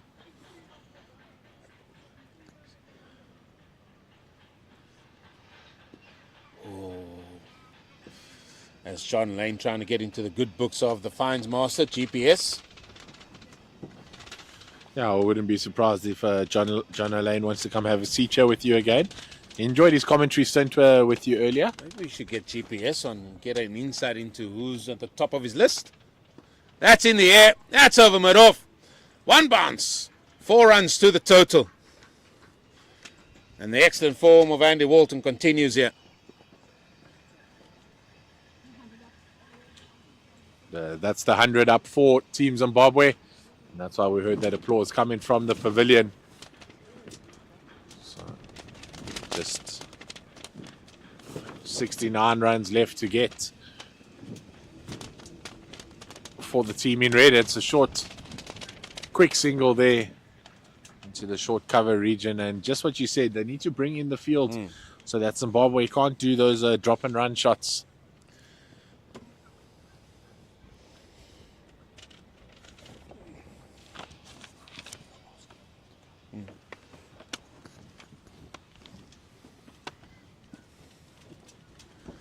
That's cut away. He's been very good, Mike van Standen. 46. He moves now. Score moves to 102 for 1. It's a little bit of a walk in the park here at the minute for Zimbabwe.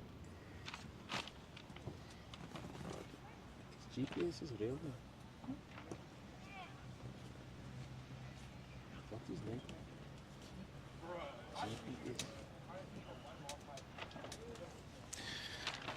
28 overs completed, 102 for 1.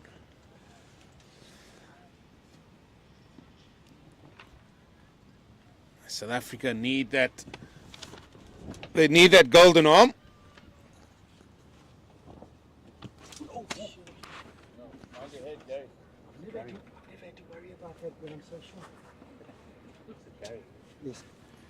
As I'm joined here by Gary, aka GPS, who deals with all the fines issues on a tour like this. And GPS, firstly, let me welcome you for the first time here, and good to have you here at this tournament.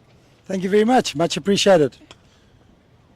I'm sure you've had words with Nick as well already, but I mean, I'm keen to get your insight just on, let's talk about the tour, let's talk about this competition first and foremost. What has been your views on it, and give us your views and I think it's gone really, really well. I think Roger and his team have organized a really great venues. The food has been unbelievable. The hospitality, the hospitality, everything has been really great. The locals have embraced everybody. And I think the feedback from all the teams is much the same, you know. It's been highly successful. Well, I was fortunate to commentate on you boys the first game out, and you certainly set the tone from then, and certainly have carried through it right down through the round robin games by winning all 5 games, and now into the final. You're looking very good at this stage. I mean, you guys have really set the tone.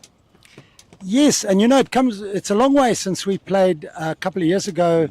The very first Over-60s World Cup was in Australia, and we were the whipping boys. We were the new guys on the block.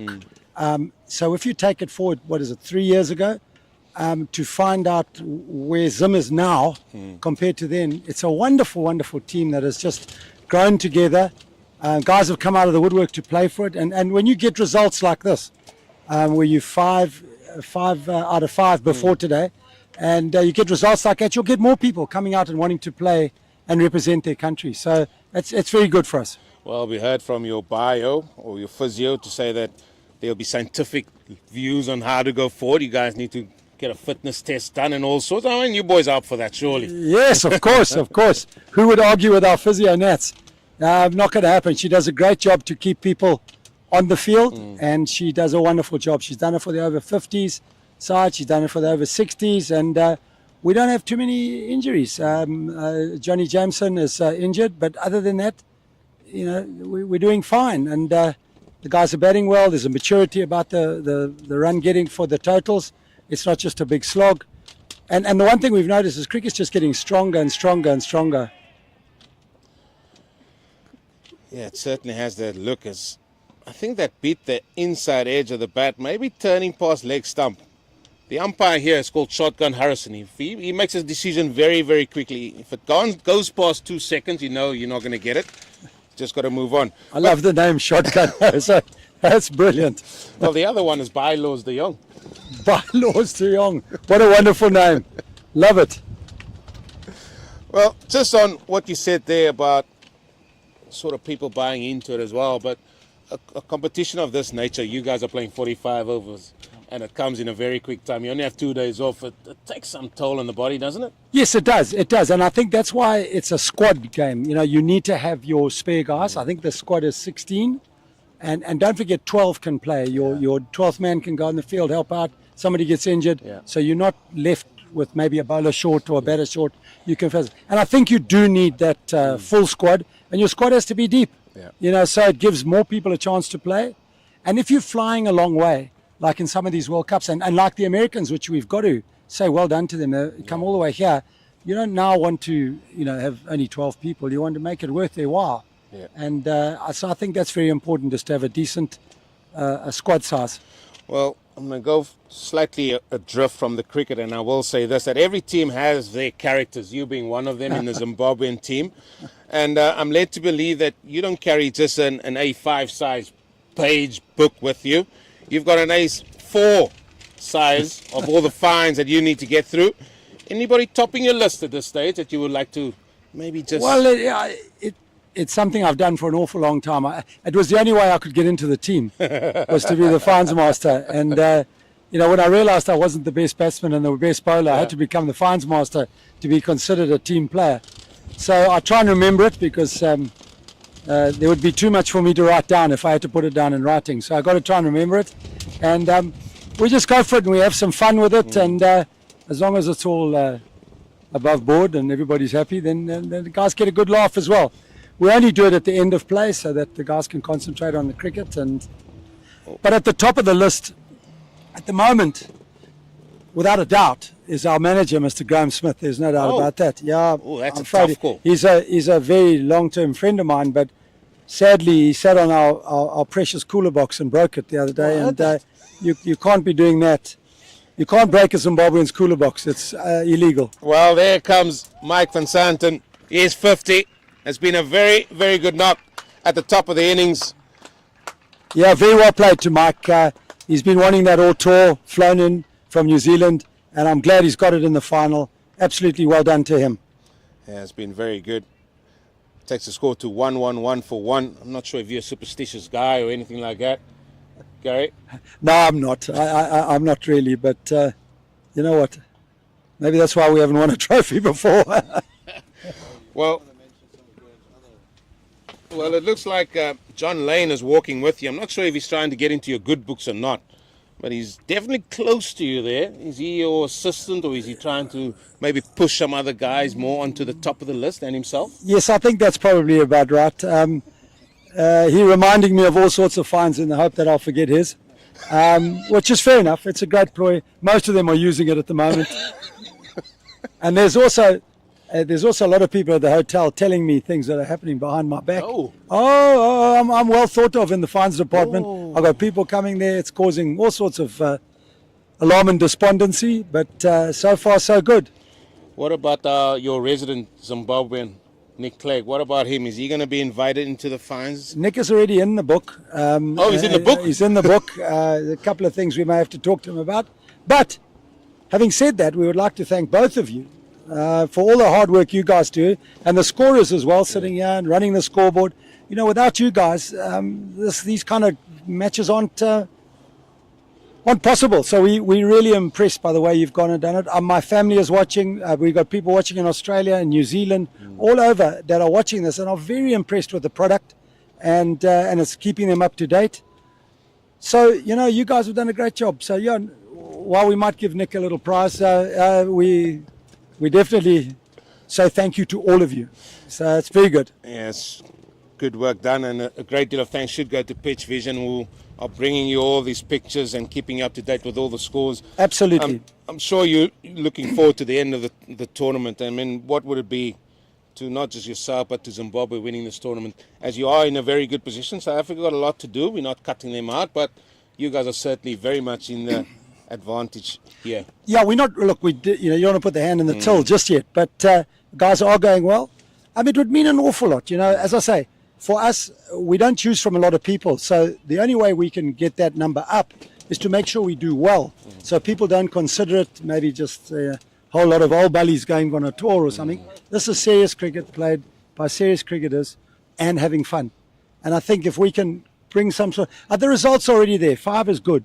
This is a bonus. Obviously, this is our big one. We'd like to win it, but it's a bonus. We've had a good tour. People will be coming out of the woodwork to Just say, hang on, I wouldn't mind a piece of that. They see the beautiful Table Mountain. They see, these fields that we play on. The camaraderie is unbelievable. The camaraderie with the Impalas is unbelievable. So that's what they want. They want serious cricket, but with a twist of fun to it as well. Well, that takes me back to that first game, and as I said, I watched your first game against Impalas there in Claremont Cricket Club in Constantia, and I was going to the ground thinking, like, the seriousness, how the boys will be taking it, but that's all you said there. It's about the serious nature. Yeah. Everybody is very competitive. Yes, they are, and there's an added incentive for the Impalas and the Kudus, obviously, because they're looking for a place in the South African side, which I believe, I may be wrong, but hopefully they'll be going up to Zimbabwe at some stage to play. So already you're attracting teams like that up there.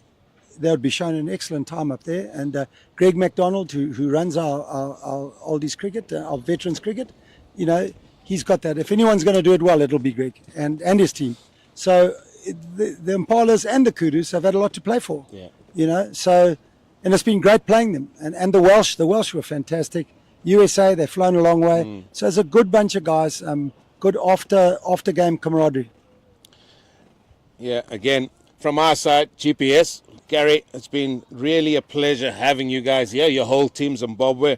I mean, everybody has taken to you, a lot of character shown on and off the field. And you've turned one of ours into your own, Nick Clegg. And he's walking around with a big smile on his face. But anyway, listen, Thank all you the very best. much. Great Absolutely. having you. Wonderful. Thank you so much for the invite. And let's hopefully it goes our way. Thank you, Nick. Well, that has gone over to the deep mid-wicket boundary. That's going to be 4 more. And it looks like Andy Walton, he might have a flight to catch himself. Because the way he's playing, looks like he wants to finish things very quickly here. Yeah, some lovely words there from Gary Pentland What a Smith ledge. and Mark van Staden going to his 50 during that conversation. But what you didn't see on the left of us, Stacey went for a walk. And just before the drinks break, the score was 111. And then they went to drinks, and Stacey has been on 1 foot throughout the drinks break until they got that eventual single before the boundary. So GPS saying he's not really superstitious, but the #1 fan from Zimbabwe, believing in all the cricket superstitions, and just standing on 1 foot for about 10-15 minutes there without losing her balance in this wind. An incredible feat as Walton goes down the ground and beats the fielder. Oh, that is... Yeah, his foot just got stuck in the ground there. Yeah, Walton... what sportsmanship there Yeah. by Walton. Just calling for the single, then saying, we're not going to look for the run. It looks like he might have twisted his knee, possibly, there in the ground. His foot got stuck in the ground, and that just applies the pressure to the knee. So he's just going to have a little bit of a break in play here as the medic comes on. He's trying to get to his feet. That's Benjamin Shade.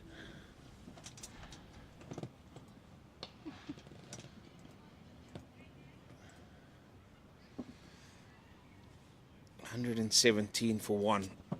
Zimbabwe in a commanding position here. Just 52 runs still needed.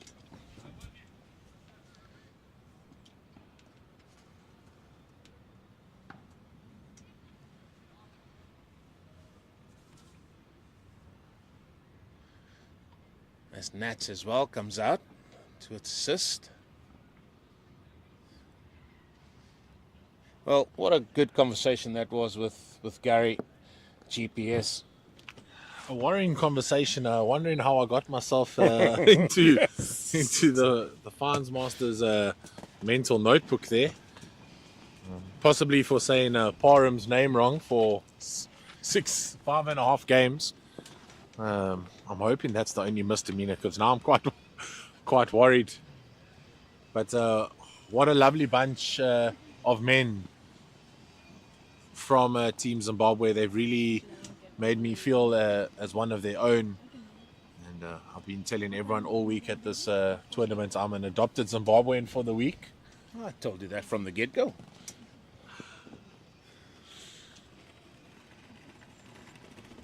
But what a great bunch of guys as well. I mean, everybody, all the teams. South African teams represented by the Impalas and Kudu, the Welsh, USA, both their sides. I mean, it's good having them here as well.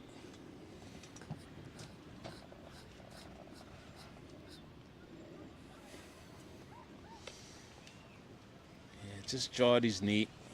He says he's okay.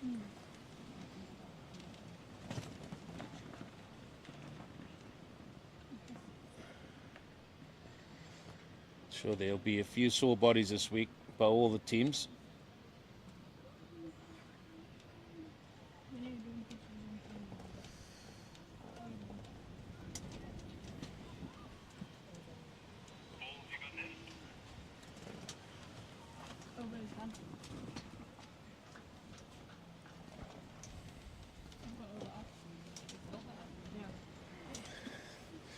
That happened at the end of the over as well.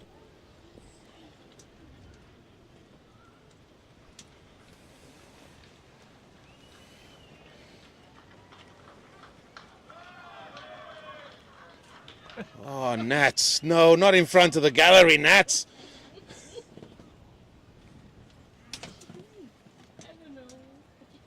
She was just having a curtsy there in front of the pavilion as they clapped her off for helping the opposition, and then seemed to trip over the boundary rope.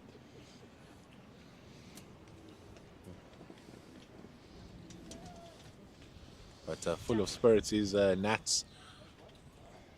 Just quickly got up, did a little dance move, and swiftly finds herself on the physio's bed now. Yeah, she took it well, didn't she?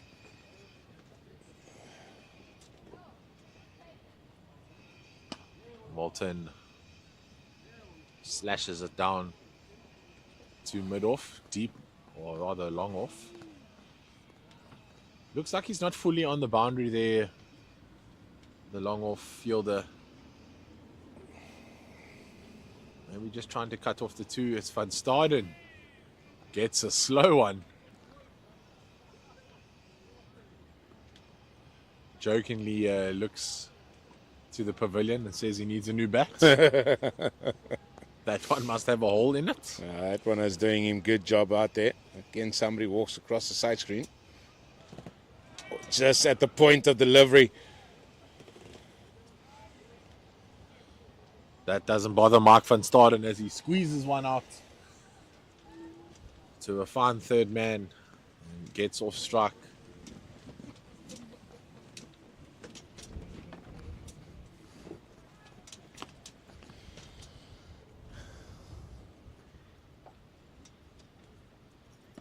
That's in the air. Lands safely. Excitement grows next to Nick there.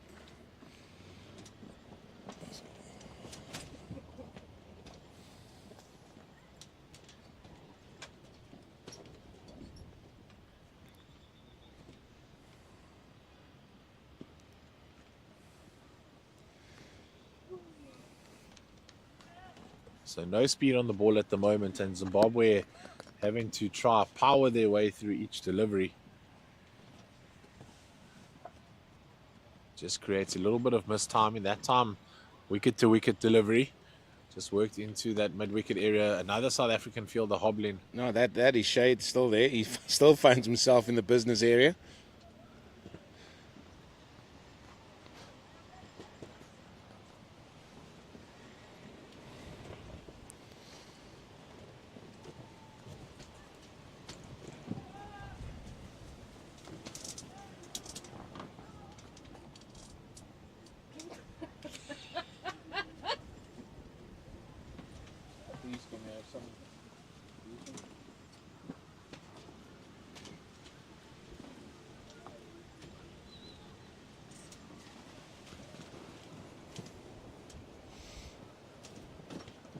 That's well watched by Andy Walton and kept low from Graham Harrison. Still managed to squeeze it through to the offside for one.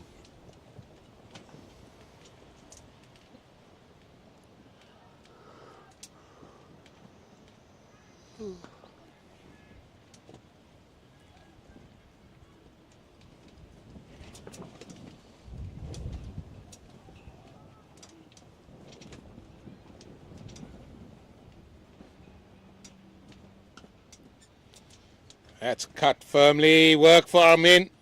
Oh, excellently done. And more so, he keeps it down to 1. There's another bystander walks past the side screen. That's Van Staden faces the delivery. Still standing there.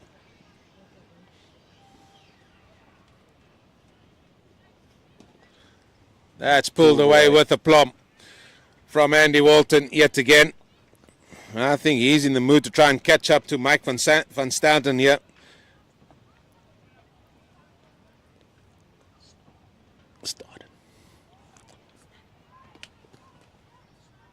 You get the WhatsApp messages, mate, not me.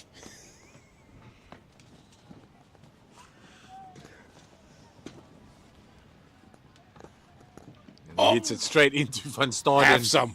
Who apologizes. He knows Walton likes a couple of runs next to his name on the score sheet, and Van Staden maybe stealing 1 or 2 there from Walton.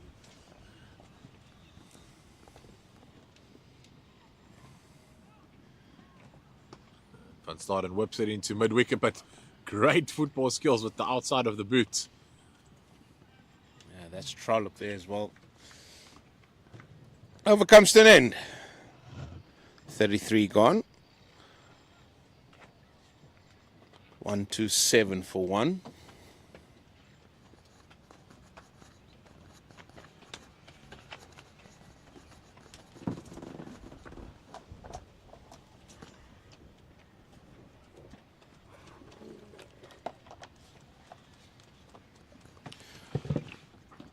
So runs have become a little bit more difficult for the Zimbabwean batting pair. And maybe a couple of tight overs here from the South African Impalas could create a small twist in the tail as we head into the final overs. He's trying to use his feet.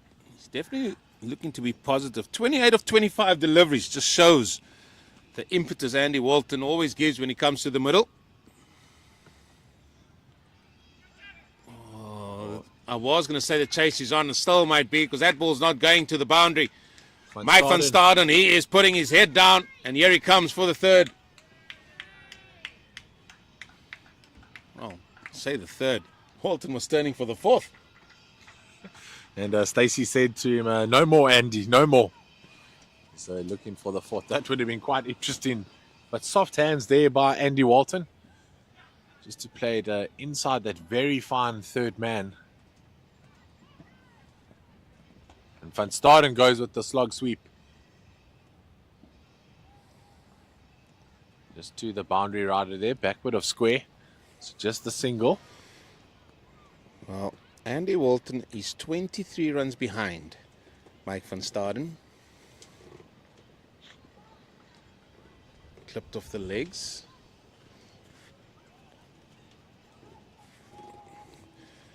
Has to be said, Mike van Staden, the only break he had was the lunch break. He was out there in the field, then opened the batting. Cross the line.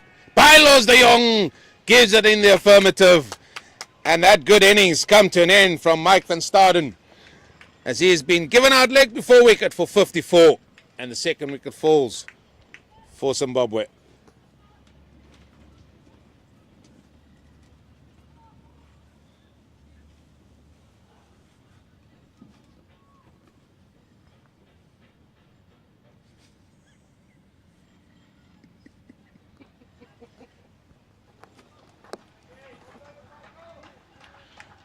A big cheers there for Mike van Staden. And it's going to bring your man, Rory Rambo McWade, to the wicket. These two will certainly look to run a lot quicker between the wickets. Both of them very quick. McWade likes to deal in 1s and 2s until necessary. But this wicket might just throw a spanner in the works for the Zimbabwean side, chasing down this total. Maybe the cat amongst the pigeons. Forever hopeful. But as we mentioned, just a couple of tight overs, possibly making Van Staden feel like They need to get on with this. Still a few more runs to get for the Zimbabwean side. They bat deep, as mentioned, so they will still feel very comfortable. McWade does have the ability to hit big sixes. Against Wales on Friday, I saw him hit a 6 over those 2 white marquee tents. It was with the wind, as it is today, so he might be eyeing out that area. He said that the last time, that he loves hitting the big ones. Then he ended up just playing 1s and 2s.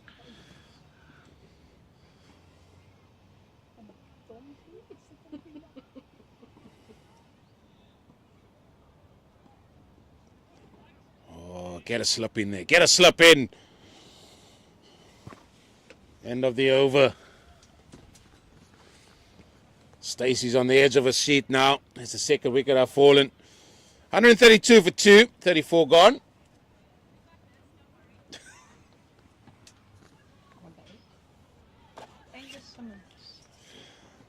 As the Simmers is into the attack. Coach Simmers, as we've heard.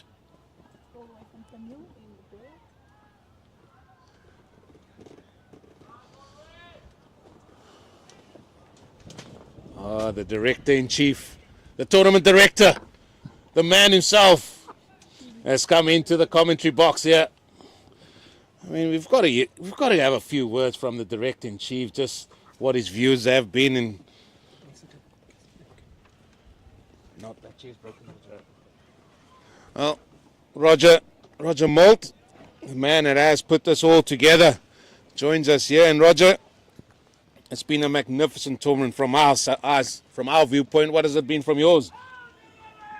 Eugene and Nick, you guys have been fabulous, and I think one of the reasons why it's been such a successful tournament is because all the officials and all the people responsible for making it happen have all done what they were required to do, but some people have gone the extra mile. And I have to say that this is the first time we've had commentators specifically associated with each team from South Africa, and you guys have done an amazing job. Nick with the Zimbabweans, you with the Impalas. You've added so much value to the tournament. So, yeah, the tournament has been great because you guys have done so much good work. Yeah, it's not so much all the sort of achievements and the victories whoever the team gets. It's all the stuff that happens maybe before and then, but particularly afterwards with the camaraderie between the teams as well. We've got 6 teams here. I mean, that must be good as well for guys just get together. As that is pulled away by Andy Walton onto the onside. I mean, that has always been good, and that has always been associated with cricket. The camaraderie from teams afterwards and getting along with each other, having a drink or two. Yeah, I think, at this age, at 60, when we were playing the game, that was part of the game. Or most of the time we actually spent enjoying ourselves together after the game. More than actually on the field. Although we had a lovely time on the field, it was the banter afterwards, listening to players that you had played with and people that you admired, and getting those little nuggets, those little gems that you could take back with you that you may not have actually found on the field itself, but you get them afterwards. And I think that's one of the things that we as veterans and masters cricket globally have brought back is this camaraderie throughout the game, but particularly at the end. Yeah, and particularly with the organisation as well, you've had to go to different grounds and you've taken it to various club grounds as well, and the openness to hosting games have always been there for everybody to see as well, and that's good for a tournament of this nature. Well, we always try and make sure that when our visitors do come to Cape Town that they play at a different venue at for every match. Everybody up until today had played at 5 different venues. And every single view is a different view of Table Mountain, or if they're in Paarl or in Stellenbosch, they have a view of the Drakensberg Mountains.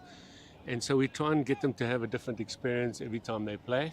Obviously today, with the finals, they would have 3, in fact it's actually quite interesting because 3 teams have played at the same venue, but the other 3 haven't. And it actually has worked out really well. You know, the Impalas hadn't played here at the Wally Wilson, and they've had the opportunity to experience the Wally Wilson, which many of them probably wouldn't have played here before. Some of them definitely wouldn't have played here before. And it's a very, together with Rondebosch and Cape Town Cricket Club and Greenpoint in particular, our friends out at Milnerton and Ottomans and Coronations and Distill, everybody's contributed and added so much value to the experience that they've had. Well, I think this tournament will just give more sort of impetus to play. I mean, guys that are nearing their 60s. Now, I know there's veterans cricket happening in the Western Cape as well. There's over 50s cricket. But particularly at this level here, over 60s, maybe more people will come out and enjoy being back on a cricket field like they were back in the day themselves. Absolutely. And that's what we encourage. That's what we try. Oh, that goes through the gate. That beats Rambo, McQuaid. And that's a 3rd wicket gone. And maybe the cat is amongst the peasants here. We'll wait and see. But that's a 3rd wicket gone. But, I mean, it's great. I mean, I said to Gary from Zimbabwe, I said I was driving down to the first game in Claremont Cricket Club the other day, not knowing what to expect. But the competitive is still there from everybody. And the willingness to really compete and do well and to win. But then afterwards you can see the camaraderie. They're still enjoying it. They're still just being part of a team, whether it's win or loss, is still there for everybody to see as well. Yeah, I think, you know, and this is what we're trying to do with veterans cricket and masters cricket globally, as it's known. In South Africa, we have veterans cricket, and this is what we're trying to do is to get back what we used to have in the past, but in a different way. And that we're trying to encourage those players that didn't know about veterans cricket, especially particularly at 60 years old. And by the way, we're also looking for 70s. So if you know anybody who's over the age of 70s, we're looking for them as well. But it's to encourage those guys and to continue either playing the game, but getting fit again. You can see from today, we've had a couple of injuries, but to be honest, they've played five matches in 7 days. And they're 45 over matches. I think the last time guys played 45 overs was when they were playing league cricket. You know? So it's a tough format. But it really tests the guys as opposed to playing T20 cricket. I was going to ask you that, and I think I spoke to Nick on day one, where it is 45 over a game at this level. We maybe thought 35, maybe a maximum of 40 might be best suited. The 45 over format, is that something that is set in stone, or is that something that can be looked at, especially looking at how long the tournament is going on? Like here it is, 6 games in 8 days. Is that something maybe to look at, to view going forward? Yeah, IMC International Masters Cricket is when we play our World Cups, we play 45 overs. It started with over 50s in 2018 with Sterling Hammond in Sydney, and it's just been 45 overs since then. And it's not to say that the age groups, we've got different age groups, different people heading up different age groups around the world. I'm my real international global focus is over 40s. But there's definitely something worth discussing about at 60 whether we lose 5 overs, because those 10 extra overs, 5 on each side, make a big difference. So I don't think we'll ever go less than that. But I think there may be some discussion about that going forward. Well, it's just looking at the duration of the tournament, I think is more what I'm looking at with the days off. But certainly from our point of view, I think from my personal point of view, I think it's been brilliant. It's been good to see the various teams. And again, thanks to you and your team to putting this together, taking it to the different grounds and etc. as well, getting the scorers, getting pitch vision on board as well, the umpires, let's not forget them, and then also a great deal of thanks to all the clubs that have hosted all the games as well. So thanks again for all your input. I know you're not a man for the mic, but again, thanks. We'll probably hear from you later at the closing ceremony. Absolutely, and I think once again it's a team effort. everybody's contributed to the success. Catch it. Oh no. Oh, he's dropped it. Simmers. Oh dear. Oh, he's not happy with himself. Shame. So, it's a team effort. Everybody's contributed to the success of this tournament again. It's like our World Cups. We have a massive group of volunteers that provide a service and again add value. And we're very thankful for everybody putting up what they've done. But more importantly, the most important thing, as far as I'm concerned, is showcasing Cape Town again, showcasing what we're about. And I need to also just mention people like Nick Clegg, who's come all the way from East London to be part of this tournament. Because I have to tell you that there's been a response globally from people to say the commentary of the various games has been really, really good and very interesting. And you've added things that perhaps not just what's going on the field, where most of us can see what's going on, but you've added other things to it, and we all appreciate that. So, yeah, we've had a great time. The clubs have been fantastic again, particularly the community clubs, the lesser-known community clubs. They've really, Ottomans, Milnerton, Coronations, Distel, they've been marvellous. The Premier League clubs, they tend to know what, they've been there and they've done it before. But there have been some wonderful contributions from so many people. Well, again, Roger, a great deal of thanks to you and your team. Well done. I'm sure it's going to culminate in a very good evening later on tonight. Thanks very much, Eugene. Thanks, Nick. That's a view of the man that has put this tournament together here in Cape Town, Mr. Roger Moult, as the Zimbabwean himself. Nick Clegg comes back in all the way from East London. Yeah, and lovely to hear there from the directors. We see another wide go down the leg side and a couple of wickets here for the Impalas, trying to bring them back into the game. A missed opportunity or two just to put that extra pressure on. Hitting one straight back to the bowler there. And Mick Wade's wicket there just seemingly keeping low underneath his bat. First time we've seen that from this end. I think it was just a lack of pace on the delivery that had no energy on it to bounce. It just died and went between bat and pad.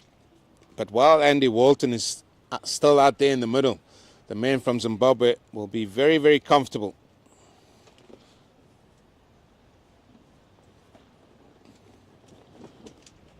Should say the Griff is sitting in front of us here. He's got to be careful. He might be venturing into fines territory if he's not sitting with the team at the end of this innings when the last runs get scored. Or has he been sent to the naughty seat? It looks like he's been sent to the naughty seat. I wonder why the naughty seat is next to me. I'm worried about these fines racking up for me here now. I thought I was in the good corner. Well, it looks like Graham Smith, the manager of Zimbabwe's top of the pops there. I think you guys are quite okay when it comes to the fines. I think seeing as this is his last hoorah with the Zimbabwe veteran side, had a lovely guard of honor yesterday as he walked off the field. I think he might be receiving a couple fines from the boys. And I'm sure Roger Moult, the team player he is, going around to all the different teams, he'll come sit in and join there. That's Trollop, I think. Hayden Trollope into the attack. I think it is. No, it's not. Kendall, in fact, into the attack.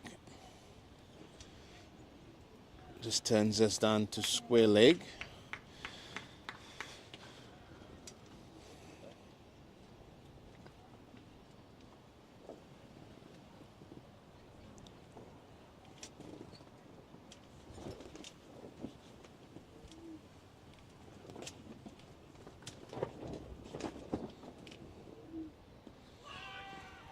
Big appeal there. They know this wicket is a massive one of Walton, so looking to strike there is the the spinner, Dean Kendall. Sherry says go to the review. Just gone down to third man for one. If Stacey Zimbabwe is a #1 fan, then Sherry might be the South African Impalas #1 fan. But as you're speaking there to Roger Maltz, just want to give him a shout out of thanks for giving all of us in the commentary box an opportunity to commentate. I know I heard about this tournament from a good mate of mine, Jason Kum, down in East London, one of the Bohemian cricketers I played cricket with, and he plays in the Vets Over-40s as we see a massive smack here by Andy Walton into the pavilion. Well, 150 is up as well. That has been smashed. I think he wants to tell Rambo, I can hit the 6 bigger than you. But And unfortunately for Rambo, he can't reply because he's gone back to the hut after a short stay at the crease. well, this is now simply have to be put a walk in the park for Zimbabwe.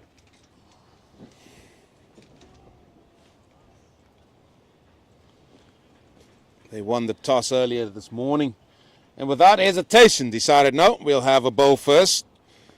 And bowl well they did, restricting South African Impalas to 168 for the loss of 8 wickets, with just Peter Marks scoring 72. Ooh, tossed up. Again, the ball goes out there to deep square on the boundary just for one.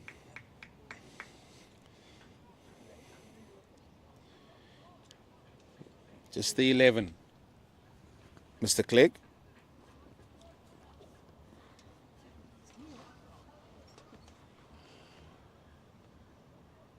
That's also pulled. There's going to be work that needs to be done here. And I think the ball's going to win the race. And now that finishing line is approaching at a rapid rate.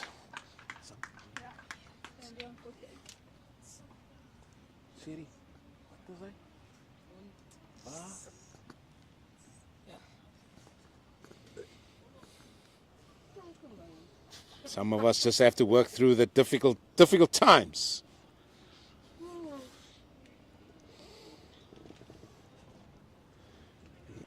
Another sweep that eludes everybody. We've got to have to wait to see what the signal is going to be here from Shotgun Harrison as the batsmen venture back for 2. Here's the signal. Here's no signal. So just the 2 it is. And that brings up his 50 for Andy Walton. And nobody of his teammates have seen that. And now they have. So the 47 will remain his lowest total throughout this tournament. An incredible feat. 5 scores of 50 or more in this tournament of only 6 matches. And that one failed innings of 47. And again, it's going to go to the boundary. And that's going to take the scores level. And won't it be fitting for the winning run to be scored by the man that have amassed the most runs throughout this tournament, Andy Walton. Yeah, he certainly has put his name up in lights in this tournament. Player of the tournament according to the stats, and must certainly be the top run scorer now. Well, we're not sure if there are awards to be given out like that. Certainly man of the match he can take with him. Well, I say that as they're going to scamper through for that single. And that is going to be victory to Zimbabwe in this IMC Over-60s tournament. A jubilant Nick Clegg, both his arm raised in celebration as well. But that has been a very, very comprehensive victory for Zimbabwe with still 6 overs to spare. Nick Clegg, it's been a very good tournament for the men in red, but also for the South African Impalas team. The only losses coming against the team that eventually have won this tournament. Yeah, fantastic effort by both teams. As you can see the scorecard there, big contributions from Peter Marks in the first innings. Mark van Staden with great bowling figures for Zimbabwe. 3 for 24. And coming all the way from Auckland, you know that's a big effort in the final. And then it's that man again, Andy Walton, 55 or 41. As mentioned before, 5 50-plus scores in a tournament of only 6 matches. Really puts his hand up for any team of the tournament. Mark van Staden contributing again with the bat, 54 off 90 deliveries. Just pushing it slowly around there, building the innings, anchoring it up. And Paul du Plessis, some fantastic bowling figures for the Impalas, 3 for 27. As you mentioned, the Impalas only losing twice in this tournament, both times to Zimbabwe. And Zimbabwe veterans winning this game by 7 wickets. It's been an absolute pleasure, Eugene Molian, to be in the commentary box with someone of your legacy out there in the cricketing world. And I hope that we soon get to work together again. Mr. Clegg, it's been an honor working with you. I just want to correct myself. If there was a man of the match to be given out, it should surely go to Mike van Staden for taking 3 wickets and a 54. We batted quite nicely, but as always, it's been a good and a pleasure being here with yourself. I'm sure you've had the pleasure of many a commentator that sat next to you this entire week. Certainly I have. I haven't seen all the games, but certainly being part of this tournament has really surprised me, and it's given me also some renowned hope as well that if you are over 50 and 60, why not come and venture? If you're still at it and want to give back to the game of cricket, why not come and play in these tournaments?